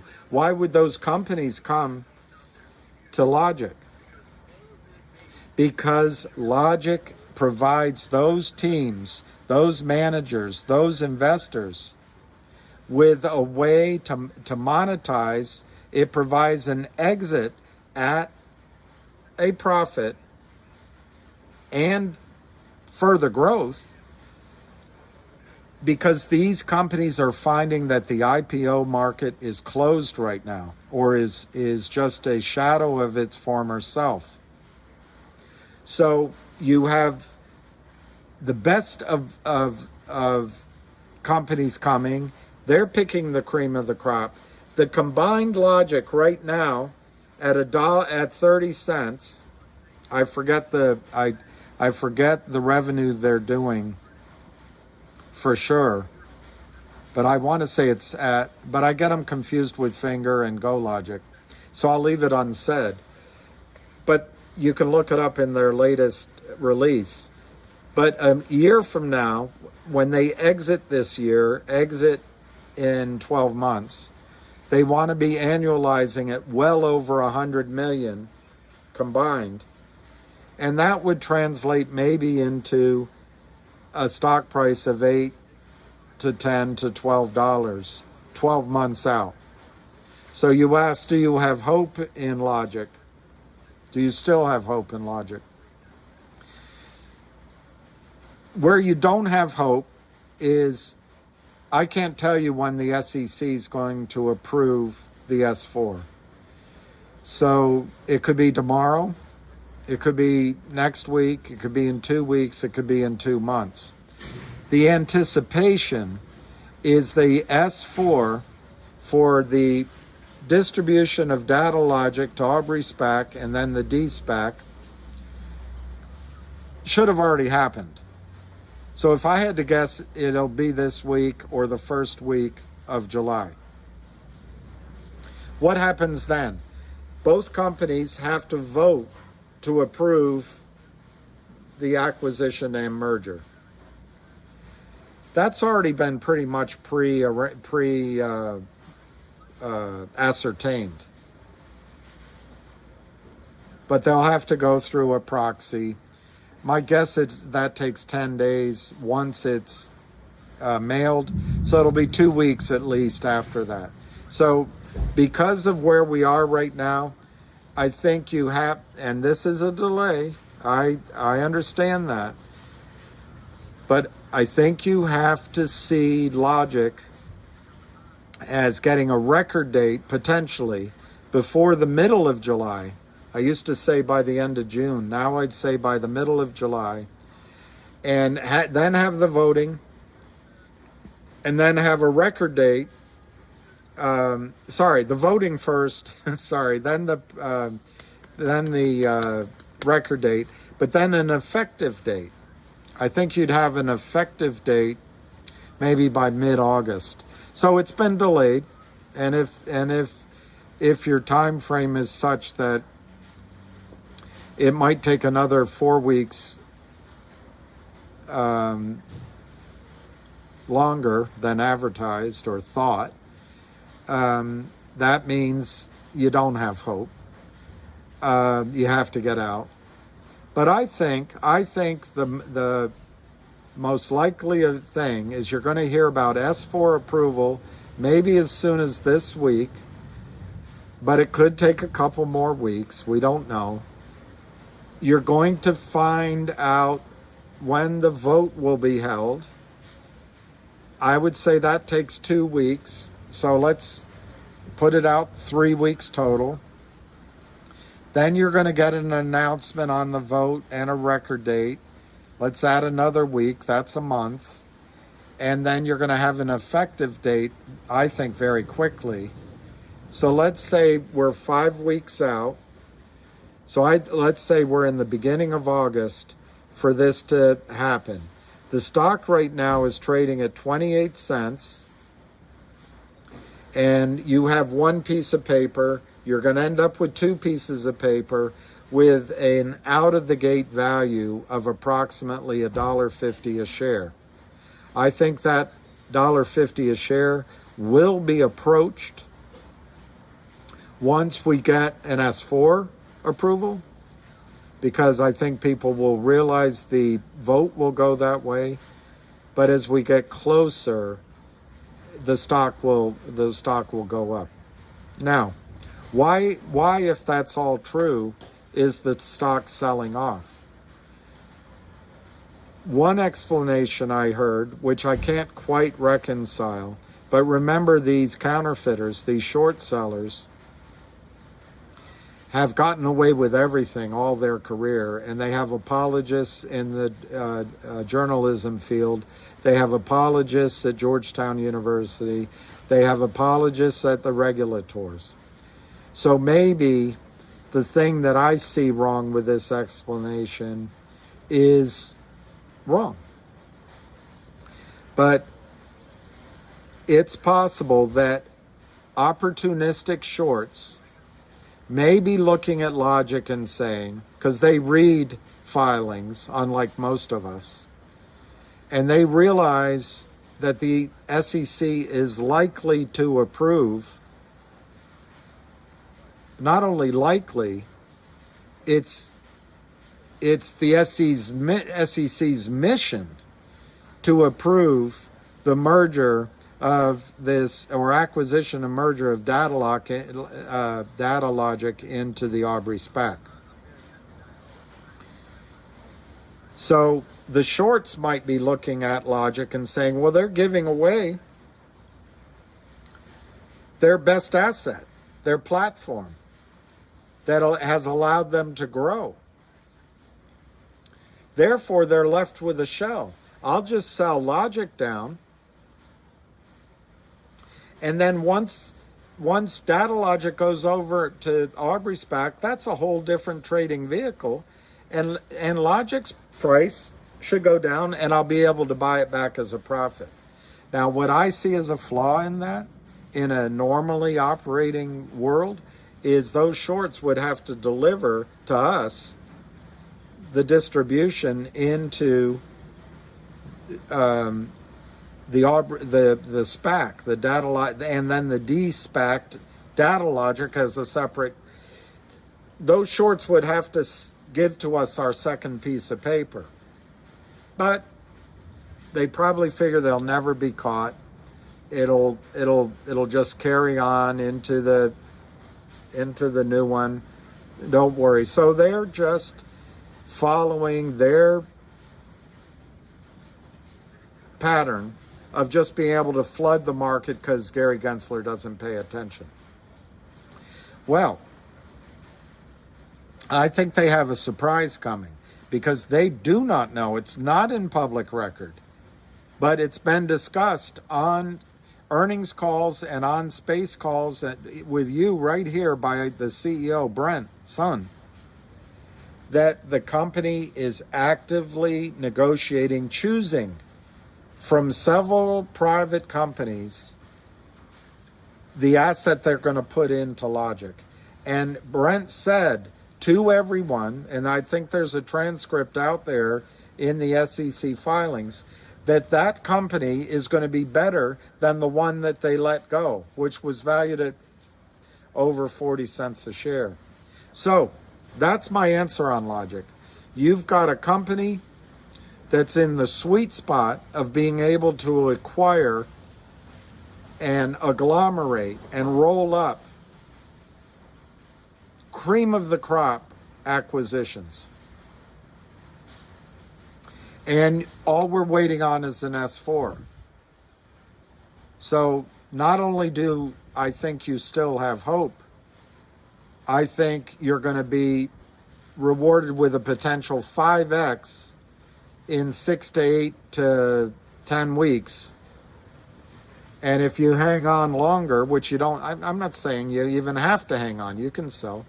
But if you hang on, you're going to own 2 pieces of paper for your one that are each going to have exciting stories by the end of the year as they make further acquisitions. And you've got a manager who does not want to enter into any toxic financings ever again. And I think the 5X is just the beginning. Is there a potential of a short squeeze? Possibly. But I'm not selling it on that. I think Logic is a company who is going to benefit almost from the obverse of all the damage that's been going on for so long, because so many companies out there cannot raise capital in Gary Gensler's deepest and best capital formation markets in the world because of all the corruption. So I'm very optimistic on Logic, and I'm sorry for the long answer, but if you're just opening your account and looking at the stock price each day, you know, if stocks traded for their value each day, you would never, there'd be no opportunity to make a profit, none. And so you open up your statement, you go, oh, it's 20, I have it too. And, oh, it's 28 cents. Oh, there must be something wrong. Or you can say, boy, I wish I had waited to buy it till when it was lower, which is what I'm saying to myself. Or you could say, you know, it gives me another opportunity. I hope it stays down longer. If Fngr goes up, I'll come back and buy more Logic. Or I'm just it's like a cake I put in the oven. I'm just waiting till it rises, and I'll put the frosting on it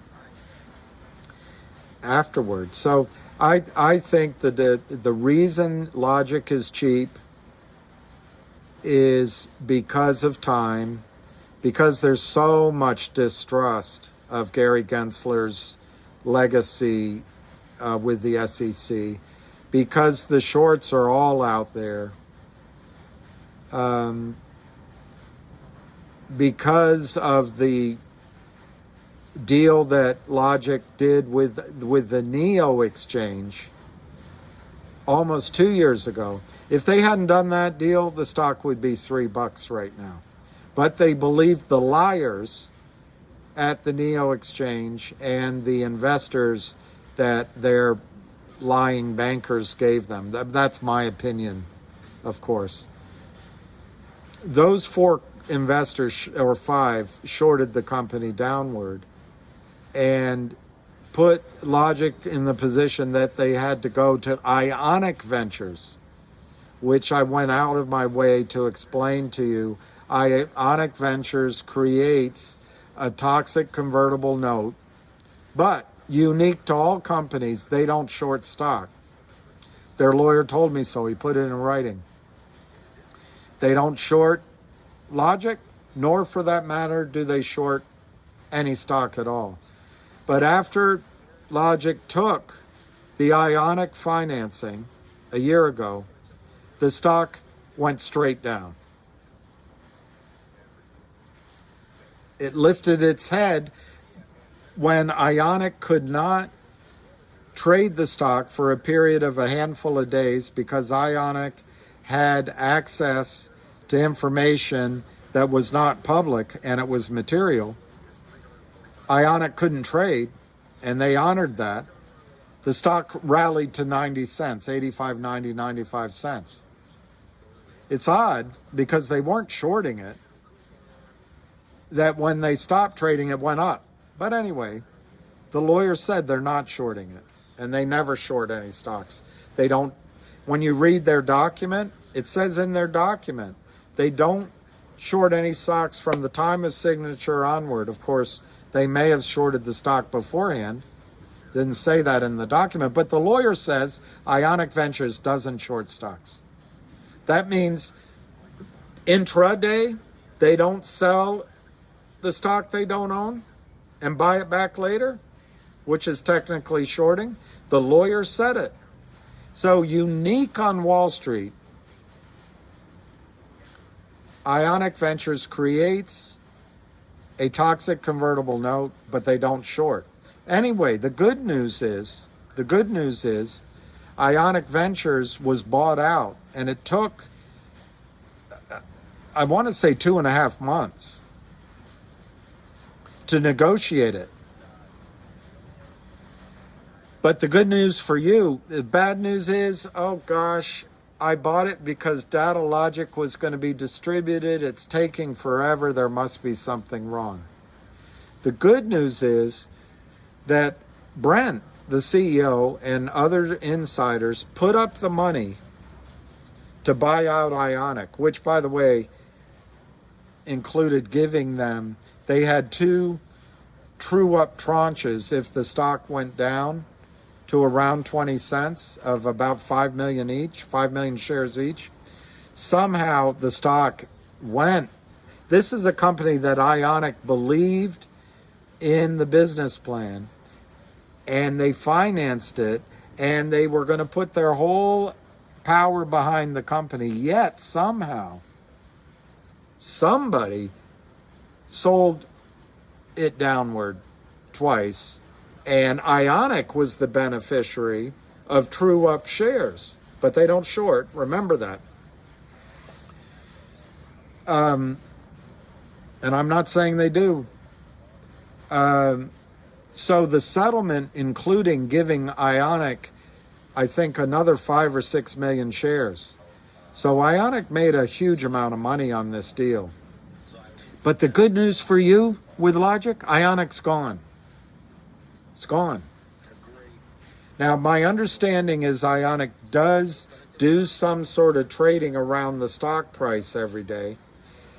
It's, for some reason, they don't buy the stock and then sell it up. It's always a matter of selling the stock short. The letter I received didn't make a distinction between borrowing the shares or selling the shares that they haven't located, or doing it out of inventory. You know, they didn't make any distinction.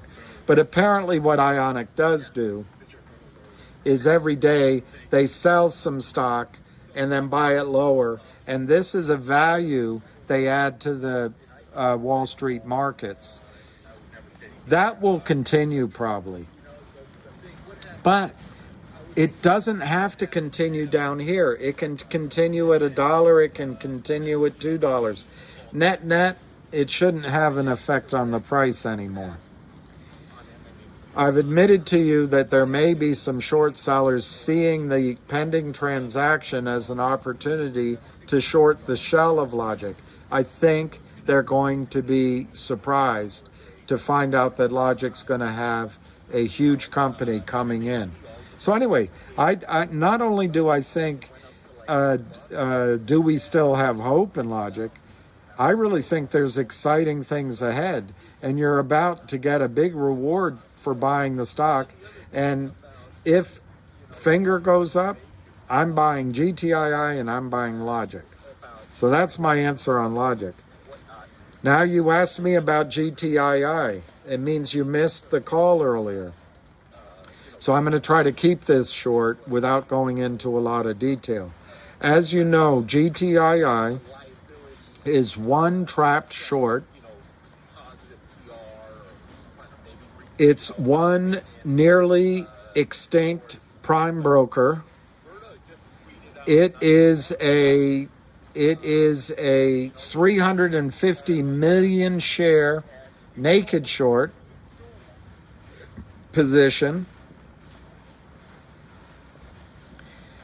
The float is around 50 million or higher. I can't remember the number of shares, but the number that is reported is higher than what I think the float available is, at maybe 30 to 40 million shares. Gtii today announced the acquisition of a water source in Costa Rica that is pure water, like Evian.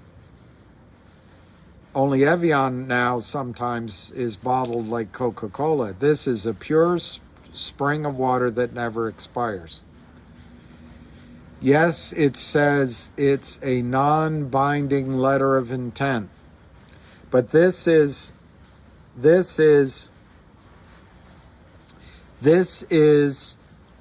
how Gtii runs its business. Why? Because they cross every I and dot every T. They put out the non-binding letter of intent so they can talk about it. Now that exposes them to the Kurt Kramer research team, which will just sell it down, trying to bust up the deal, or make it such that when the deal is consummated, there's so much dilution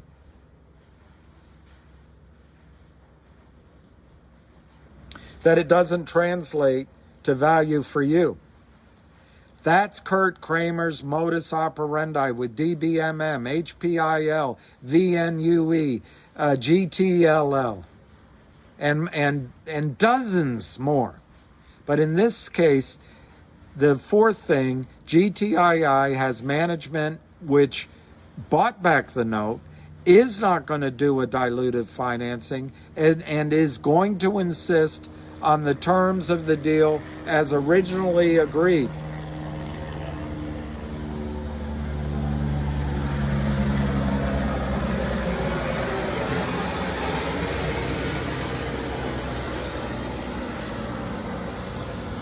And you know that because when the short sellers interfered with the price of GTII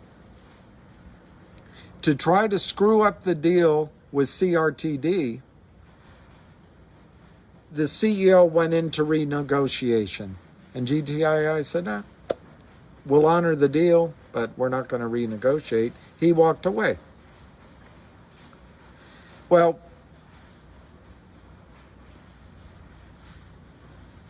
that means that the Kramers succeeded in blowing up that deal. And it's also other decisions. It's really hard for a lawyer would say, wait a minute, I can't prove that. But GTII has put out over time several non-binding letters of intent, such as the one with 1-800 Law Firm. But then they got it to a binding agreement subject to an audit. And of course, that never happened. I don't think 1-800 Law Firm is ever going to happen. That's my opinion. But this water deal, I'm a resource guy. This is like owning a oil well or an oil field that never expires. And water is more valuable than any other asset out there. So there's lots of steps that have to be taken. But this was huge news today. But if you're just you're working all day, you open your statement and you see the stock's at 80 cents. Well, that wasn't good news. That's Kurt Kramer's game. He's practiced at the art of deception.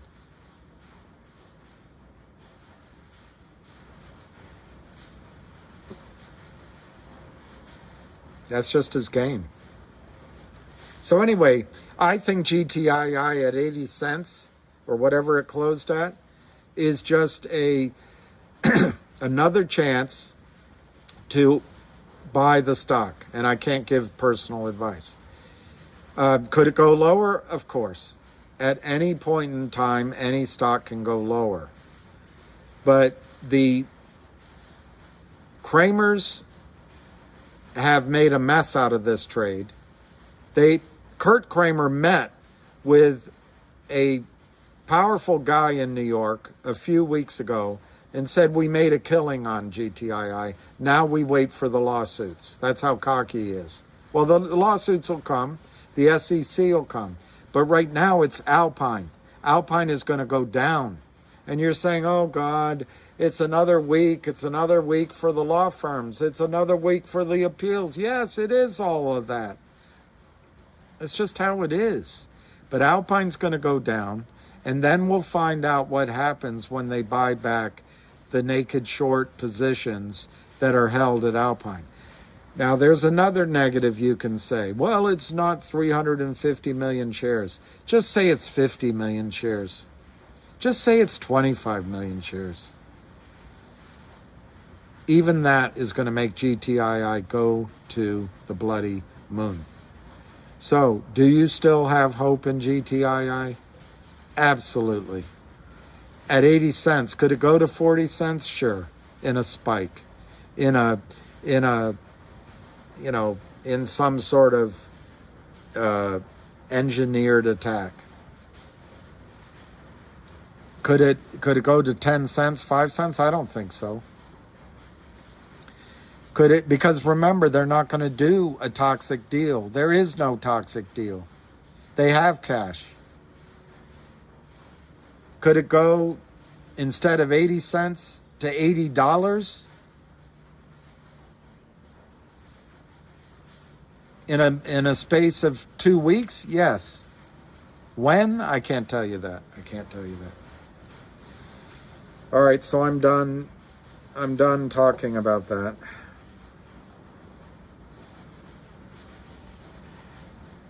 That was one guy's question. I went on forever.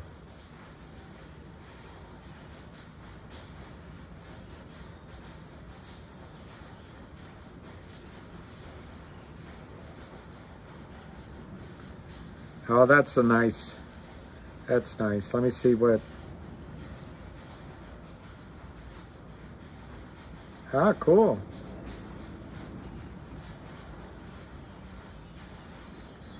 Cool. Jenny L just sent me. Jeffries has an earnings miss. If Jeffries is the prime broker for Fngr and they're having earnings disappointments, I'm surprised they haven't already closed this out, Jenny, because let me see what it says. Jeffries came out with quarterly earnings of 46 cents a share, missing the whisper numbers of 65 cents per share and $1.31 a year ago. Non-recurring, they've adjusted it for non-recurring items. This is really dismal, Jenny. It's a negative earnings surprise of minus 29%.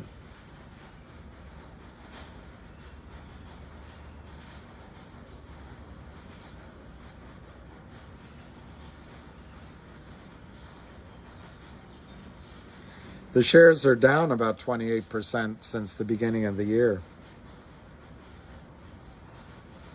While Jeffries has underperformed the market so far this year, the question that comes to investors' minds is what's next for the stock?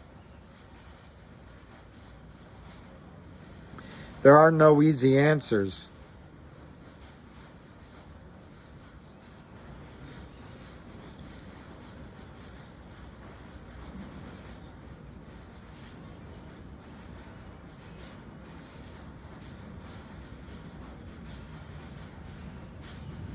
It's a boring, I'm skipping 3 paragraphs.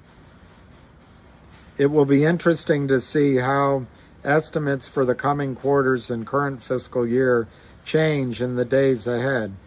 The current consensus estimate of 64 cents on a 1.32 billion in revenues for the coming quarter and $3.37 on 5.7 billion in revenues for the current fiscal year.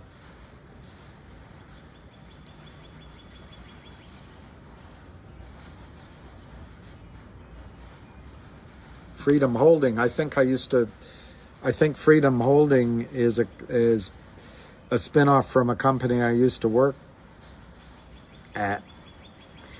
So anyway, it looks like Jeffries is in trouble or not doing that well. And so, Jenny, I think they would, the best time to clean up your problems is while your earnings are down.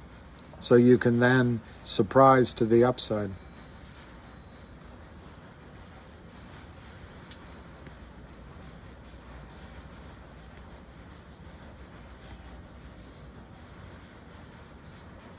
Well, I don't think look, when I said that, I don't think GTII is going to 10 cents. But I do warn you, if it did, I don't think you'd buy any. Right now you would, but the emotions when it goes down, I don't think you would. But I would probably buy then, but I would have already bought if it went to 60 cents, So I don't think I want to be clear. I do not think GTII is going down. I think they're just trying to tell us that buying a, I don't know, billions of dollar asset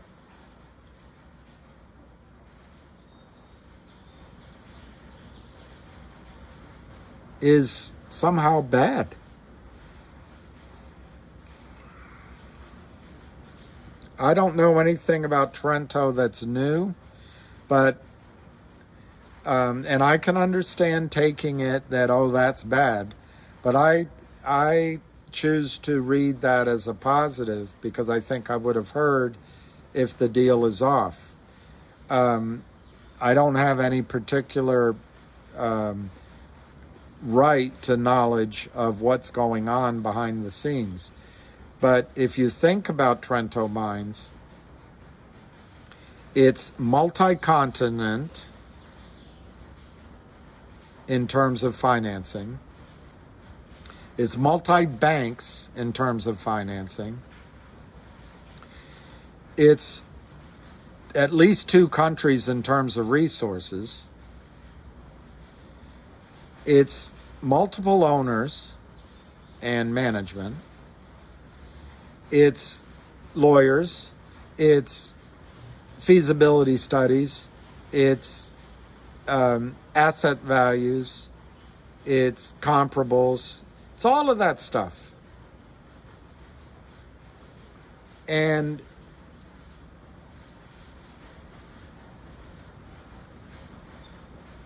I'm trying to remember when we last heard. I heard in August that they had organized the financing, which I think was $350 million. It's in the press releases. And then that all got delayed.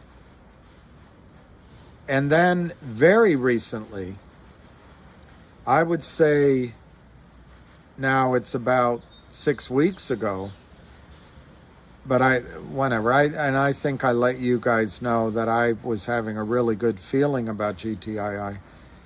I heard rumors from many people that the financing was in fact finalized. And this is I don't know if it was 6 weeks ago, 10 weeks ago, I can't remember. I bought stock at $1.56. That's how much I believed that finally the financing for Gtii's acquisition of Trento Mines, well, I got that backwards.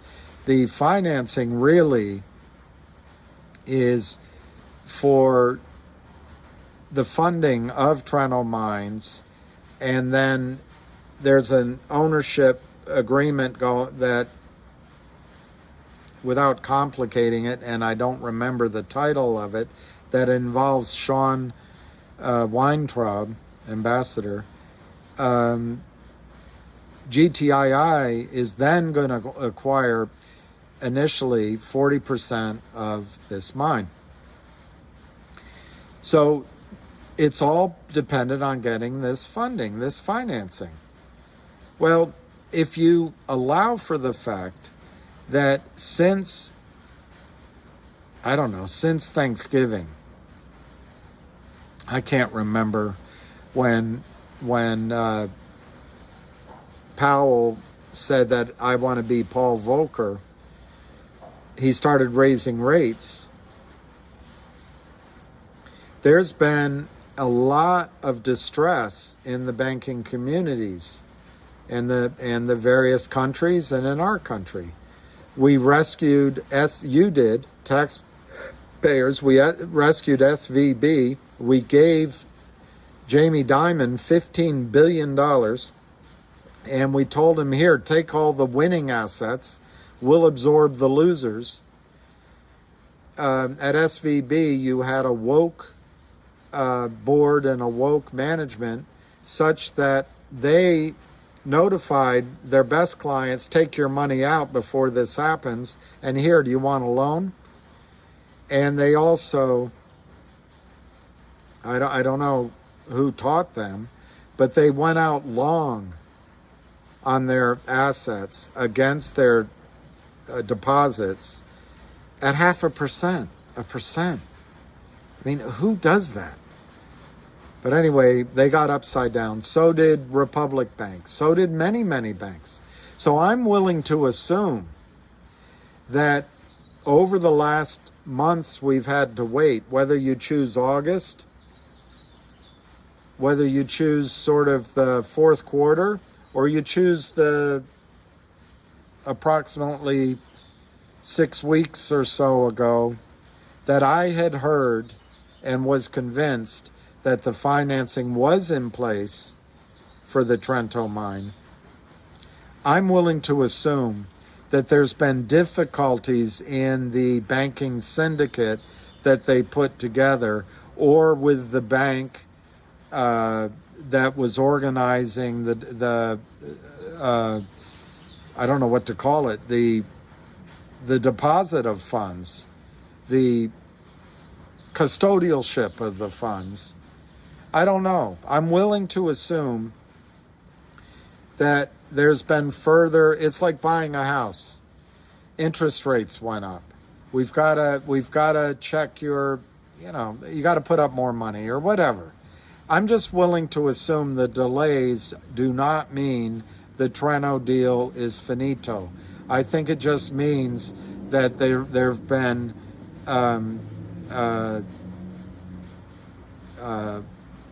problems is the only word I can think of, but not insurmountable, just issues. How about that? There have been issues with the banking syndicate as interest rates went up and other banks collapsed, and which means there's probably many banks that have had less availability to be able to lend money.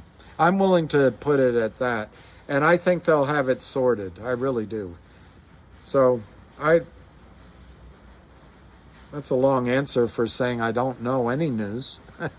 But I'm optimistic on the Trento mine. I don't increase my odds any higher than 40 to 60% yet, but I must say a couple of months ago or whenever, my feeling of success for the Trento mine was close to 90%. But so for me, I think there will come a time when I'm able to say to you that my confidence level is very, very high again. But I haven't gotten any indication of anything new since the last time I gave you a long-winded answer.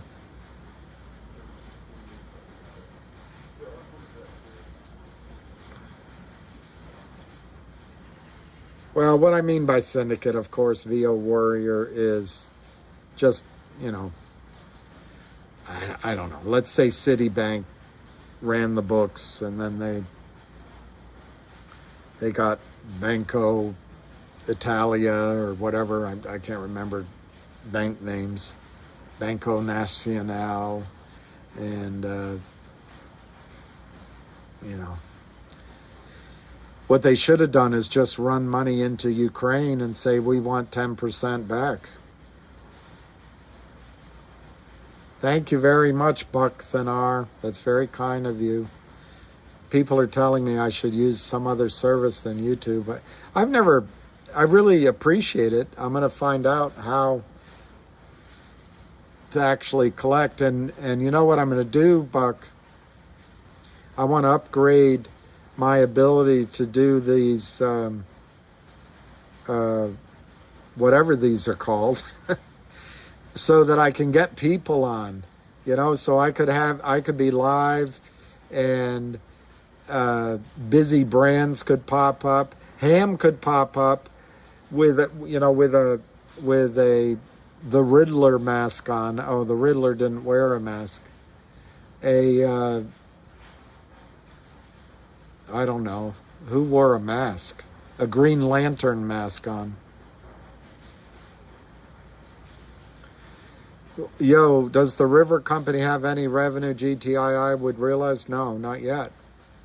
But I don't think that's the right question to ask.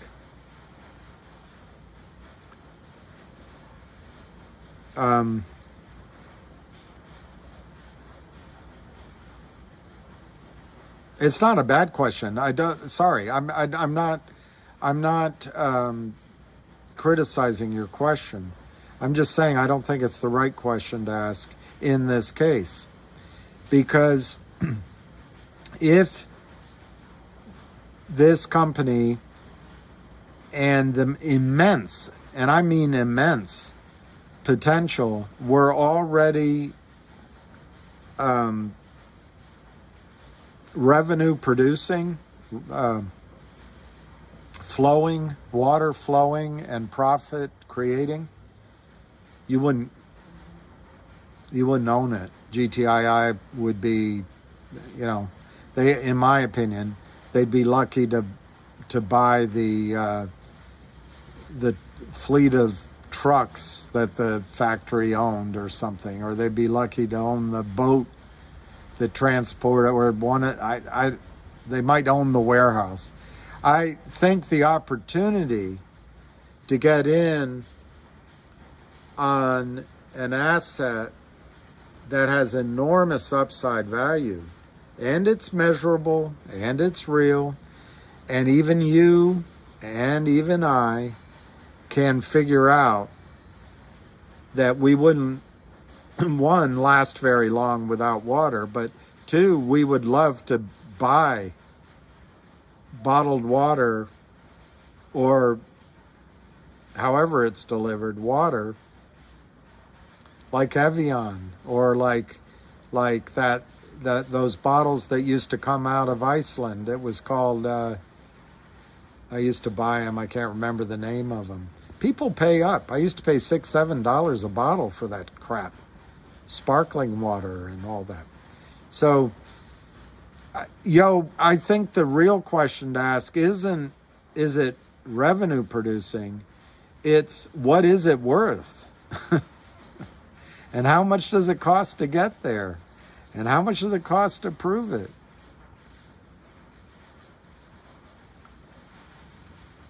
I've heard some numbers, but I haven't seen any data, so I think it would be irresponsible of me to repeat the numbers. I've seen a little bit. Let me correct myself. I've seen a little bit. But anyway, I haven't seen enough that I can pass on a valuation which wouldn't be possibly hope and guesswork. But just think, you have one of the purest sources of water in the world. And what I'm interested in from a lot of my studies of water and of wanting to live in Italy and other places like that, water that goes through the mountains and goes through minerals, and you drink it, it's healthy for you. It's healthy for you. And it's also, if it is how your garden grows, it's healthy for you. So I think there's a tremendous value in it. So I'm glad, anyway, I'm glad it's not revenue producing. If it were revenue producing, we'd be buying it maybe at a 20% discount to future revenues. Instead, who knows? We might get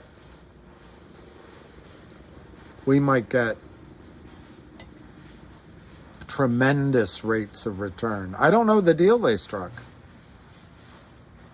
So I'm speculating, but we may end up with tremendous returns on this acquisition. And remember what Gtii does. It acquires for stock, it incubates, and then after a year, 2 years, 3 years, it launches the company and it retains an ownership. Like a SPAC, kind of like that, 5, 10, 15%, whatever they can negotiate. Well,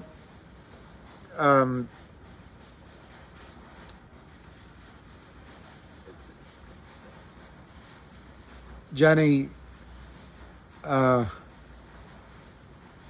I'd rather not give specifics. It's not much. I'm not hiding much because I don't know that I should talk about that. But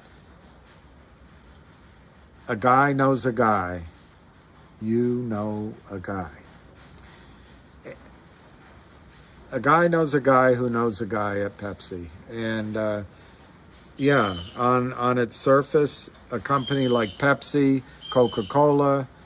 Do you know the world's largest seller of water in the world? Coca-Cola. Bottler of water in the world, Coca-Cola.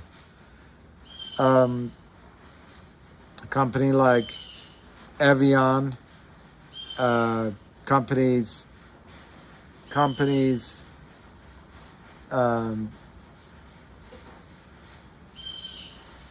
other companies, Bacardi Rum, for example. All these companies may be interested. So thank you, SL. I called you called you Susan, but it's Sharon. Thank you very much. That's very kind. I don't deserve all this because I got overwrought. I got overwrought on BBBY. But I tend to get overwrought on issues when I think you all are either being taken advantage of or you're going to lose a lot of money.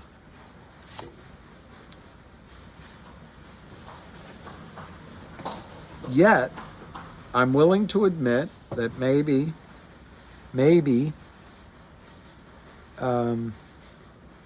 that valuation of $11 a share some portion of it may materialize.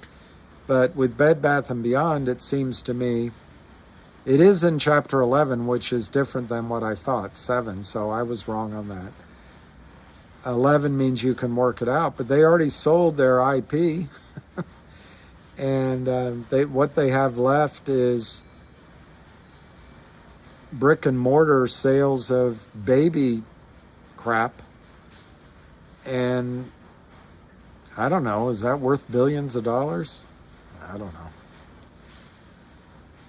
But you'll find out. We'll find out tomorrow. We shall find out tomorrow. Because on the 28th, the judge is going to hold an auction for Buy Baby. And we'll see. And there was a rumor that this guy Cohen or whatever is going to join. It doesn't look like he is.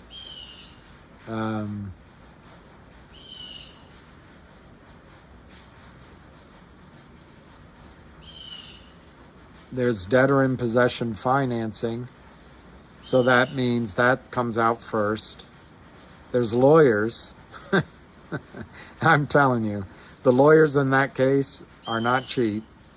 They come out first. I would guess it's going to be in the tens of millions of dollars worth of legal fees. So you've got $250 million in debtor in possession financing. You probably got, I don't know, $20 to $50 million in legal fees, $300 million.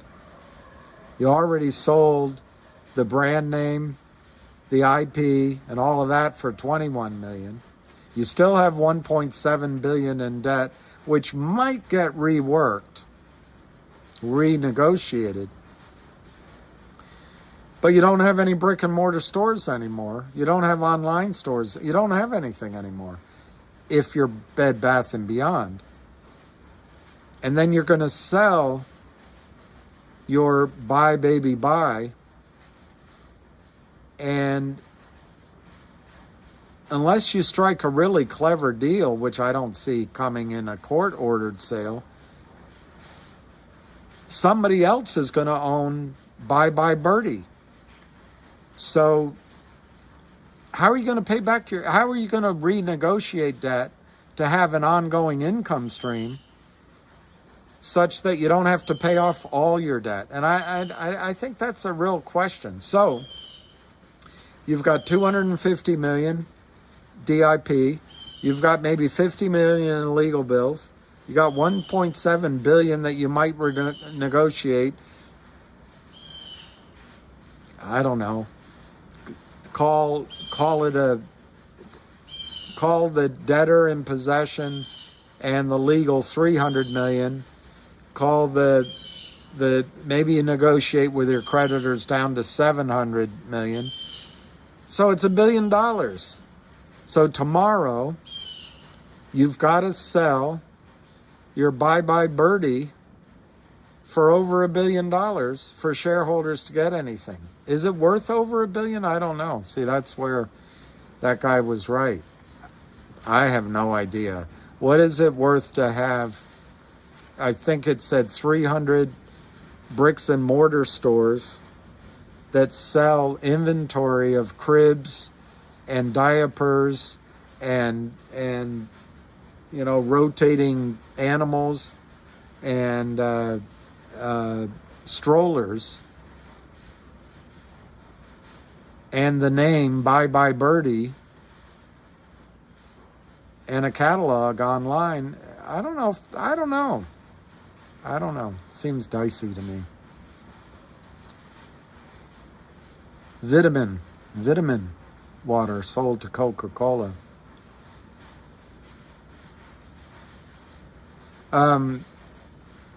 I couldn't read when it was raining, Jenny. I couldn't read anything. I couldn't read.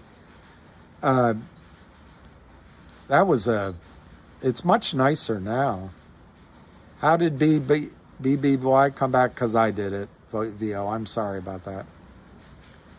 How about the value of the name? They sold the name to Overstock. Oh, you mean the value of Bye Bye Baby? Is that what it is? Yeah, maybe. Maybe the value of the name has a lot. And maybe they have tax loss carry for, an NOL that they can sell. We'll find out. They're going to have that auction tomorrow. We'll find out. But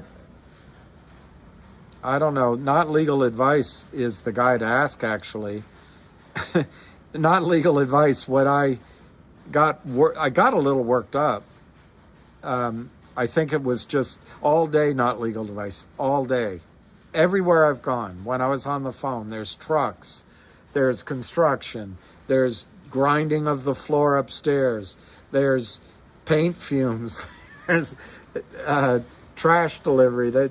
All day long, I haven't been able to just be able to focus. So maybe with the rain coming, and maybe there was activity around me. The people upstairs were carrying ladders and wood and everything downstairs. Anyway, maybe I overreacted by that, but not legal advice. I was just saying, and we don't have to talk about it here, but my every instinct was saying, do not buy shares of a bankrupt Bed Bath & Beyond. And one guy came back and said, oh, so now you're the expert. You read a couple of articles in 2 minutes. You don't know what you're talking about. Why don't you just stick to something that you research? Fair enough. And then I went off and running on my reaction to that, and I read some articles, and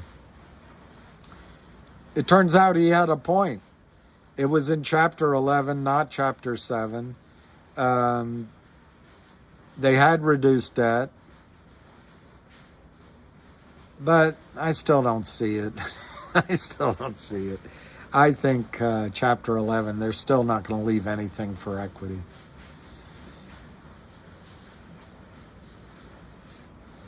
No, I'm not all worked up on it right now, Jenny. I'm not worked up on it. I'm not worked up. I was just explaining it to not legal advice, because he would be, one, he'd be calm, and two, I think he would point. I'm not a lawyer. He is. He could point out to you what happens to equity in bankruptcy. And the gentleman who said to me that why don't I focus on what I research, he really had a point. But I'll tell you, I went down to New Orleans years ago with my own money. I lost a ton of money. And I stopped a prepackaged bankruptcy in New Orleans, Judge Brown's court. I got the notice from this firm delivered to my door on maybe a Friday, but it was registered, so I had to go to the mailbox. So I think I normally don't even do this, but I think I got it on Saturday. I called my attorney. I said, this can't happen. This is a prepackaged bankruptcy. It's going to wipe every blah, blah, blah, blah, blah, blah, blah. I was all worked up. So she called her bankruptcy expert. I went in on Sunday to meet him. And he said, if you don't file an objection in person, this is all over. So he flew down with, he made his calls. We flew down Monday night to New Orleans, and he and I stood in court against a battery of 8 or 9 or 10 lawyers on the other side of this really well-financed oil firm, and another company joined once we, because my attorney filed a something or other, a notice of attendance or a notice of something or other on Sunday. So another company joined in, throwing their hat in the ring. I did it all on credit cards. I flew down my attorneys. I paid the initial amount. And the goodness of my attorney, the first attorney, and we went in and objected to a prepackaged bankruptcy. And my investors had funded this company. My partner, my business partner, who smart guy, I always found him honest, but he and I really got at each other's heads because it was my investors, although he had 2 small investors. He demanded that we give up our first position claim on the assets to go into a second position to keep the company alive. And I fought it, and I fought it. This was prior, this is earlier in the year. I fought it and fought it. He would call me at all times, and he was so exasperated with me. I said, we can't give up our first position. Well, there's I forget what, $16 million in asset value in our, we had only raised like, I don't know, $1 million, $1.5 million, I forget. So there's plenty of coverage. I said, yeah, I just want first position. Anyway, much to my regret, I signed away first. I said, okay, whatever. I'm tired of arguing. I can't take it anymore. I mean, literally, it was hours at night in the middle of having a girlfriend over or in the middle of having dinner guests, just berated me. And I always found him quite intelligent and knowledgeable in oil and gas. And he'd get the CEO on, so finally I said, all right, go ahead. And I did it. So anyway, I flew down and I fought a prepackaged bankruptcy that was organized by this other group. I actually think we filed a Chapter 11. And we did. It was a Chapter 11.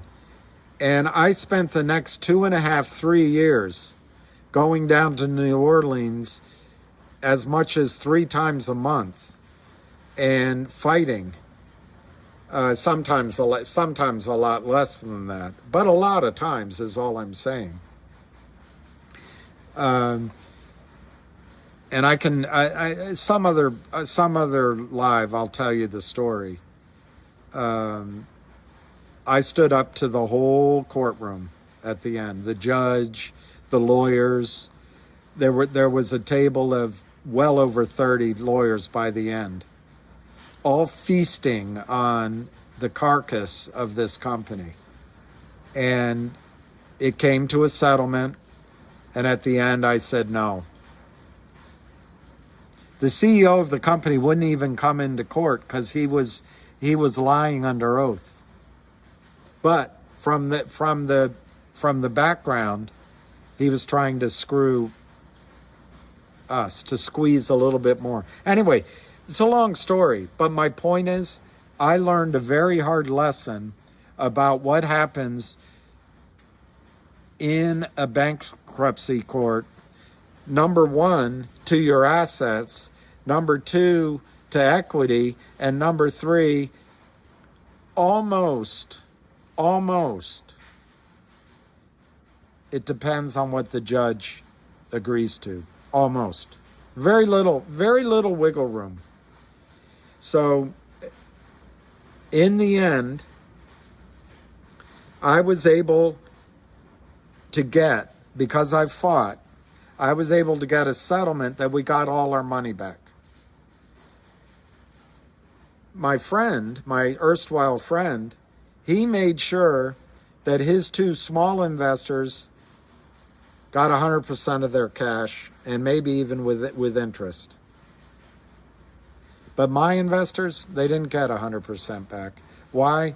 Because legal bills had to be paid and other court costs. So they got, they got net. I didn't take anything for everything.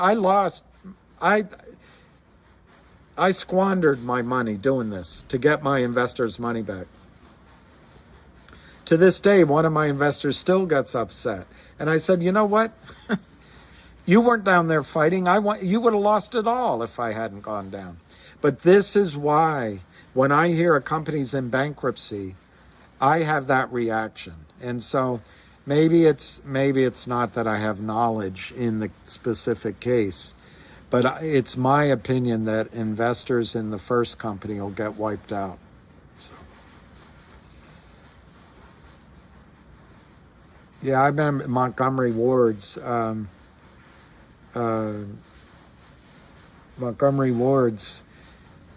Jenny, or VO Warrior. I don't want to talk about that online.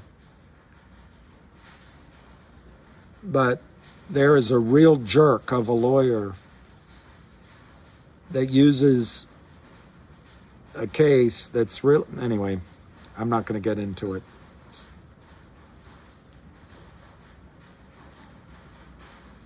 Well, Big Al, Alabama, I would imagine, I think we could all agree that Amazon has a highly valuable name, highly valuable brand, highly valuable ordering system, highly valuable customer base, highly valuable stores, in addition to warehouses, fulfillment centers. What if Amazon, I know it's a preposterous example, but what if Amazon went into bankruptcy, sold its IP, sold its brand name, sold that's a bad example. But the real thing I want to ask you, Big Al, what if they just weren't, because of COVID, it's a bad example, but for some reason, they couldn't operate very well for 2 or 3 years. I just don't know. I don't think customers would race back if they had found an alternative. And in the case of online ordering or retail shopping, once you're not going into the store anymore, other stores fill the gap, like Gap Store, and you start to learn you can order your stuff somewhere else. I don't know. I just don't know how much value it really, and then your employees leave, and then your systems get out of date. I don't know. I think Amazon has become both UPS, FedEx, and Sears. And Big Al, I look at it with just complete amazement. I do try to figure out if it's more fuel efficient, but I got to tell you, the Amazon model at not because of Trump, not because he's a good man, he's a bad man, but at Donald Trump's $2 a gallon, the Amazon model was pretty impressive. At Joe Biden's $5, not that it's his fault, he's a great guy, at least we don't have Trump, and Joe Biden is on this side of the working class and all the minorities, and Trump's a jerk. I got just time frame, that's all. So Joe Biden's $5 gas, the model still seems to be working brilliantly. But Big Al, I believe two big trends are coming in the world. One is that the United States of America, the citizens of the United States of America, number one, a lot of more people are coming here. So we won't only be 330 million people. Our population can grow to 500 million people. But on a per capita basis, the pie that the United States is going to get of the world's resources is going to shrink. And there's going to be many more of us here to take it unless there's a population collapse, which is something worth studying. But if population trends continue and if the world goes to war over Taiwan, no, it's not Biden's fault. It's not Biden's fault. It's not Blinken's fault. No. It's because of what Trump did. I'm not trying to be political. But under this time frame that we happen to have this president, we've agreed to let Taiwan, Blinken said we're not going to fight a two-China argument anymore. If you want Taiwan, come get it. And China said they're going to build military bases in Cuba. Okay. But Biden and Blinken, they're much better. They know. So anyway, what does that set up? That either sets up that we go to war with China, or we're not going to go to war with China. They're going to have the military capability just down here. So on the other end of the globe, under Joe Biden, but it's not his. It's not because his son is none of that. That's all conspiracy theory. That's Russian Facebook propaganda. But there's a ground war going on in the breadbasket, basically, of the world, where there's 30 or 38 nuclear power plants. We're using depleted uranium weaponry, so it's essentially a nuclear war. And U.S. troops are on the ground. Now, you might say, "Oh no, it's mercenary." Anyway, it's a U.S. war against Russia. Now, I think it's insanity. There is no reason for Americans to be enemies of Russian people. They're good people, they're hardworking people, and they're more like Americans than not. The only thing they have going for them, they have a sadness, they have a depth of experience because their culture has been on the planet stretching back thousands of years, the hardships. We're younger, newer, but they have the same, let's just get it done. Divide, divide, divide. Let's go, let's go. Let's get it done.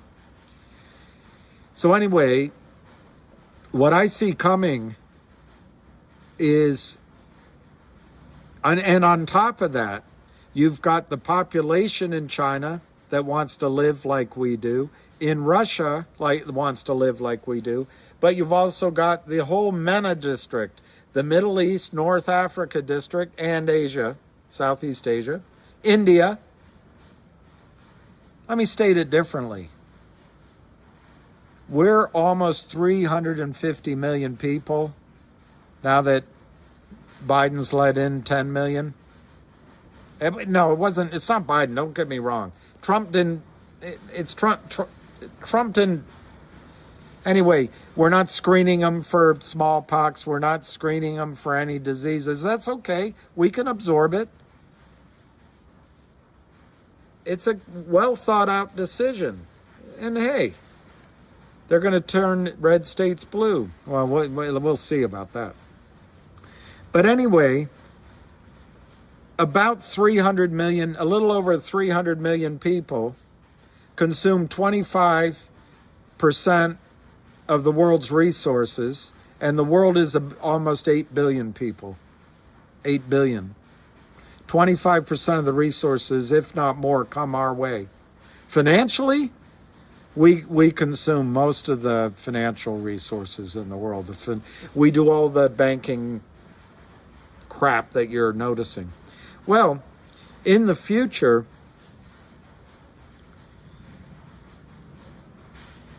there's not enough oil. There's not enough oil. And Trump's wrong. We do not have enough oil under our feet in the United States to sustain the consumption of 20 to 24 million barrels of oil a day. We do not have that. We do not have that. There's a lot of oil underground. But once it costs a barrel of oil to pump a barrel of oil, the rest of that oil is going to stay in the ground. We don't have that future. So two things are going to happen, I think. One is we're not going to get 25% of the world's resources anymore. And our dollar is not going to be preeminent. So we're not going to get seigniorage. We're not going to be able to just print the money we need to buy resources. We're going to have to work, exchange our dollar currency into some international agreed currency. And on top of that, you're going to see the price of oil go to the moon because supplies of oil are going to diminish. So even countries like Saudi Arabia that produce so much oil, their domestic consumption is going to go up. And I think one day their production could collapse in half in one day, in a watering out of the Garwar field. So that's a lot of predicate, Big Al. But what I'm trying to say is this model of Amazon, at least in North America, I think is going to get really, it's going to go upside down.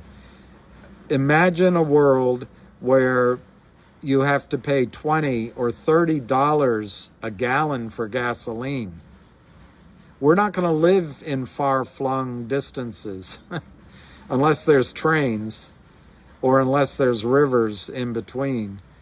We're not going to be able to order a new MacBook Air on Amazon and have it delivered in 2 hours, in my opinion. Now, maybe they can do that, continue to do it in the Middle East, or maybe they'll be able to do it in parts of Southeast Asia. But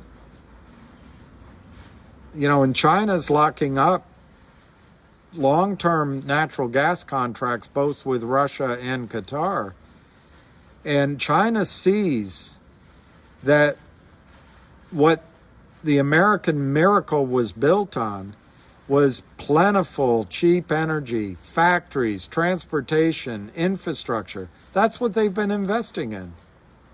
We've been investing in endless wars that do nothing. And I support, in fact, I love and would stand behind, in diminishment in awe of all of the people in our armed services that have fought. But as a strategery, to spend trillions of dollars bombing deserts in the Middle East and assaulting mountains in Afghanistan, and then under Biden giving it all away, which Biden's great. It was Trump's fault. He started all those wars. And then now in Ukraine, what are we going to have to show for it when we need to have high-speed trains, when we need to have state-of-the-art ports? We still have the most amazing river system in the world. One of the greatest strengths of our wealth is our river system. Why is Africa not quite as wealthy as the rest of the world? They have resources. They don't have the rivers that Europe has. Europe has these slow meandering rivers like the Seine and the Danube and the I think in the Black Sea, I'm trying to remember, there's 5 or 7 rivers that empty into the Black Sea. The Volga, I'm not going to remember them all. China has 2 or 3 good rivers too. But Africa doesn't have rivers that you can take a shipment of iron from, I don't know if you can do it from Cleveland because you'd go out the other way, but from, let's say, Louisville, Kentucky, down to New Orleans, or the other way, because we have a lot of wealth here, but we just have to change. We're going to have to change, and Donald Trump's wrong on that. We can't continue to live like Leave It to Beaver did. We have to live more like European cities, where when you're in the city, you walk, you take mass transit, and not everybody has a car. And if you have a car, they're small, things like that. But I guess that's a really long-winded way of saying I don't see how the Amazon model survives. And there's so many other industries that are booming right now based on cheap oil. I just don't see how they survive. And I think God gave us a miracle of another 10 to 15 years of cheap oil and plentiful oil. And instead of turning, dare I say it, instead of making American industries and American infrastructure and American neighborhoods and cities and American factories ready for the future. For example, we could have used oil to build factories in Detroit or in Ohio or in Georgia that were all solar powered and wind powered and maybe some hydroelectric, and it had backup batteries. Imagine if we had put government spending behind that. Then it would unleash a just gigantic organic growth in small American businesses who could take benefit of that infrastructure. And instead of driving, although trucks are more efficient than automobiles, instead of driving trucks from Savannah, Georgia to Chicago, you would drive it from Savannah, Georgia to Atlanta, and from Atlanta there would be a rail that would take the goods to Chicago, or maybe it takes it to one of the rivers that then it's barged up to Chicago. But that forward thinking would allow America to be an industrial power in the future. Instead, we've squandered the opportunity to turn this plentiful oil into the design we need for when the world doesn't have as much oil. And unfortunately, I don't see that we're going to recover from that. I don't see China making the right moves either. They did build out these cities that everyone makes fun of them for. I happen to agree with what they did, because if you live in high rises and you live with metros and transit, you don't burn as much oil. They're making the decision to go with nuclear power on a massive level, and that scares the heck out of me. One of the reasons I think, to go back to our topic, one of the reasons I think Gtii has just stumbled into one of the most brilliant acquisitions it ever can have is the damage being done to our fish stocks, particularly in the... I went to dinner with my sister Sunday night. I don't like garlic and onions, leeks, and all that. And there was nothing that didn't have it. So I had a steak. Well, it comes. It was a thick thing. It comes, and I guess the chef figured it's better just to serve it seared on each side and rare in the middle. I was like, I didn't really ask, so I better eat it. But then the whole bed that it was put on is all garlic. It's like, I can't eat this. So I turned it back, and they were extremely gracious.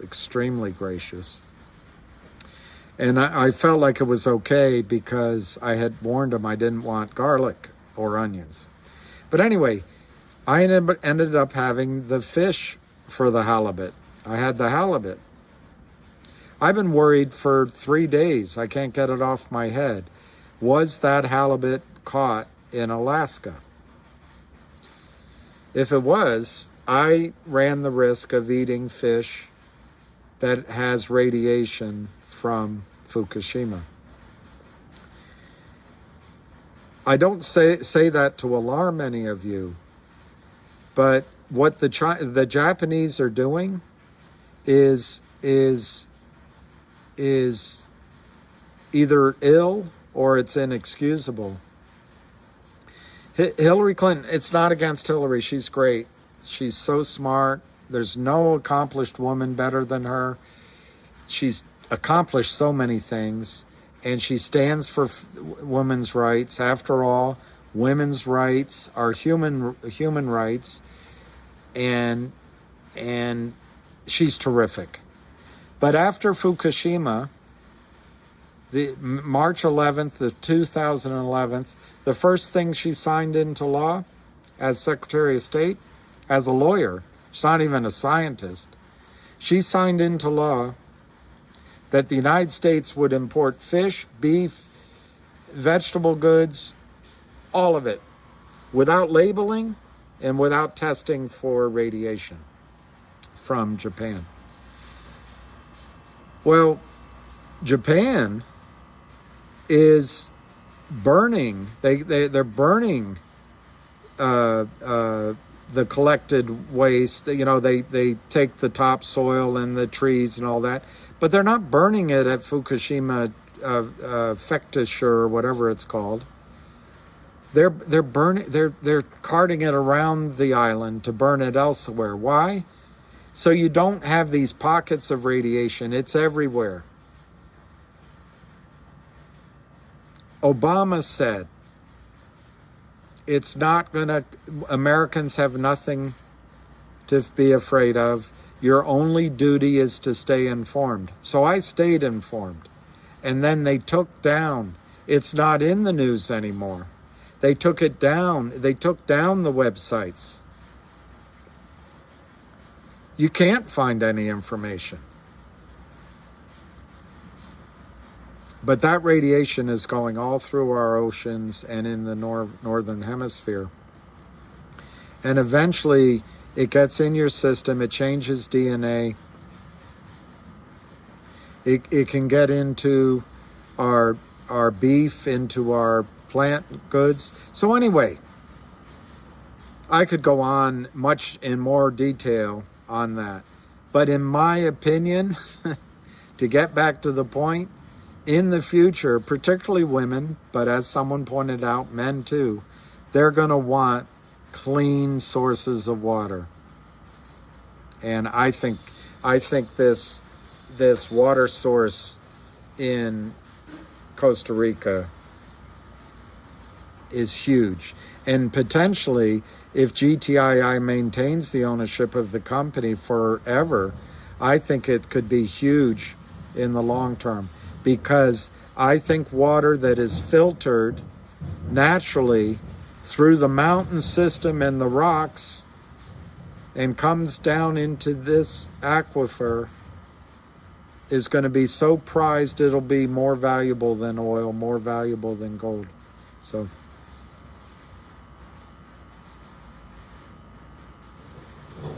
I'm really excited for GTII's acquisition. I wish the United States were making decisions to get ready for the world that's coming rather than the world that was. And I think the United States is, instead of giving up our premier position, we're going to go to war, which frightens me. But we've talked about that before, and I think this opportunity we have to make some money is going to give each of you an opportunity to get out of the debt-based system and get out of the move to areas where you can live with less and live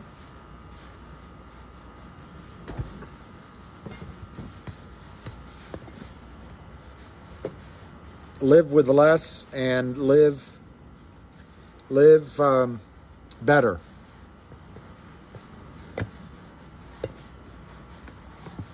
But anyway, that's one of the reasons I'm trying to do this, is I'd like each of you to become your own central bank, get out of debt, own where you live, and be doing a business that you enjoy, and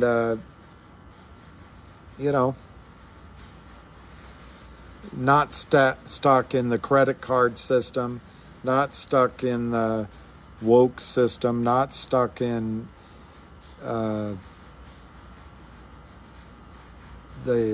grind that modern life has become, but looking forward to a very meaningful, fulfilling, happy life because you have resources, you've bought things that matter. Money doesn't matter. Water does. Gold does, as a store of value anyway. Silver does. Many ways, many ways. Industrial, I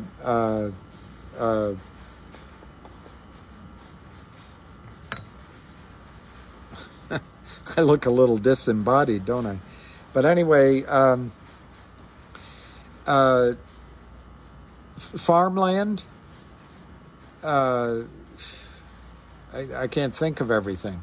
Having a factory that was powered because of having oil now, they were able to install. Imagine creating a factory, which I could do over here in Ward 8. First you have to use oil to build it, but then you build the solar power and batteries so that the factory builds solar panels, as an example. Anyway, I don't know how to shed light on me.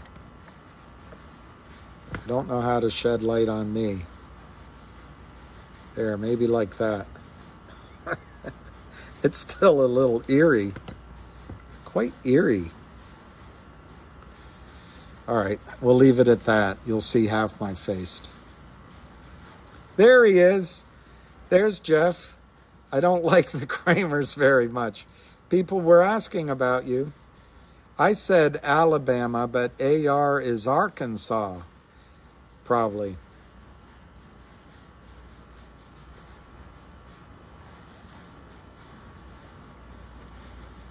So Big Al, what we'll see tomorrow on bed and breakfast is how much they sell Bye Baby for. We'll see tomorrow what happens in the trading. I think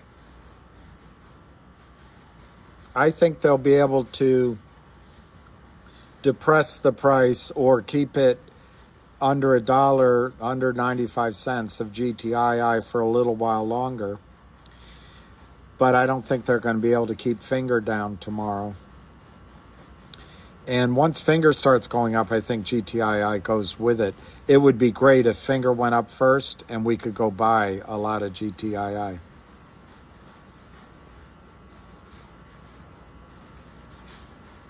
Yeah. We'll find out about Bed Bath & Beyond tomorrow.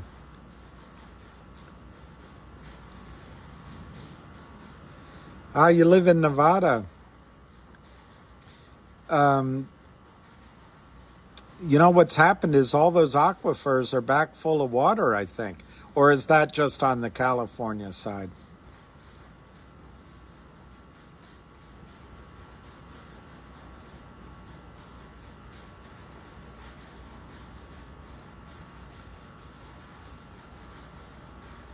Here, if I sit back a little, I can look really eerie.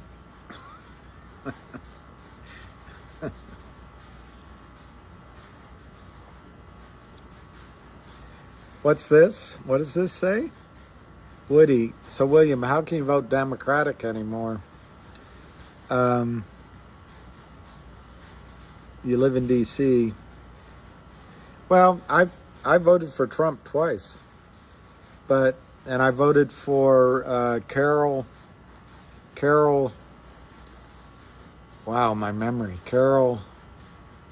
Anyway, there was I just can't remember her last name right now. She ran for mayor here twice, and she was Republican. But otherwise, I haven't never made a Republican vote in my life. I guess the reason I'm a Democrat is because I think everyone should have equal opportunity in all aspects of life, regardless of anything.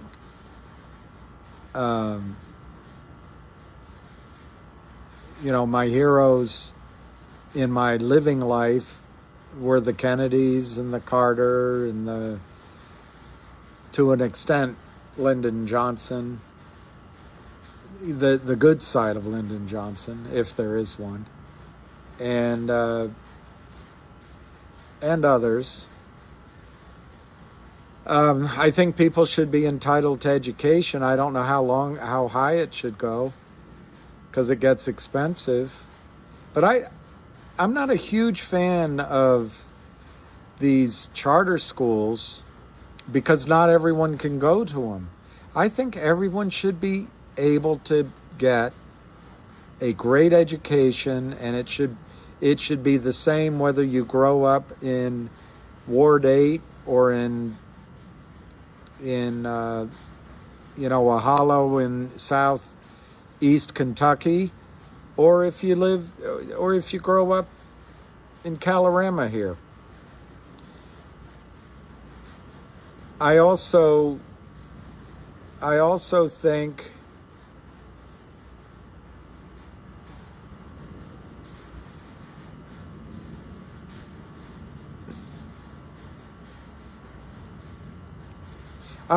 the Democratic Party has always stood for the working class.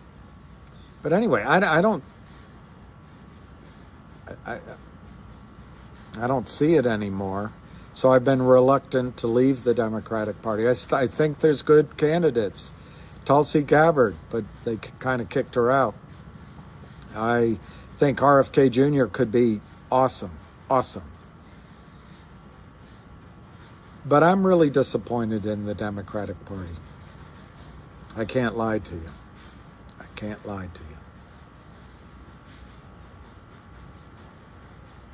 I'm not sure I want to vote for Mitch McConnell or that guy from Utah or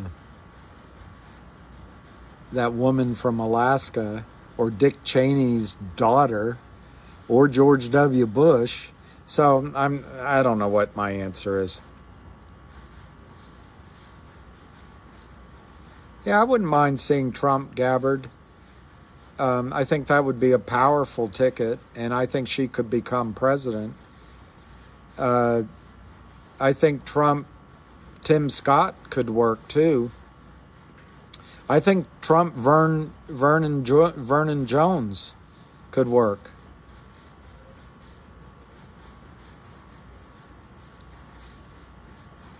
I don't know who else on the Republican side could win. Everyone tells me they don't like Trump anymore. I don't think DeSantis could win the election. And I don't think there's another Republican running that could win the election other than Trump. I don't see how Biden wins without cheating again. But if Biden wins again, this is a senile man. It's almost elder abuse.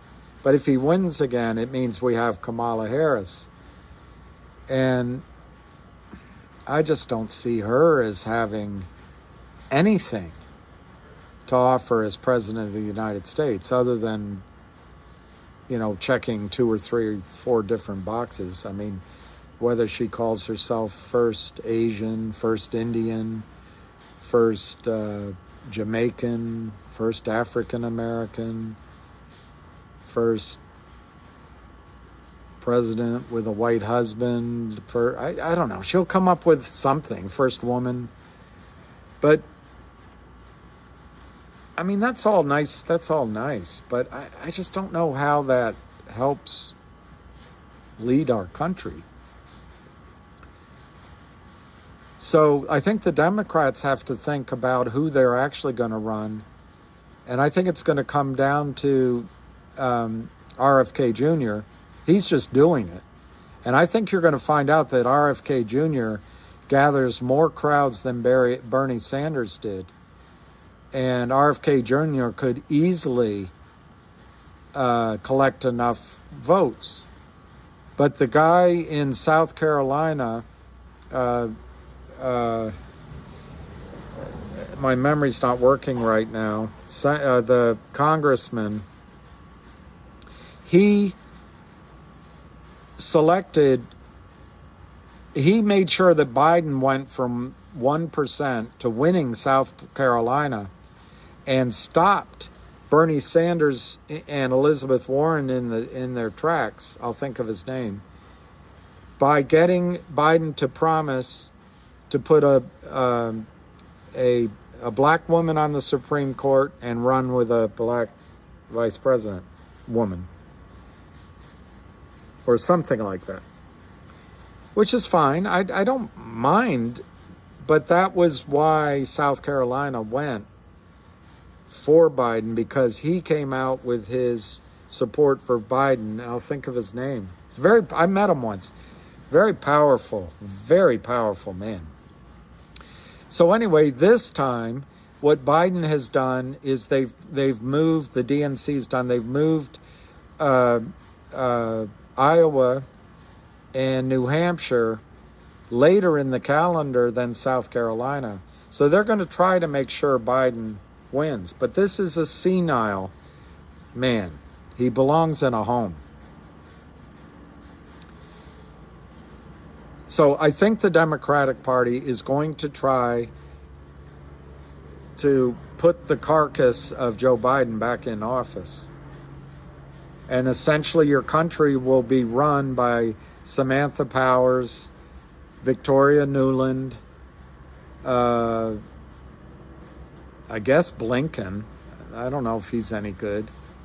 Anyway, and then they've got a group of about 10 to 15 people that all went to the same school, studied under the same professors. They work in the old executive office building. I forget the name of the school. So it'll be pretty much continuing policies as they are. But I think the Democratic Party needs to come up with a different candidate. I don't think they're going to let RFK win. So who will it be?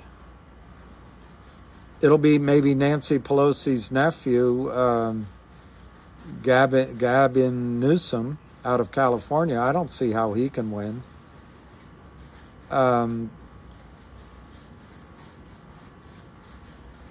Maybe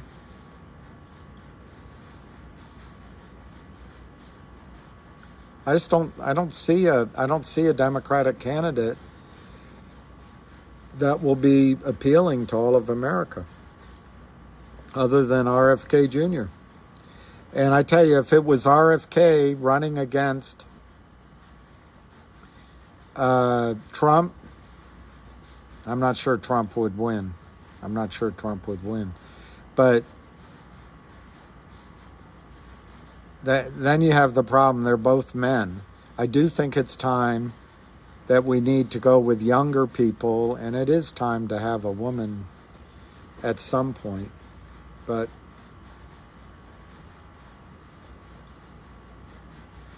we'll see how it plays out. I don't think they're going to let Trump win either, by the way.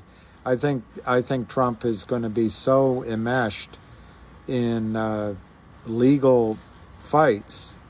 I don't think he's going to be able to continue to run. So I don't know. It makes me sometimes wonder who is running our country. Is it the CCP? Is it the banksters? Is it BlackRock, Larry Fink? I don't know. I get a little depressed about it. Donald Trump is right. He says, let's have paper ballots. I wish he had worked on it when he was president. One-day voting, paper ballots. I agree with him. According to Pat Byrne, Donald Trump will make the financial system, you buy a share, you get a real share. No more counterfeiting. But we'll find out.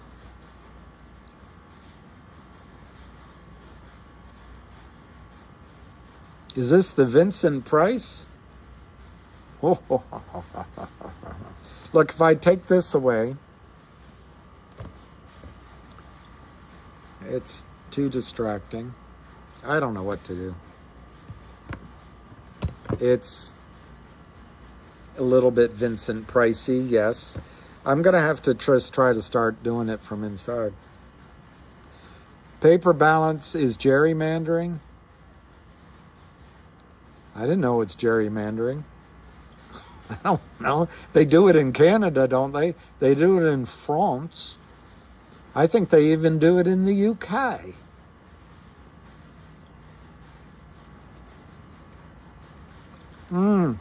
Jeff, that's the line of argument I hear, that we have to do ballot harvesting better than the Democrats. See, I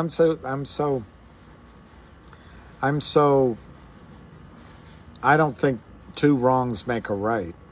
So I'm not for the Republicans cheating.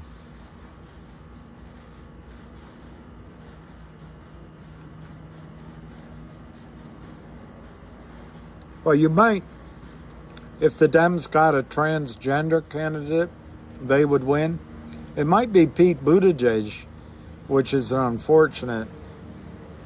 It might be he. I think that's another guy that is completely, in my opinion, untalented. Everyone is in awe of his intelligence. I don't see it. Plenty of smart people out there. But what has he done? He ran a small town, basically. And what has he done as transportation secretary? But anyway, he's a sweetheart of the liberals.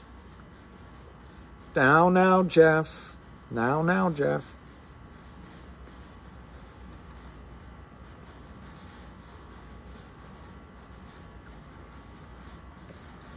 I think Pete is he's a Gary Gensler. Just says a lot of shit. Well, look at East Palestine, Ohio, Josh. They turn over a train that destroys the water and the farmland. It might last for years or even generations. What have they done about it? It's happening all over the country. If we were at war, they would call this sabotage behind enemy lines by the enemy. But we do nothing about it. It's almost like it's organized. It's almost like they have we spend more time in the media talking about an idiot decision to go down in a submersible made of plastic that explodes than talk about what's happening in Ukraine, then talk about what's happening in the Middle East, then talk about what's happening in Cuba, then talk about what's happening with Taiwan, then talk about what's happening in all sorts of ways around the world. I don't know. See, I have faith in Americans and the American people, but I think we might wake up one day and it's just gone too far.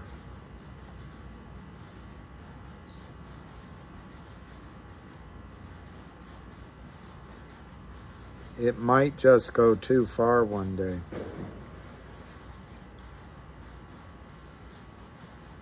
I don't think Trump can beat RFK. Absolutely not. I think the only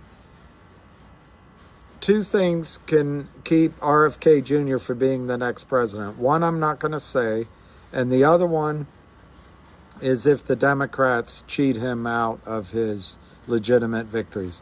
I think the next president will be RFK Jr.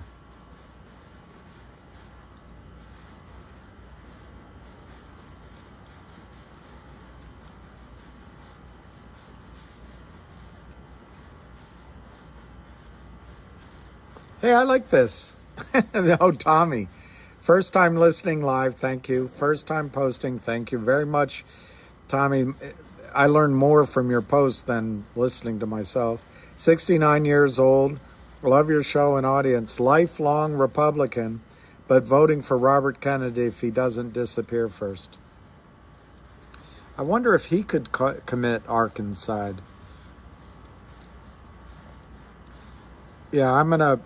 I already signed up on his, whatever the thing was, but I would vote for RFK in a heartbeat. Well, I was looking at Fngr After Hours. What happened? It was, last time I looked, it was 4:06, but let me see if I can hear this.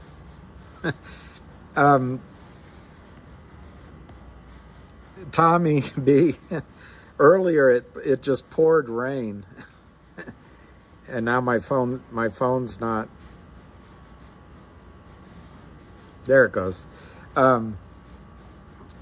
So I'm not sure if this has been one of my better nights. It's 4:01. It looks like is where it closed. 4:01. It's all right. It's all right. They tried everything they could do, and we'll see if this other group is going to sell off. They may have been trying to sell it off today. I think that stock's going up.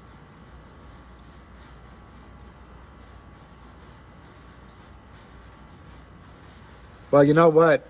Tommy is 69. I think RFK is 69, and I'd like to be in the shape RFK's in.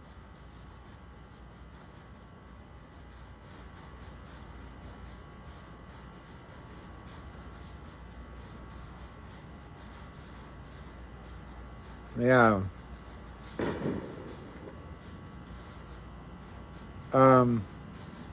I know he's jacked.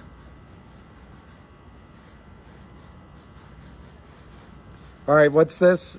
David Kurtzman, I'm a trucker for 43 years and know more about transportation than Buttigieg. So, David, I know it's hard to type a big, long, blah, blah, blah. Am I in a free fire zone? Oh, you can hear that? I wasn't listening. Let me hear what it is. I've read his books. I've listened to him for a long time. I'm not new to the party, and I really like RFK. He's got the courage to say, and he tells the truth. He's fought these fights, and you know what? He's a bit of an environmentalist. I don't mind that.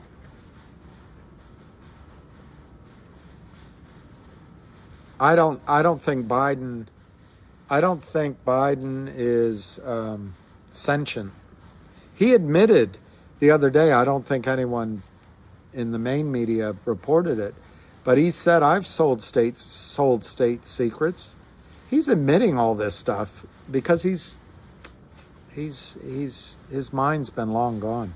Although he can rally and still do that senatorial presence, which is pretty good. He just can't do it for very long. I met him. When Obama ran for president, I went to a fundraiser, paid money. I have a picture of Biden. I liked him. I was like, this is great. But then when I was up shaking hands with him, I think I talked to him either about climate change or about peak oil or education, or I can't remember. But I waited. There was a long line, and I give him credit. He went through everybody. But his answer to me as I talked, he said hi, we talked a little bit. I wasn't long-winded like I've been tonight. His answer was, oh, that's what you think, is it? That's all he said. With a snarky attitude. I should have known right then that he wasn't a great guy. Hey, VO. What do you mean if it runs, VO Warrior? Do you think... No, you say when this runs, you'll enjoy. You're talking about Fngr. Talking about Fngr?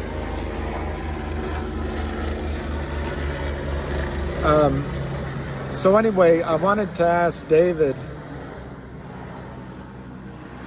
I saw David's post earlier today that the trucking, that it's booming.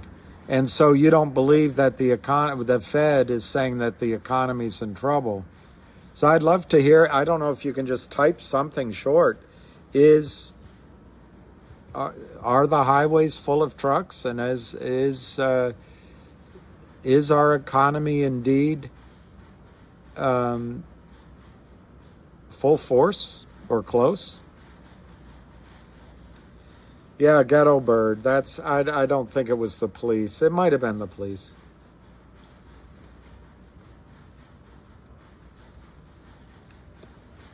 Kitteridge. There is a group selling, and I agree, they're in it for a nickel or a dime or a quarter, 2 bits. Ham.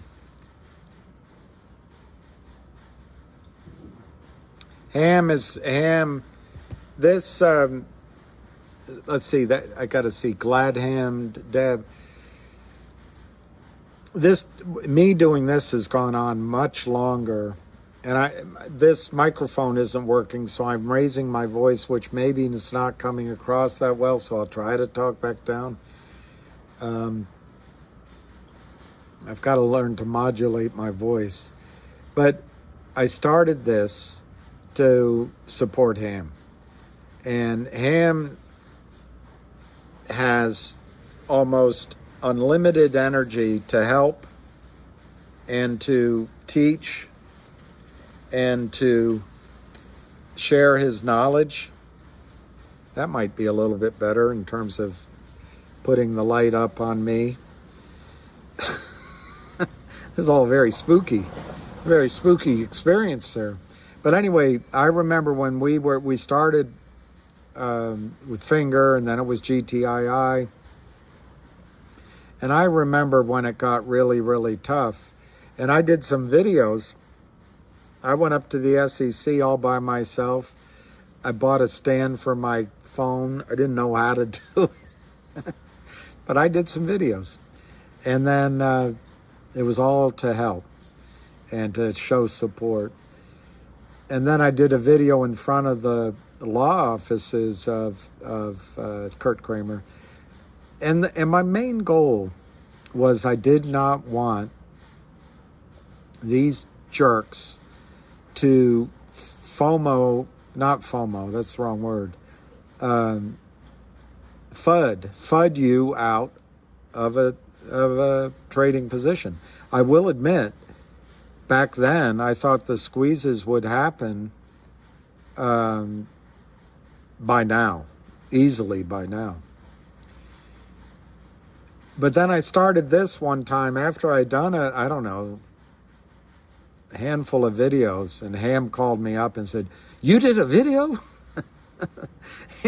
he didn't think that was a great idea, but his friends and people were listening to him. It was helping, but it didn't seem to get anyway.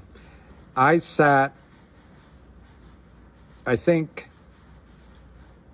can't remember. I think I sat downstairs. Anyway, I just decided, you know what? I'll do a live, and I'll see. Maybe I sat here the first time, and I'll see how it works, and maybe that's how I can help. But I'll tell you, when I first set it up and turned it on, I didn't realize. I figured it was just for practice, and I could just see how the buttons worked, and no one would be there. People came, and so I've been doing it. It hasn't been. I don't think I've been particularly good at it, and in the sense of, building whatever they build, doing it. But what I think has been good is I think it's helped, and I've tried to do it. It's helped cross connect with Mmtlp and other groups, and I'm learning about spaces, and I try to support everybody. So we'll get there. But the bottom line of what I'm saying, I did this to help Ham, to show Ham support. Ham's the guy. Ham is the one teaching you. Ham is the guy fighting the fight, and Ham is the guy with the clarity of what goes on from almost 40 years of experience. I don't know the BDTX. Oh, I want to see your answer. I have good content with levity, and every now and then I get upset. Every now and then you want to go listen to Rush Limbaugh. Ding, ding. Doom, doom. I can you remember that sound it made?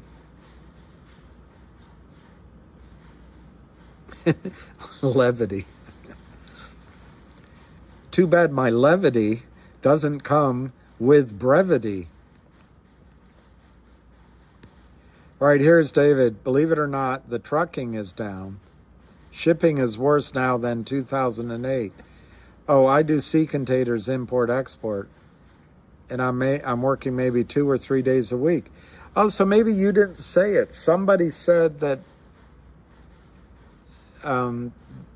it was booming.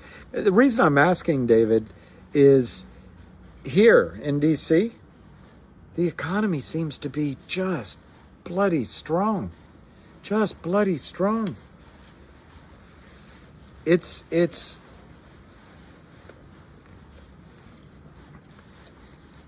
a house goes on the market, it sells. There's construction everywhere.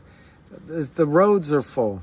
What is lacking is commercial. There's a lot of empty commercial space. Restaurants are full. So that's why I was wondering, because I figure I live in a bubble. Sounds like I do live in a bubble. I am here, and as long as I am here, it doesn't matter where here is. Jeff.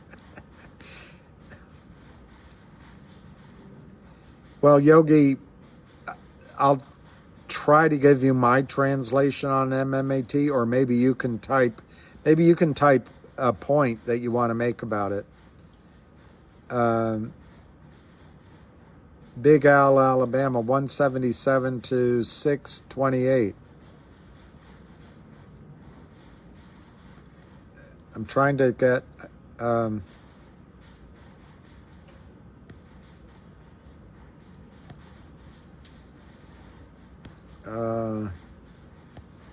Hobbler.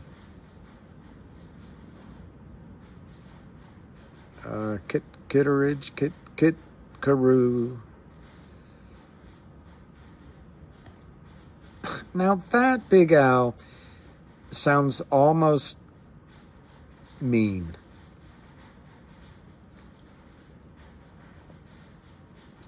Yeah, okay, I tried to get some other questions. I couldn't find them. Yeah, I don't think he's running the show. Although he does have this ability to senator up. Are you serious, David? Oh gosh, it rolled away from you.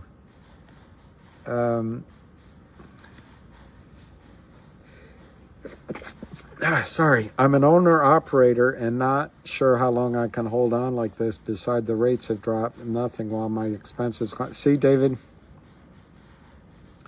That's why I was asking the question, because it seems to be...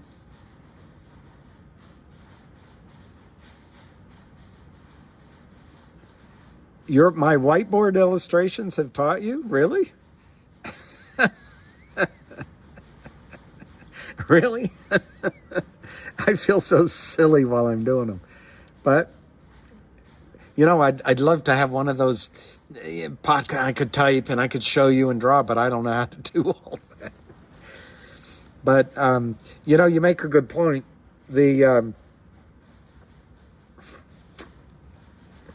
I was saying it on to somebody, a Busy Brands I was talking to. Well, maybe it wasn't Busy. Maybe it was Anna. Anyway, I was just saying it to somebody on a conversation. It's just amazing how much everyone's learned. And it's not from me. I tune in and I listen, and I'm in awe of it. Because what they were counting on for all these years is to obfuscate, confuse, make it look daunting. Now the only thing is daunting is it's an institutionalized theft. And it's allowed by everyone from Jim Cramer, ridicules us, to Goober Gensler. But it's going to change, because at the core of this, it's West Christian all day long. At the core, it's West Christian all day long. Down here in Texas, we call it stealing. That's what it is. And once you understand it, and I think I press quite a bit to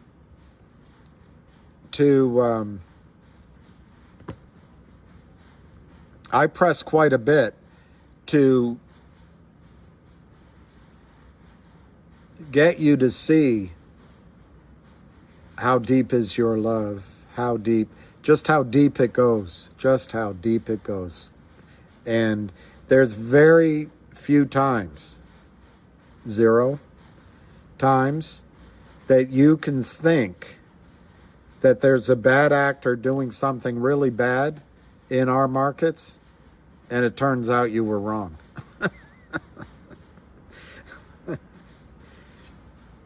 It's really sad. It's really, really sad. I don't know who Doc Brown is, but I'm telling you, the weather is so nice. The temperature, humidity is great right now. It feels good. Other than being a little bit damp, and it's not too bad, it's fantastic.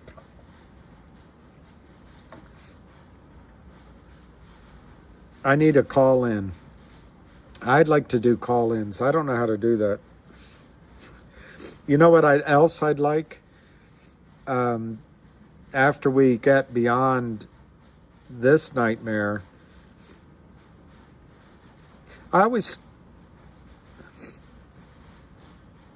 think it'd be fun to learn by having interviews and anyway, I'd like to have more than me sitting in front of you. I'd like it to be where I could invite guests. And well, of course, I could maybe get a system to do that Zoom style. But I'd like to get guests. I'd like to have somebody else sitting with me. The problem is sometimes I go off on my little riffs that I don't know. I'd have to learn not to do that.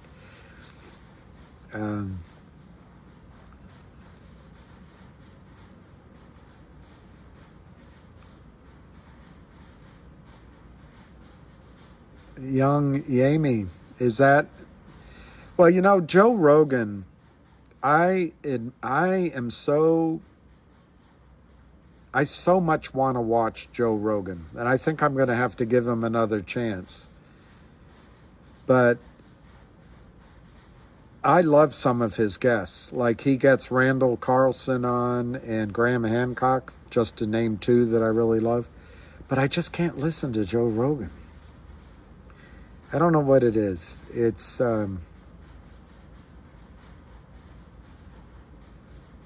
it just hasn't yet fit me. But, what he does, I think, is great. I love his courage. He tends to get combative, which I guess maybe I do. But I think he tries to figure out what the truth of a situation is, which I do. I hope.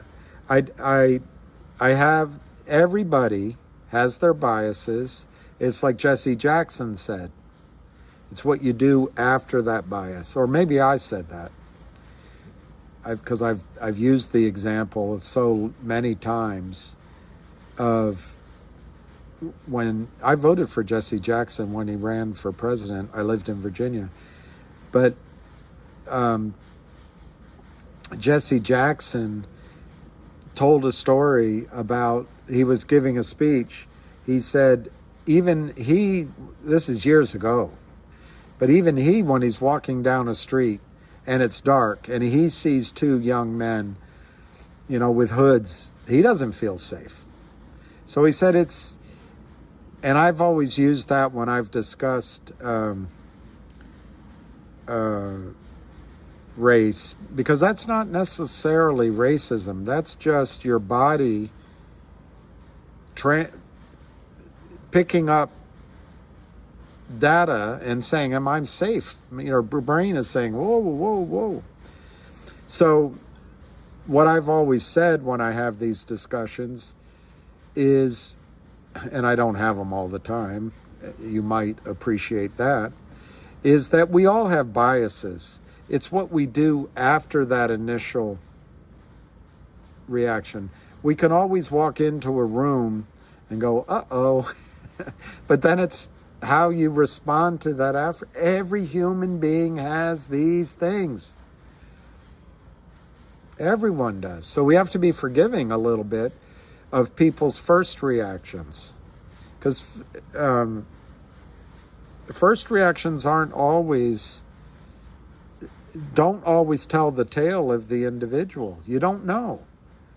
So anyway, we all have biases. It's what you do after your first bias, to me, that matters.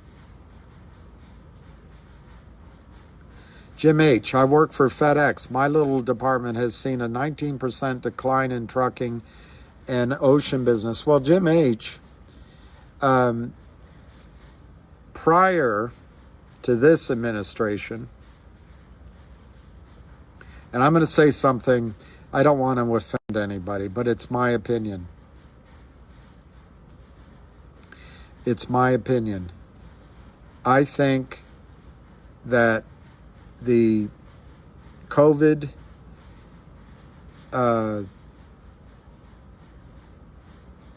emergency almost certainly came out of China.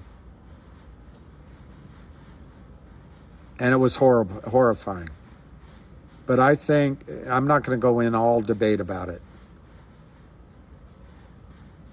But I do think that it was used to make sure that Joe Biden won and a lot of Democrats won. Ballots were printed out of China. Anyway, I don't want, and machines, anyway, I don't want to, I know that'll cause some people to be mad and others not. I just think we need fair elections. I don't care who wins. But one of the casualties of the 2-year COVID nightmare is that Novak Djokovic didn't get a chance at 7 Grand Slams. Oh, no. That's not what I meant to say. Is that our just-in-time global distribution system is collapsing. So I personally think China, and I can't understand it. It's like Joe's in here to accelerate everything. But you know what? COVID accelerated everything too. One of Matt Simmons' solutions for the what we're going to face is we're not going to be able to commute an hour each way every day, is to work from home. Well, almost like fa la la la la. COVID made it happen. And it's amazing. A lot of things sped up, but it's almost like this administration wants to make it happen quickly. It's frightening to me, because China doesn't have to supply us. That's the bottom line. China can supply India, itself, Southeast Asia, the Middle East, Europe, and Russia, and still boom.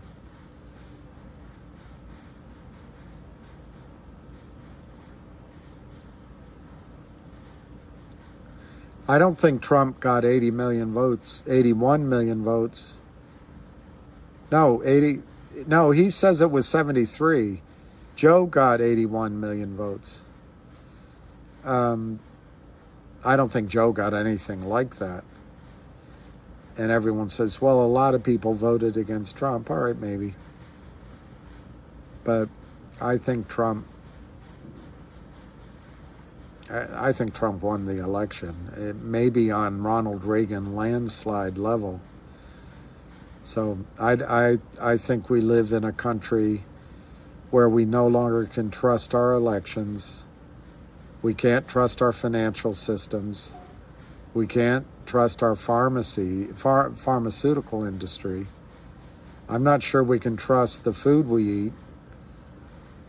And I'm not sure our educational system is set up the way it used to be. And I've lived abroad, and flying back to the States, I always assume, it's going to be reasonably safe.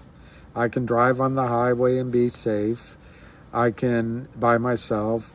I'm not going to catch smallpox or some weird disease. That happens down in Central America. I don't know anymore. We're bringing people in so quickly. Will they assimilate? I'm not saying I don't want people to come. Far from it. One of the reasons I live in D.C., I love being around all cultures and all different kind of people. But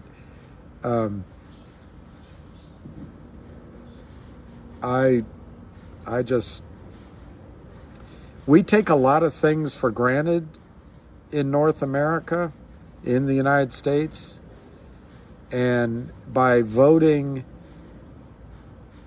for what we got, just because there's a tape of the previous president that he was having locker room talk with Billy Bush, saying basically when you're tall, blonde, reasonably good looking, billionaire, and the cameras follow you everywhere around, women let you, do something that sounds pretty offensive. So at least we don't have him, but I don't know. Anyway, it's fraught. It's fraught with people's brains turn off when you talk about politics now.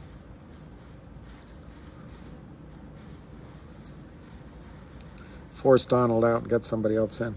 Well, just to be clear, I would vote for Donald again, if that's the choice. But he clearly, people think he's a racist, a misogynist, an evil person. I don't see any of that. I think he's a little bit blinded by the fact that he grew up wealthy, but I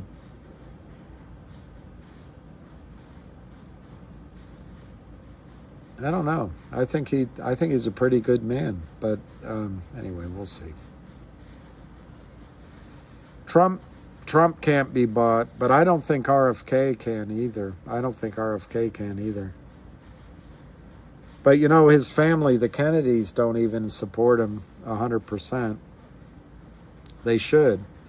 RFK Jr. has a lot of his father in him.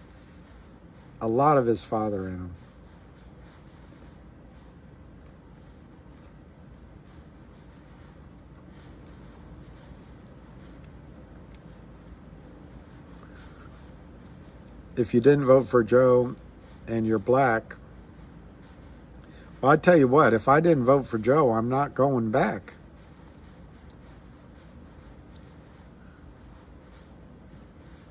I you know, I can't wait till, and I guess it's just an impossibility, but I thought we were making so much progress, and I know in my lifetime we've made a lot of progress, although it feels like we're speeding the other direction almost.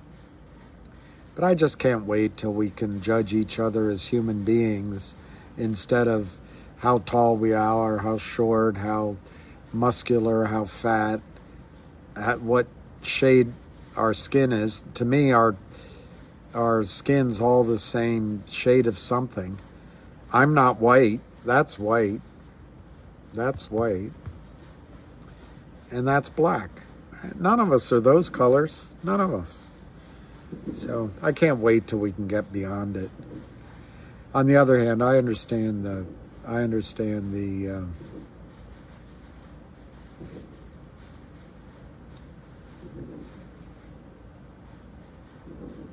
was going to say insecurities, so I will say it. But insecurities of all, each of us have insecurities. But you can start to think it's because of this. Oh, it's because of that. And that's the human existence. Somebody's from South Carolina. I wonder if they talk in South Carolina. You know who I liked from South Carolina? Was Fritz Hollings. I can't do his accent, but I like to listen to him, and I liked his sense of humor. Trump is orange. Why does he do that? Why does Trump do that? Why does Trump do that?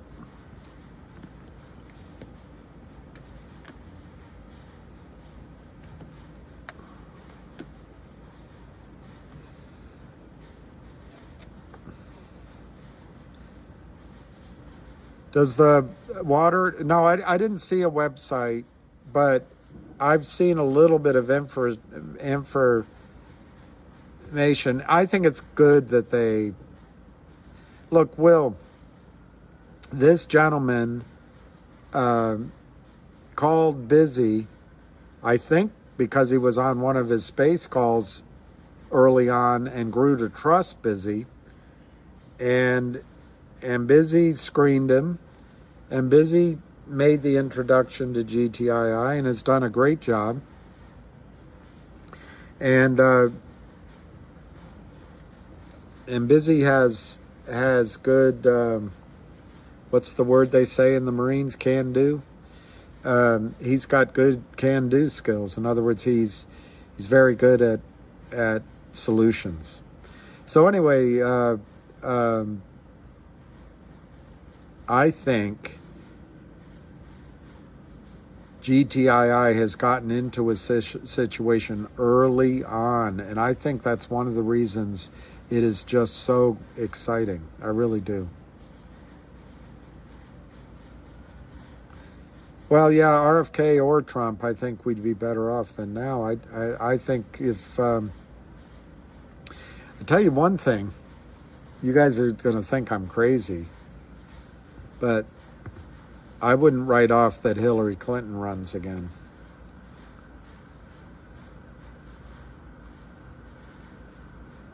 Water is the next big thing. I think the AI is quite scary, frankly. And but water is the next big thing.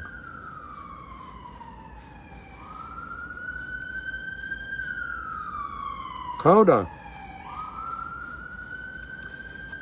I want to stop these endless wars. And I don't think RFK would go along with it. I don't want to.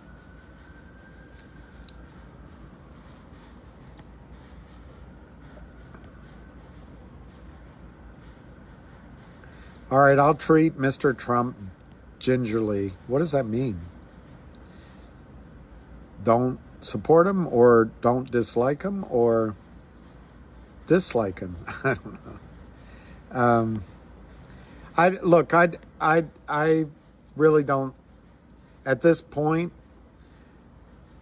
I don't think they're going to let Trump win. So we could argue about it, but I don't think it's worth, I don't mind debating whether they'll let him win, but I don't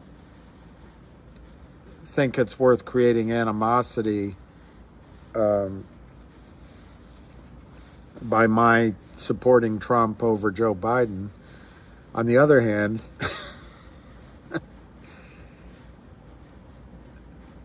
well, just on the other hand, if you could switch the names of those two people, I would, I don't know. I really don't know.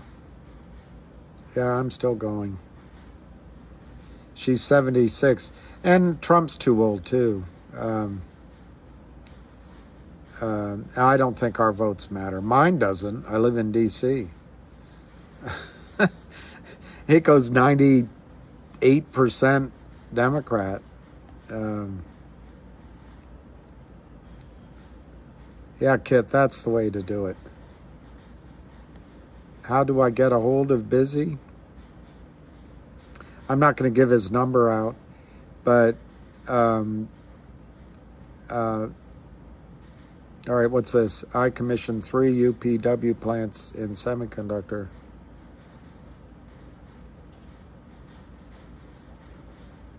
So, Will, can you somehow get in touch with me? Because, yes, and I'm trying to put some things together with it.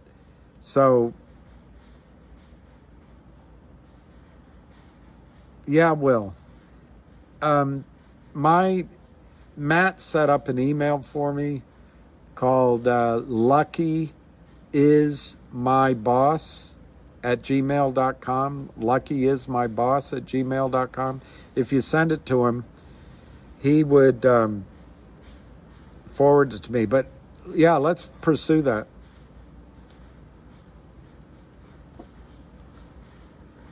Michelle Obama. Well, I think she would have a chance.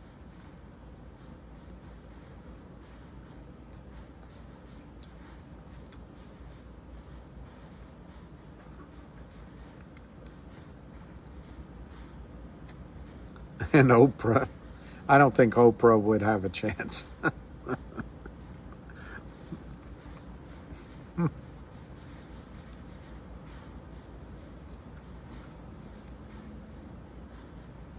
We could get Meghan Markle to run.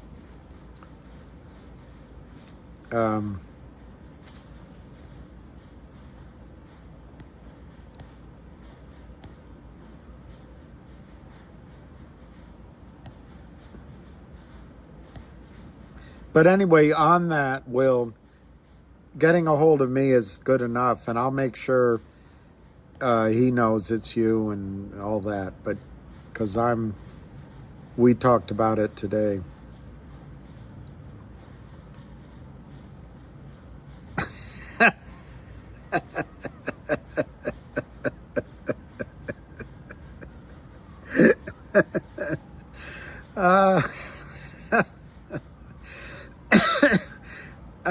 Digital Dark Lords, LLC. I didn't vote for Joe, and despite his ridiculous statement, I'm still black.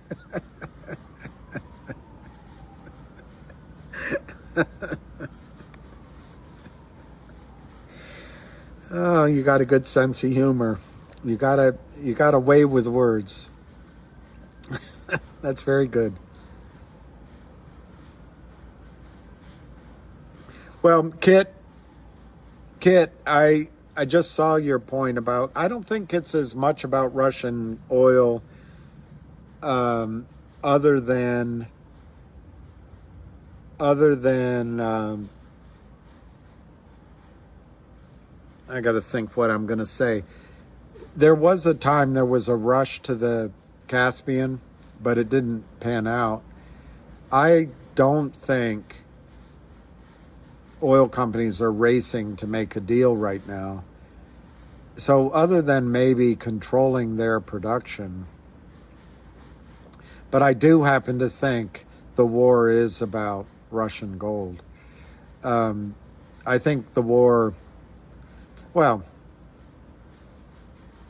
I think that's why it's being allowed to go on. I think Victoria Nuland and her husband, Robert Kagan, belong in one of the rightest wing suburbs of Tel Aviv, and they're welcome to go there and stay there. But these are neocons. And they are part of that idea that of a new American century. And Wes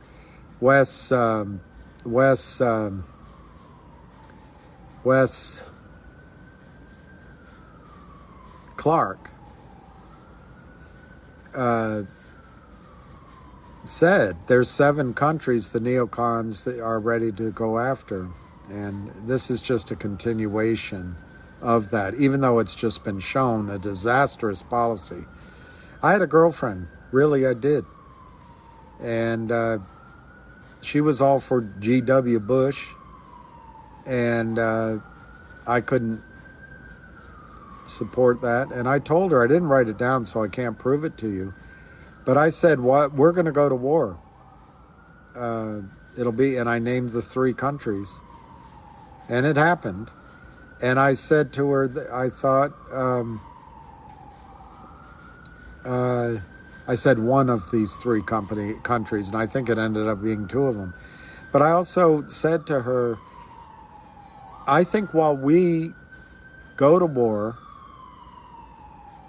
China's going to go around the world locking up resources and locking up sources of oil and copper and other, whatever, all these resources. And they're going to be making economic arrangements all throughout the world while we go through these idiot wars that Popinjay puts us in. Well, I was right. And I forget why I brought that up. But I think Victoria Nuland and etc. are attacking Russia in continuation of that new American century. But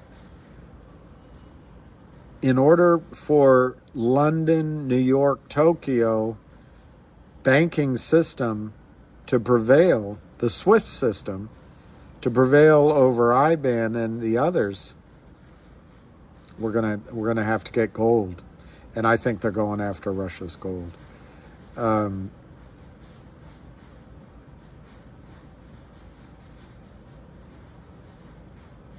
That's another area that I think Biden, it's almost like he's saying, let's accelerate the decline of the dollar by doing sanctions on Russia and Iran and other places. And Trump did that, I think, in Iran. I'm not sure.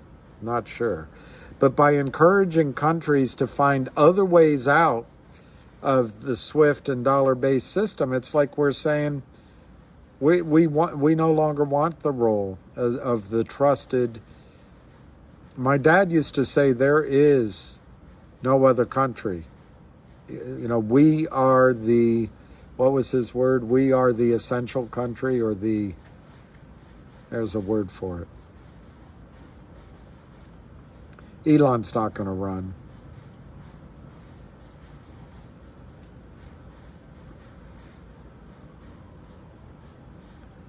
I need singing lessons. I need acting lessons too.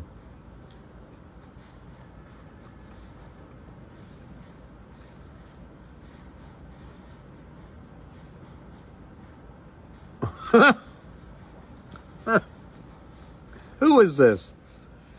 I think this has got to be some jerk here. No, very good, Jim H. Who can beat Biden in the election? You guessed it, Frank Stallone.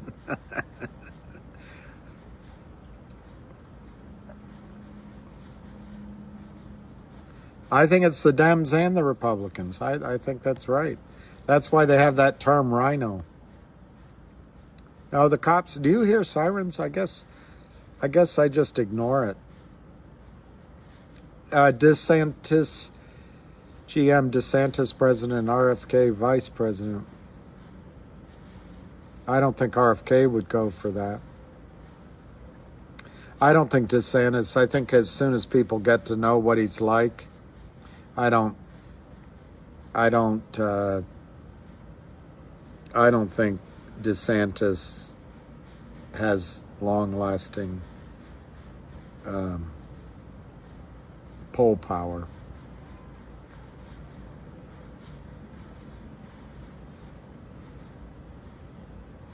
Yeah, I think that's right, Jeff. I think the United States is changing over my lifetime from a meritocracy to one where, just like in many countries in the Middle East, if you went to, I'm exaggerating, if you went to one of the 3 schools in the country and you come from, a certain amount of wealth, you're in then. Otherwise,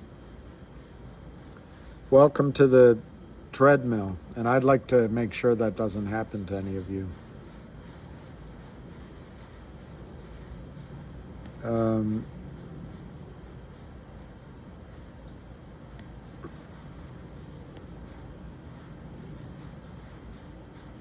I think Lucky is 13, but all right.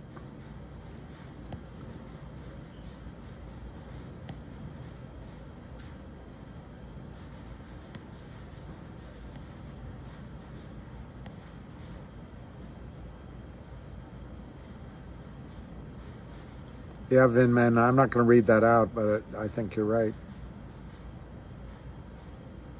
Well, now, girl, you better run. My sister went to one of these, she went to Stone Ridge private school. And she had a gym teacher who was, I think, a pretty stern taskmaster. And I think she was, I don't know, basketball player or football. No, it wouldn't have been football. Anyway, she was a very, but my sister used to come, she'd say that this teacher would say, she'd say, girl, now you better run, that she'd send them running around laps.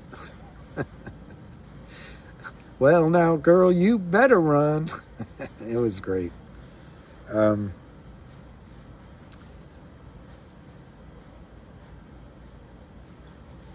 Yes, he did. Right. Well, it's not a, when you say flight, it's not a long, it's 1, 2, 3, 4, 5, 6. It was 6 risers. It's right there. I'm looking at it.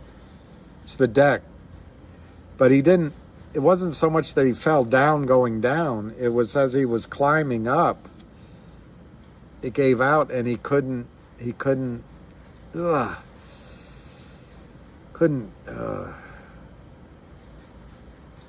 correct his slide downward. I try to always stand with him when he's going up and down the stairs. So anyway, someone's asking me what I predict for Fngr, I assume, for tomorrow.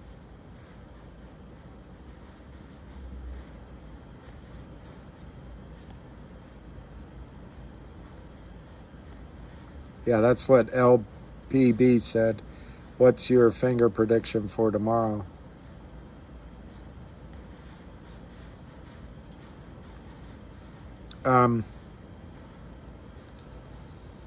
I think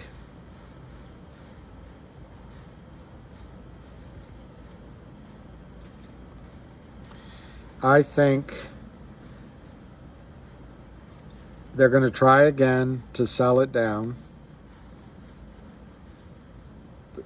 pre-market. I don't think they'll be able to, they will do the same ploy as they did today and rally at pre-market.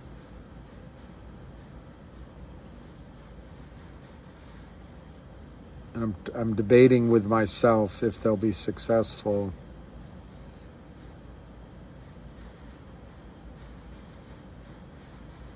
It's possible that Fngr takes another 2 days of sideways action, maybe through the weekend before it runs. But the fact is the stock is up so much that there is margin pressure and there's pain. So I'm going to go with saying that I still see it going to $5. And I'll say tomorrow, I was wrong about today. I thought it would go to $5 by the close. Anyway, I was wrong. I'll still say I'll go to $5. I think they're going to fight it tomorrow. But I think it's going higher.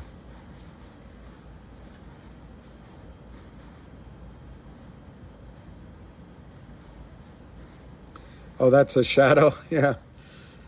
I don't know. If I could do more like that, I guess.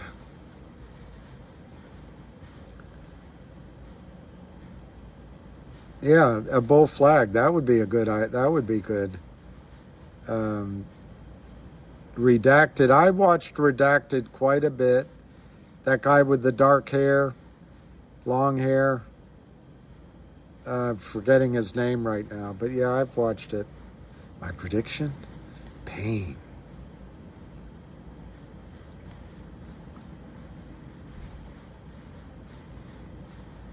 Debating with myself.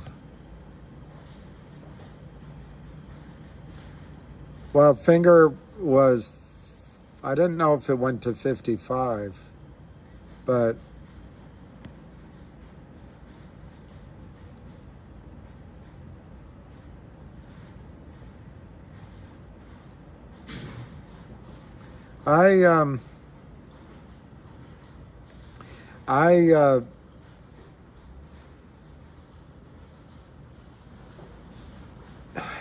it's hard to call whether they're going to fold at 536. I don't buy it either, but there's just so much stock they've shorted.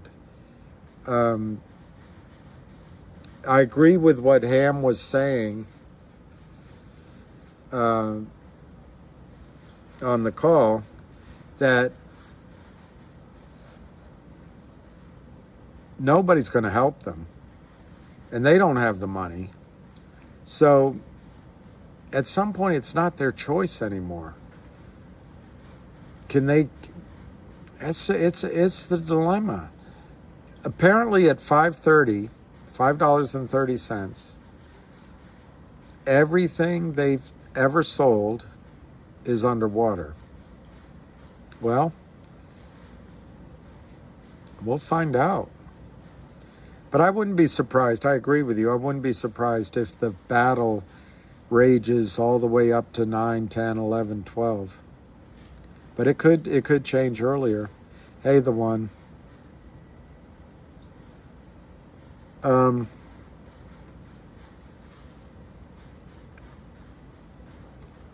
Donald Lynn, if you go to Twitter,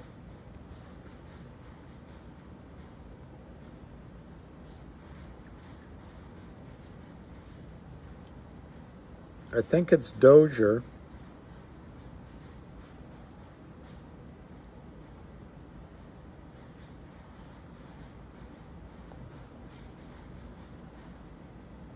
So I must have misspelled it.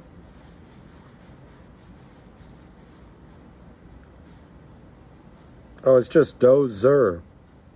I said Dozier. So, Donald, if you go to Dozer 82,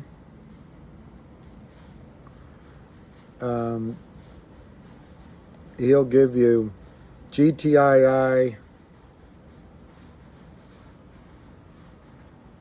There it is. GTII was 45% marked short.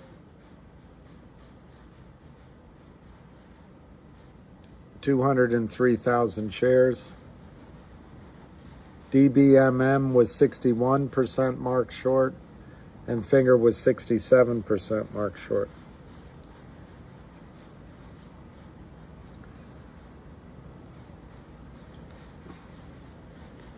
Four monitors.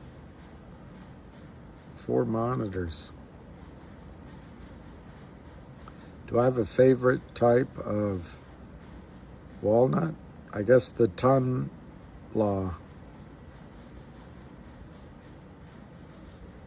Real choppy, this Fngr. Well, not really. It's been straight up. It was just today I rock the Casbah. Rock the Casbah. All right, Jeff. I don't much like Family Matters. No, that's not funny. I don't much like... I can't make a joke. See you later, Jeff. Thank you. Real wiki. Yeah, it's a little wiki. A little wacky. Say it. Say it. Say it. I forget how that ends. It was something about Truman not going into Korea. I don't like the Kramers very much. There you go. All right, here's Kit. What is a 3-year weekly chart is astounding. And 20-day hourly, methodical appreciation, but a big underpinning of momentum building and whale investors in Asia.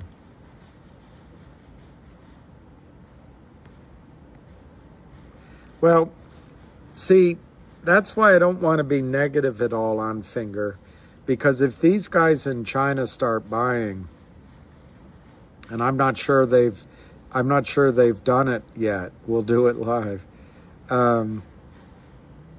I think the stock could be, we'll open our computers, and I guess because of the pre-market trading, it might not quite gap, but maybe you'll see in the pre-market, you'll see it up $1 or $2, and it'll be hard to call that a gap. But when it opens, maybe it opens there, but then it could just march upward. But maybe, I don't know how they operate. Maybe they're trying to accumulate a position first. Or maybe they're not going to do it.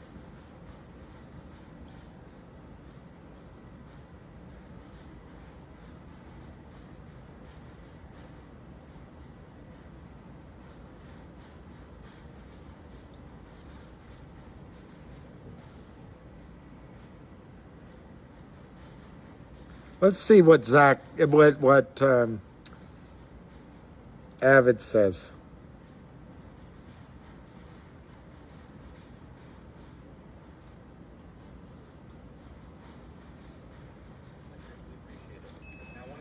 Back to what I mentioned in my past 2 uploads on FingerMotion. We gave the key levels, I mapped out the plan, and I want to go off of my checklist. The first level was 366, the second was the 200-day EMA on the weekly at $4. We're going to check both those boxes off. Not only Monday, but today we broke out and closed above that key level. So that's very significant, because when we look back in the past, we saw multiple times it's been rejected back in November and also January of this year. The first time it got rejected off the 200 on the weekly was a 45% drop. The second was around a 75 to 77% drop. So definitely we wanted to reclaim that area. And I also mentioned on my Twitter post, it can act as a magnet, again, closing right at that level. So it's nice that the bulls conquered that. They're able to close above $4, get that strike price in the money, and again, put a little bit more pressure on anyone shorting the stock. Now, ultimately, the reason why I think this level is significant, and if we go on the 4 hour, look at what I mentioned, right? We said 433 to 466. That was my next call out, or essentially my range. Now, again, when we zoom in on this price and we look back, well, what happened, right? It's very simple to see what I'm hinting at, right? Look at the times in which we had to test this region, right? So we struggled once, we struggled twice, and then since then, there's been no trading action in this range. So now, after 7 months of chilling all the way down here, the price is like, oh, hey, 450, how you doing? And it's looking back in time and it's saying, oh, we did not like that. So the question mark is it going to respond the same way it did in the past, or are we going to hold and continue to break out above? Now, that's ultimately the big question, right? This is 100% a supply zone, definitely an area in which sellers are trying to push the stock down for whatever reason. Doesn't have to be any right or wrong answer, but we see the lower high, the consecutive lower highs, and then the stock just tanks all the way to $1. Okay, so what we're trying to see here is to make sure that doesn't happen. Are we seeing any sort of significant move today? I would say not to the downside. I would say, if anything, we're holding the 9 and the 21 really well. It wicked below it, but it didn't close below the 4 hour 9 EMA, which is really nice to see, and it's pushing in after hours as well. So the main thing here, if we go on, let's say, a 5 minute, for example, is the stock didn't sell off, right? It didn't get crushed. It dropped. Yes, it dropped very aggressively, 16% right as it touched 455 here. But ultimately it held well, right? It chopped. It really didn't go above 409. It really didn't trade below 389. So it stayed within this, 20 cent or this like horizontal interval for majority of the day. Right? I'm actually happy we didn't see it spill like that, or it didn't, jump up, right? It just stayed flat, it consolidated, it established a support line, and I like that. Okay, I like that a lot. Now, when we go on an hourly chart, right, for a stock that's up this much, typically, let's go to $1.30. That's the low. The 2 week low is $1.30 to 455. That's up 250%. Right, that's massive. Now, usually as a result, anytime it's getting in a hot zone, you'll usually see a candle that's like this, and you're like, what the heck, what's going on? Just all out short raid. But whoever was sitting on the bid, whoever was buying today, definitely gobbled up a lot of the dip. There was certainly a raid or an all out selling effort to push the stock price down, and like I said, it recovered. It actually held very well, exceeded actually my expectations for that drop. So very happy there overall. The one thing that I want to focus on is the daily chart, right? Of course, we're mentioning these important ranges here, right? We don't want to forget about the significance historically in this range, but also what I want to notice is the trend, right? So if we box this section in here, right, what are we noticing just visually looking at it, right? Well, we see 1, 1, 1, 1, and then 2 green days that follow. Now the question mark will be, is it going to have that same effect? That I don't know. Right, but we've seen for 2 weeks as the run began, right, we saw 1 red day followed by 2 green days, 1 red day, 2 green, 1 red, 2 green, 1 red. Now again, will we see Wednesday and Thursday be 2 green days up? That again, I don't know. It's no guarantees in the market. Trends and patterns are meant to be broken. However, when we look here, I think it's important to even just analyze the relative strength of these candles. So again, 1, 2, and 3 here. Let's look back at the previous candle. Okay, looking at this candle, notice the bottom, right? Here's the low of the red candle, higher low. Let's look at the top, right? Same exact thing. Top here, top there, higher high. Okay, now when we look at the close, where was it? This close was 203, the close was 202. So relatively flat. Okay? So this is by no means a very bearish candle at all. It had a higher high, higher low, and basically closed at the same exact price. So it's sort of a tug of war between buyers and sellers. And clearly, from that 203 close, it made another 100% run over the next week. So clearly, it wasn't that bearish. The second candle here is a doji that slightly favored the sell side. But again, look at the previous candle. Low, and then the low. High, And then the high, higher, low. And also it closed higher. This close was 289. This close was 299. So again, how bearish was this candle really? And again, from that close, 299, well, we saw it continue to push. And even at the close here, high of day, 49% up, and where it closed, 401, still in the green from that close. So now when we look at this candle, obviously it didn't close as high, but the same thing, the lows and the highs are both higher on this candle. And the volume is significantly less compared to the buying pressure we saw yesterday. The last thing I want to show you is a pretty consistent trend that's happened over every single trading day since the beginning of the run. So like we mentioned on the 5-minute, when we look low to high here, we could even just go right from the bat.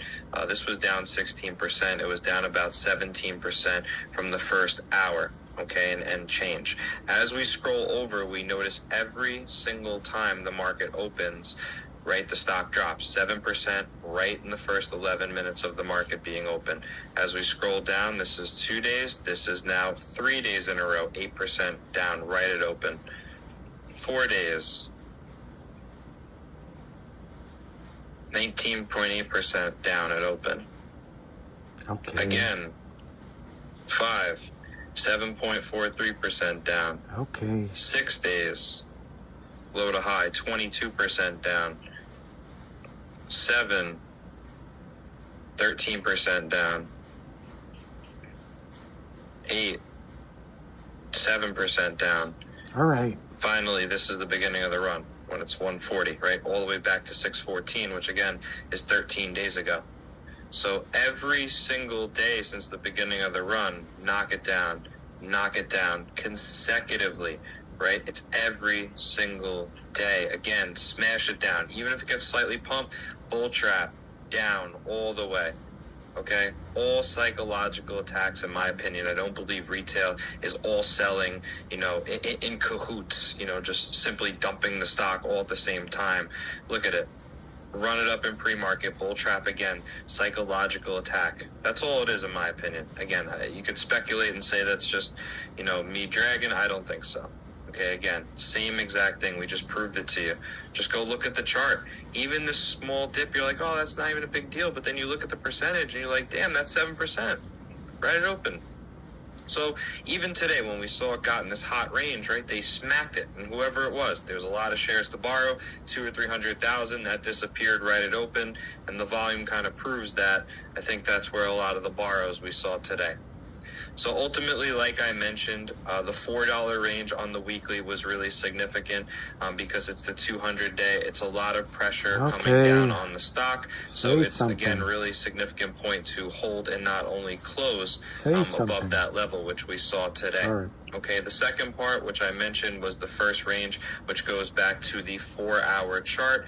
Again, very short and simple. We see in the past, once it gets into this 430 to 460 range, it gets knifed. So we saw today that all-out attempt to knife the stock. It held relatively well. So we're going to see as the price starts to curl up and retest this range, what's going to happen? Is it going to be a much more drastic effect, or is it going to finally break and reclaim that level? I think that's important. Okay, the next is pretty much going to $5, but if we pull the chart down, the next real range after breaking above 466 would be 539 to 586. I think pretty much the same thing applies. How is it going to react to this level? Is it going to get knifed? Is it going to break out above? Right? Again, we're not here to guess. We're just here to observe in real time. Okay? So clearly some similarities, some cool trends that I noticed. Historically, just the way it trades right at open, there's an all-out effort to knock the stock down, to cause panic and fear. I don't think that's for no reason. Again, you could speculate on the numbers or how large you think the fraud is here, but I'm focused on the technicals, the fundamentals, and again, just observing in real time, making my adjustments on the fly. All right, I always want to urge that you guys protect your investment. Take the money off the table. Play on house money. If you're up one. Okay. Yeah, still live, although starting to wonder, starting to struggle for my sanity.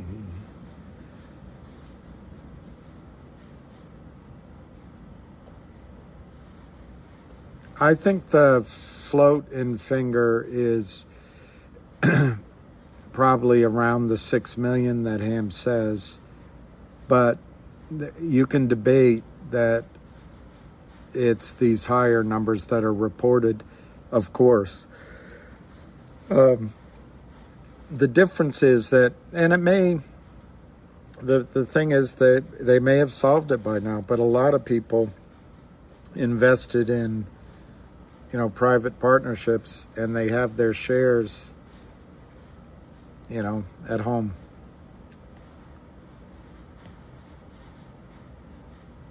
All right, Darren, I think that's great. Good for you, Darren. I think that, well, fingers crossed. Red candle is the bottom. $5 is the break.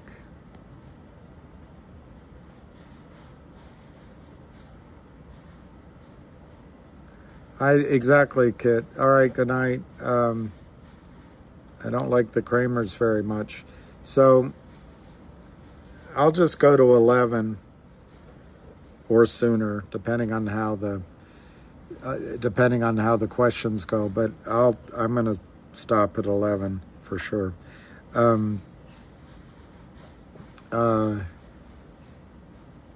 Big Al, I'd say if it breaks 5, 7, 8 easily. I'm looking at the chart that he gave. And it's not showing up on my, let me see. Yeah, it's not showing up again, but I can, that on the daily chart, that triangle that we've broken out of, I was just noticing how large that is, how long it is, the duration of it. That gives me some confidence that we still have further to go to the upside. The other thing I was noticing as he was talking is just next door, there's this, just I don't know if it was October or November, but just down the graph, there's an example of the stock going almost straight up to $10. So those two things give me encouragement to the upside. And my final thought on it was, well, why, just looking at all this trading, why would people give up now and sell? The only sellers right now are the Lynn Partners coterie, the benchmark / Lynn Partners / let's all cooperate together /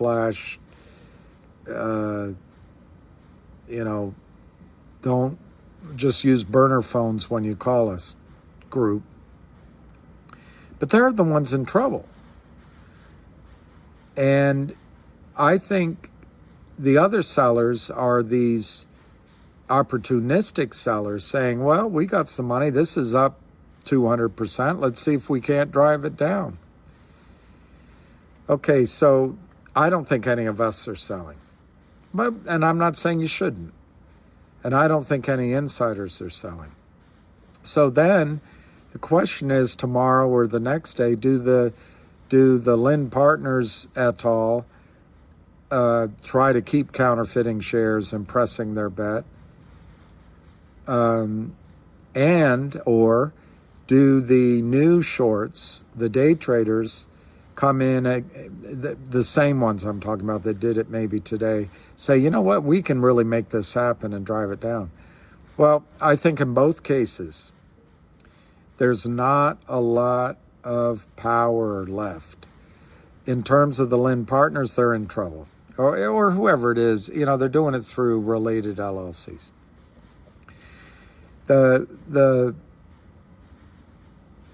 In terms of the day traders, I don't think they'll, look, as soon as it goes against them, they'll cover. They're like you and me. They'll say 10% against me, let's get out. 5% against, 20%, let's get out. So I really think there's not a lot of pressure to the downside. It'll test our mettle a little bit, but I think there's going to be buying.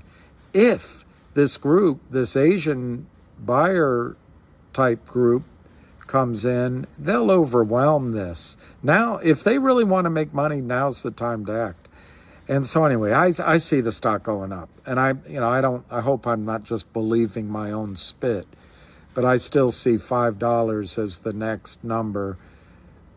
I would have thought today, but maybe tomorrow. And if it starts really breaking out, maybe that 530, 540 number does turn the computers from sellers to buyers. I don't know. But I think at one point here, we're going to go 5, 8,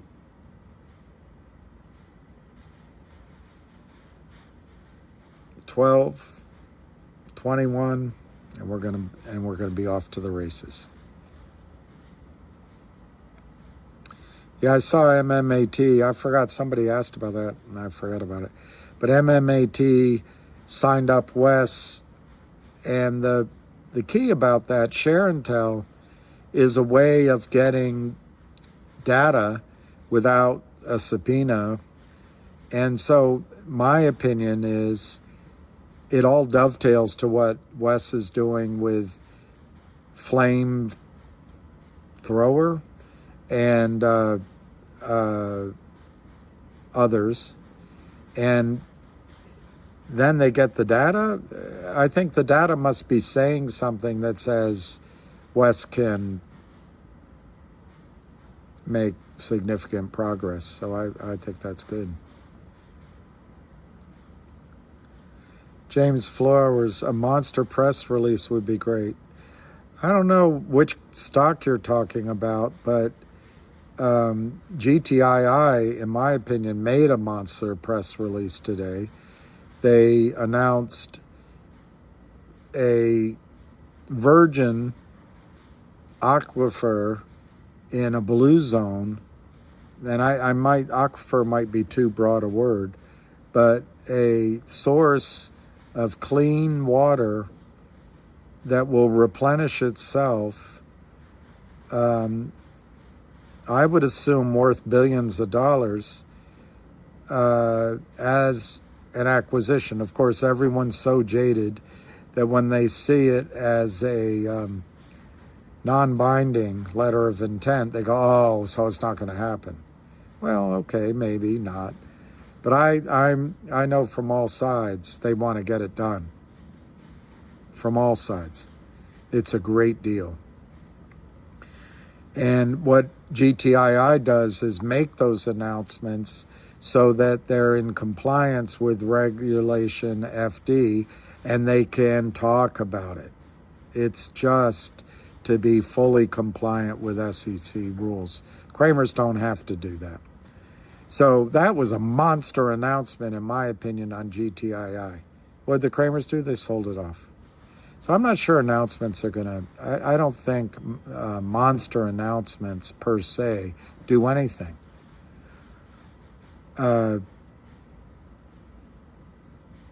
What you're asking for, James, is that announcement is going to be so big that the criminals are going to put a gun in their mouth and pull the trigger.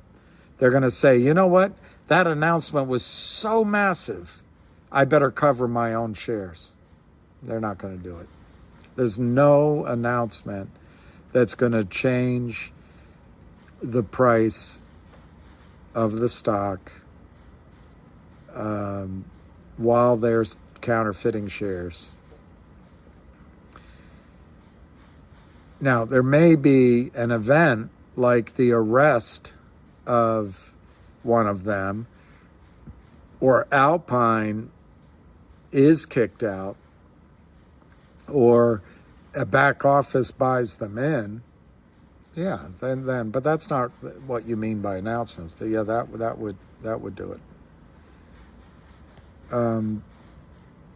Fngr's announcement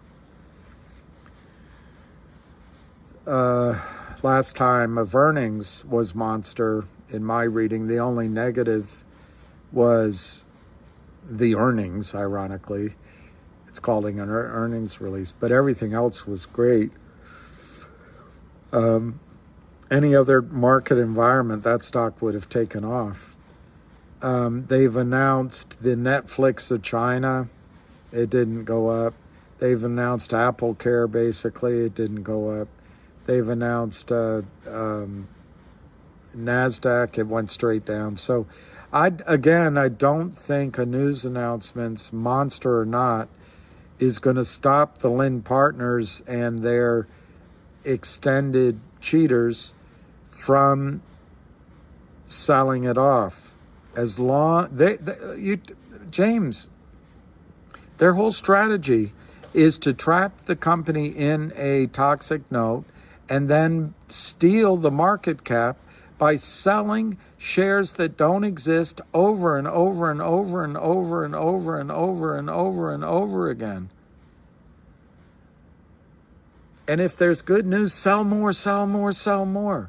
If there's a deal that's announced, sell more, sell more. The deal's announced, sell more, so that the deal breaks up.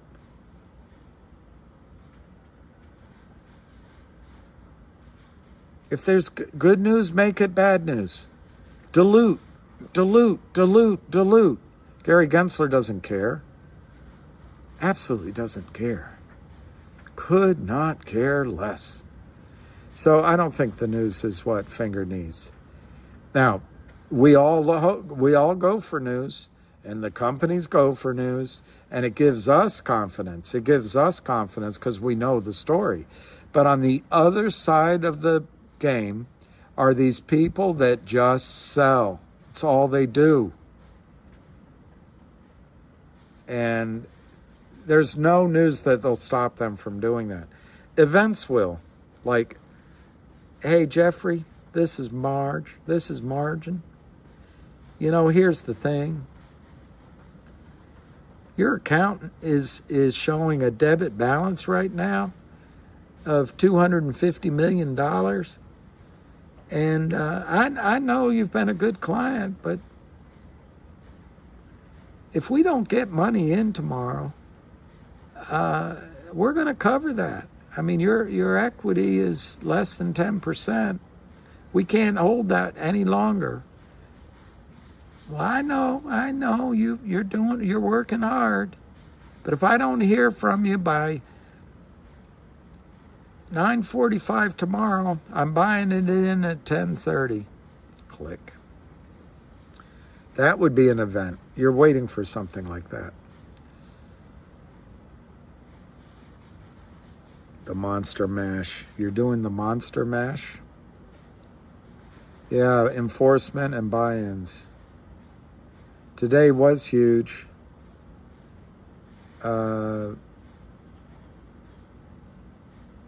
I didn't stop and have dinner.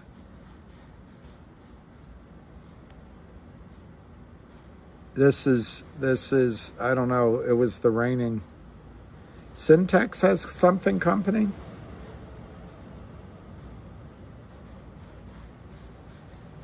Syntex says something's coming on Mmtlp? Well, that would be great. Apparently there's some sort of call for Roger James Hamilton tomorrow. I wonder what the news would be on Mmtlp. I mean, I don't know. I can only speculate. But if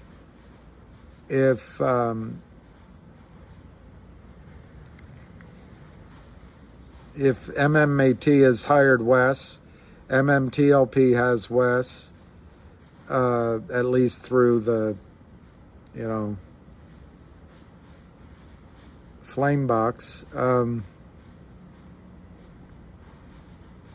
Yeah, maybe they're going to announce a joint front. Maybe, some of West's initial work has come to fruition. That'd be really exciting. Syntex is good and has worked her butt off.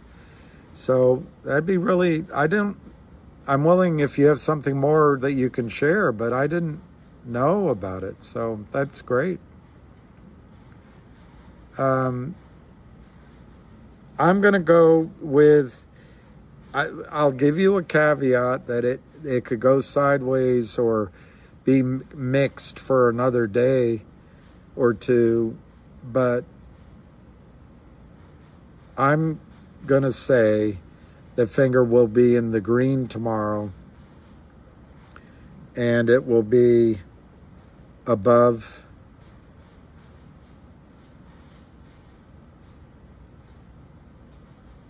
it'll be above $5. That's what I'll say. All right. It's 11:01. Do you know where your children are?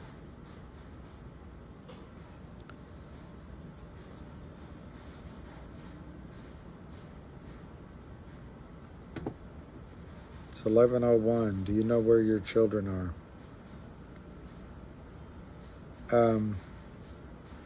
I don't know if it's not moving, so everyone's probably gone to sleep. Oh, there we go. Is that a double top? Big Al, is there a double? I didn't see the double top.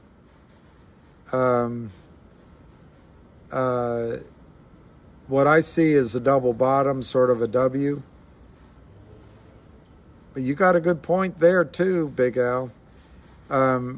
Yeah, I'm bullish to the upside, but if they have,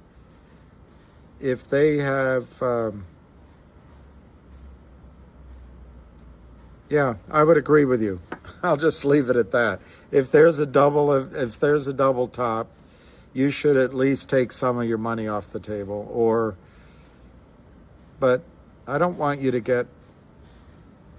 The problem with that is you won't see the double top for a day or two. So don't get all worried about it. I'd love to visualize big green candles. Triple top. What's this thing? Third time rejecting on this price in 23. So you're saying to go to the upside? I don't know about that. I don't know.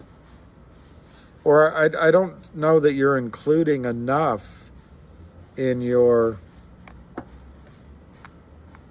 I don't know that you're including enough in your... Well, I agree with that. Third time is the breakout. But what I'm wondering...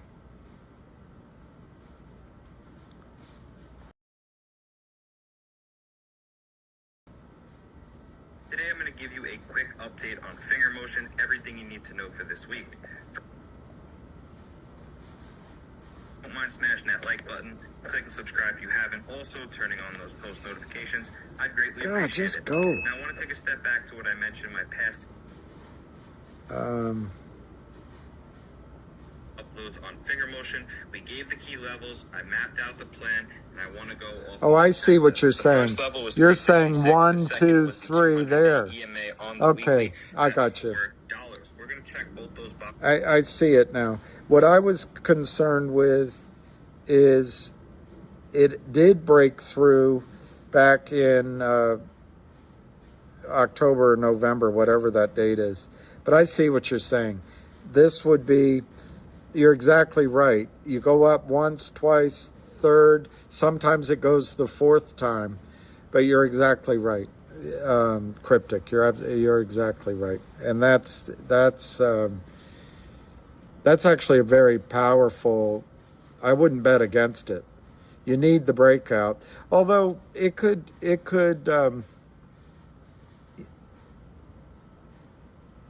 it's already done at 3. Yeah, I think you need the breakout. Yeah, I think. It would depend. It would depend if it's close or something. I don't know. Then I wouldn't. But yeah, that's cryptic. You're right. Yeah, I'm still on, but I'm about to hang up. All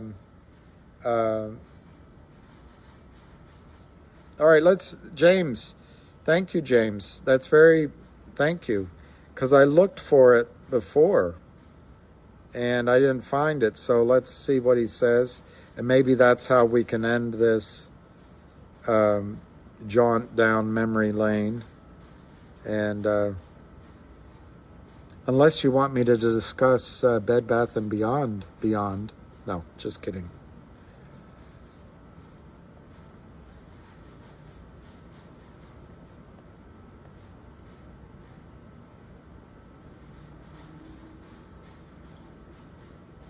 I like this one, James. I like this one. From Ham. Gtii and Fngr, the damage from fraud. UBS preparing to cut over half of Credit Suisse workforce. Workers kicked to the curb. Now who wants to protect the Kramers or Lynn to get fired for their crimes? Remember, there's 19 million shares to buy back.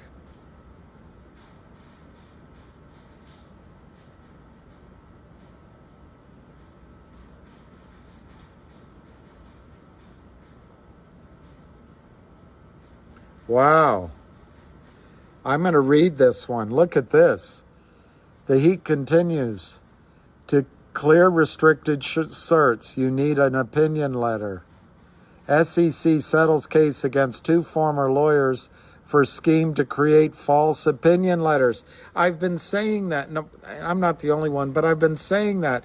That's what that guy over at the Power Up Lending, Richard, whatever.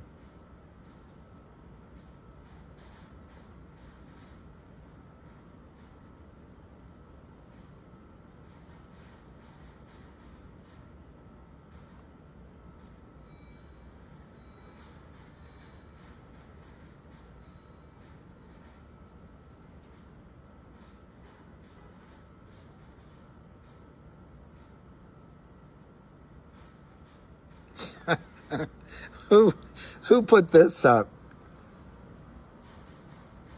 Inside studio photo of Ham and William went into overtime today with no commercials. Many valuable takeaways. Yes, you are correct, sir.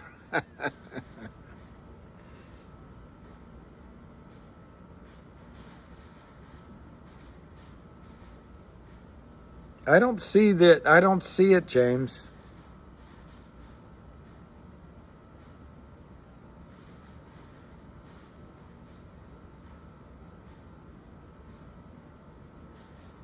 That's too bad. I was hoping to find it, but I don't see it. Oh, here. There, I found it. Fngr. Great news. We have another short-term short seller looking to short at $4 and cover at $3.60.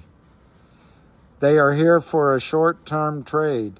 That means they will cover also. Fast.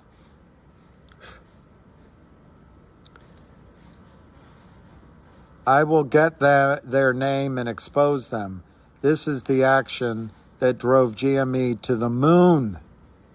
This is the action that drove GME to the moon. So remember that. Thursday Fed talks. Another shorty, dum-dum. I found it. Thank you, James. I got it. And you're right. It was 2 hours ago. Cup and handle is the holy grail. That's true. It's really bullish if we break out. And I think we can. I'm cryptic. I'm being cryptic because I don't want to get caught looking for just one signal tomorrow. But I happen to agree with you. I'm going to guess we're going to go right through it.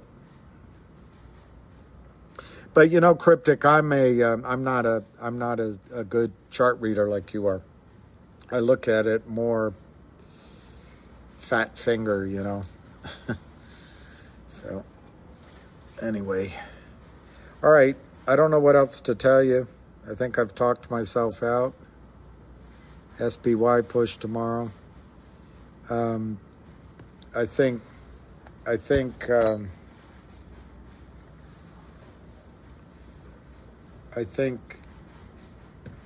we should get our sleep, and that might have been a better way to do it.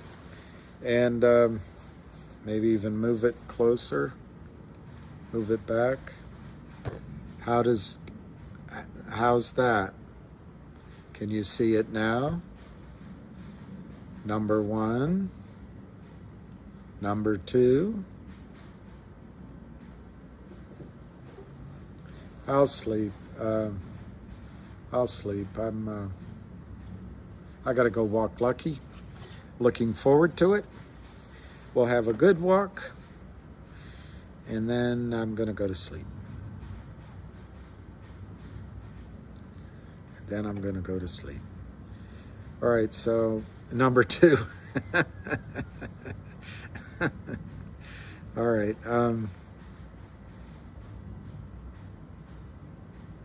Oh, that's a good idea. Tinfoil on the side.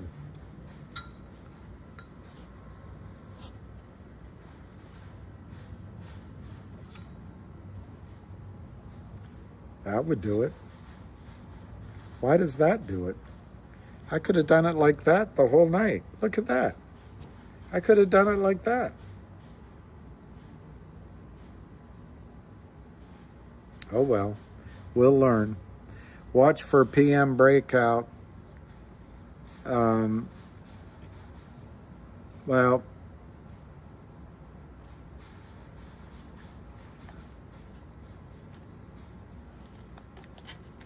while you're looking out for number 1, don't step in number 2. That was a better angle. Something like that. Well, tomorrow. I'll learn it for tomorrow. And we won't make that mistake again. We won't be fooled again.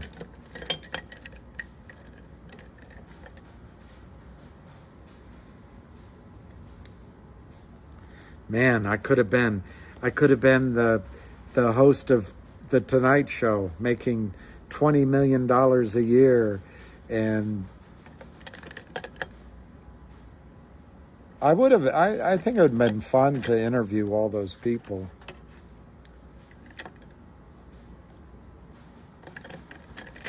But I don't think I would have wanted. Well, there was one of his wives I liked, but I wouldn't have wanted to marry the other ones. All right.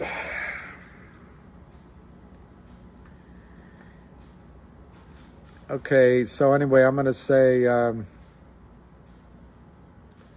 let's fingers crossed, say our prayers, and let's handle it all with equanimity, come what may. And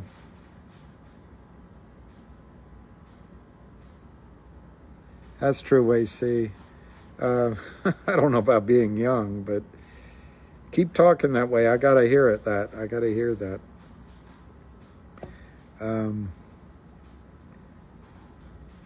Yeah, we don't know what the future brings. My stamina is incredible, or my alternatives are not.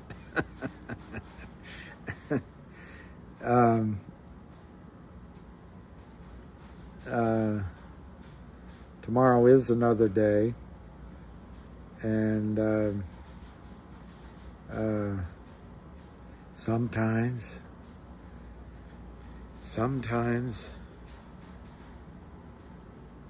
you gotta get mean, and I mean plumb mad dog mean.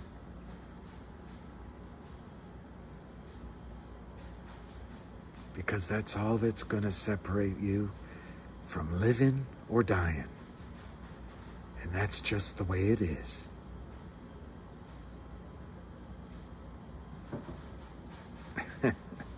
Now that was the outlaw Josie Wales. No, that was Pale Rider, I think. He said, no, that was outlaw Josie Wales. He said, why not? We've got as much right to visit the town as anyone. All right. Oof. Okay, I'm yeah, when he insults the mule. I like it when he says,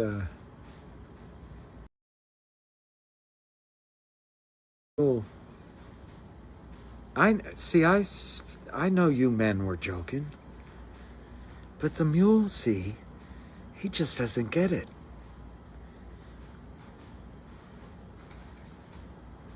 Now, if you apologize, as I know you will.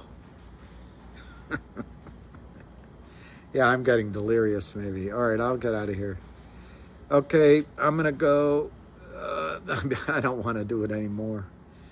I don't want it. I got to go. I don't want to stand up because my knees hurt. Yeah, and late nights are fun. You know, if this goes to the moon,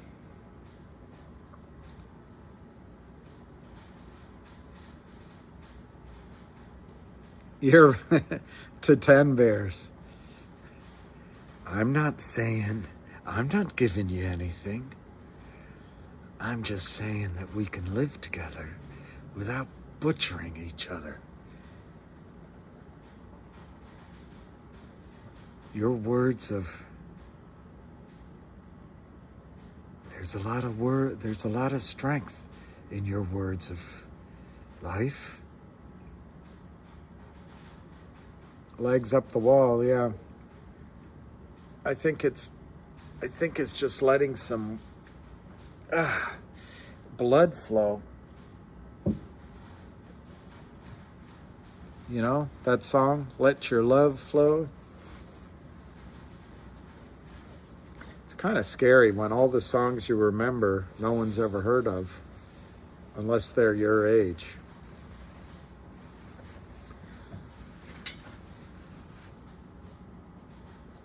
All right, fly me to...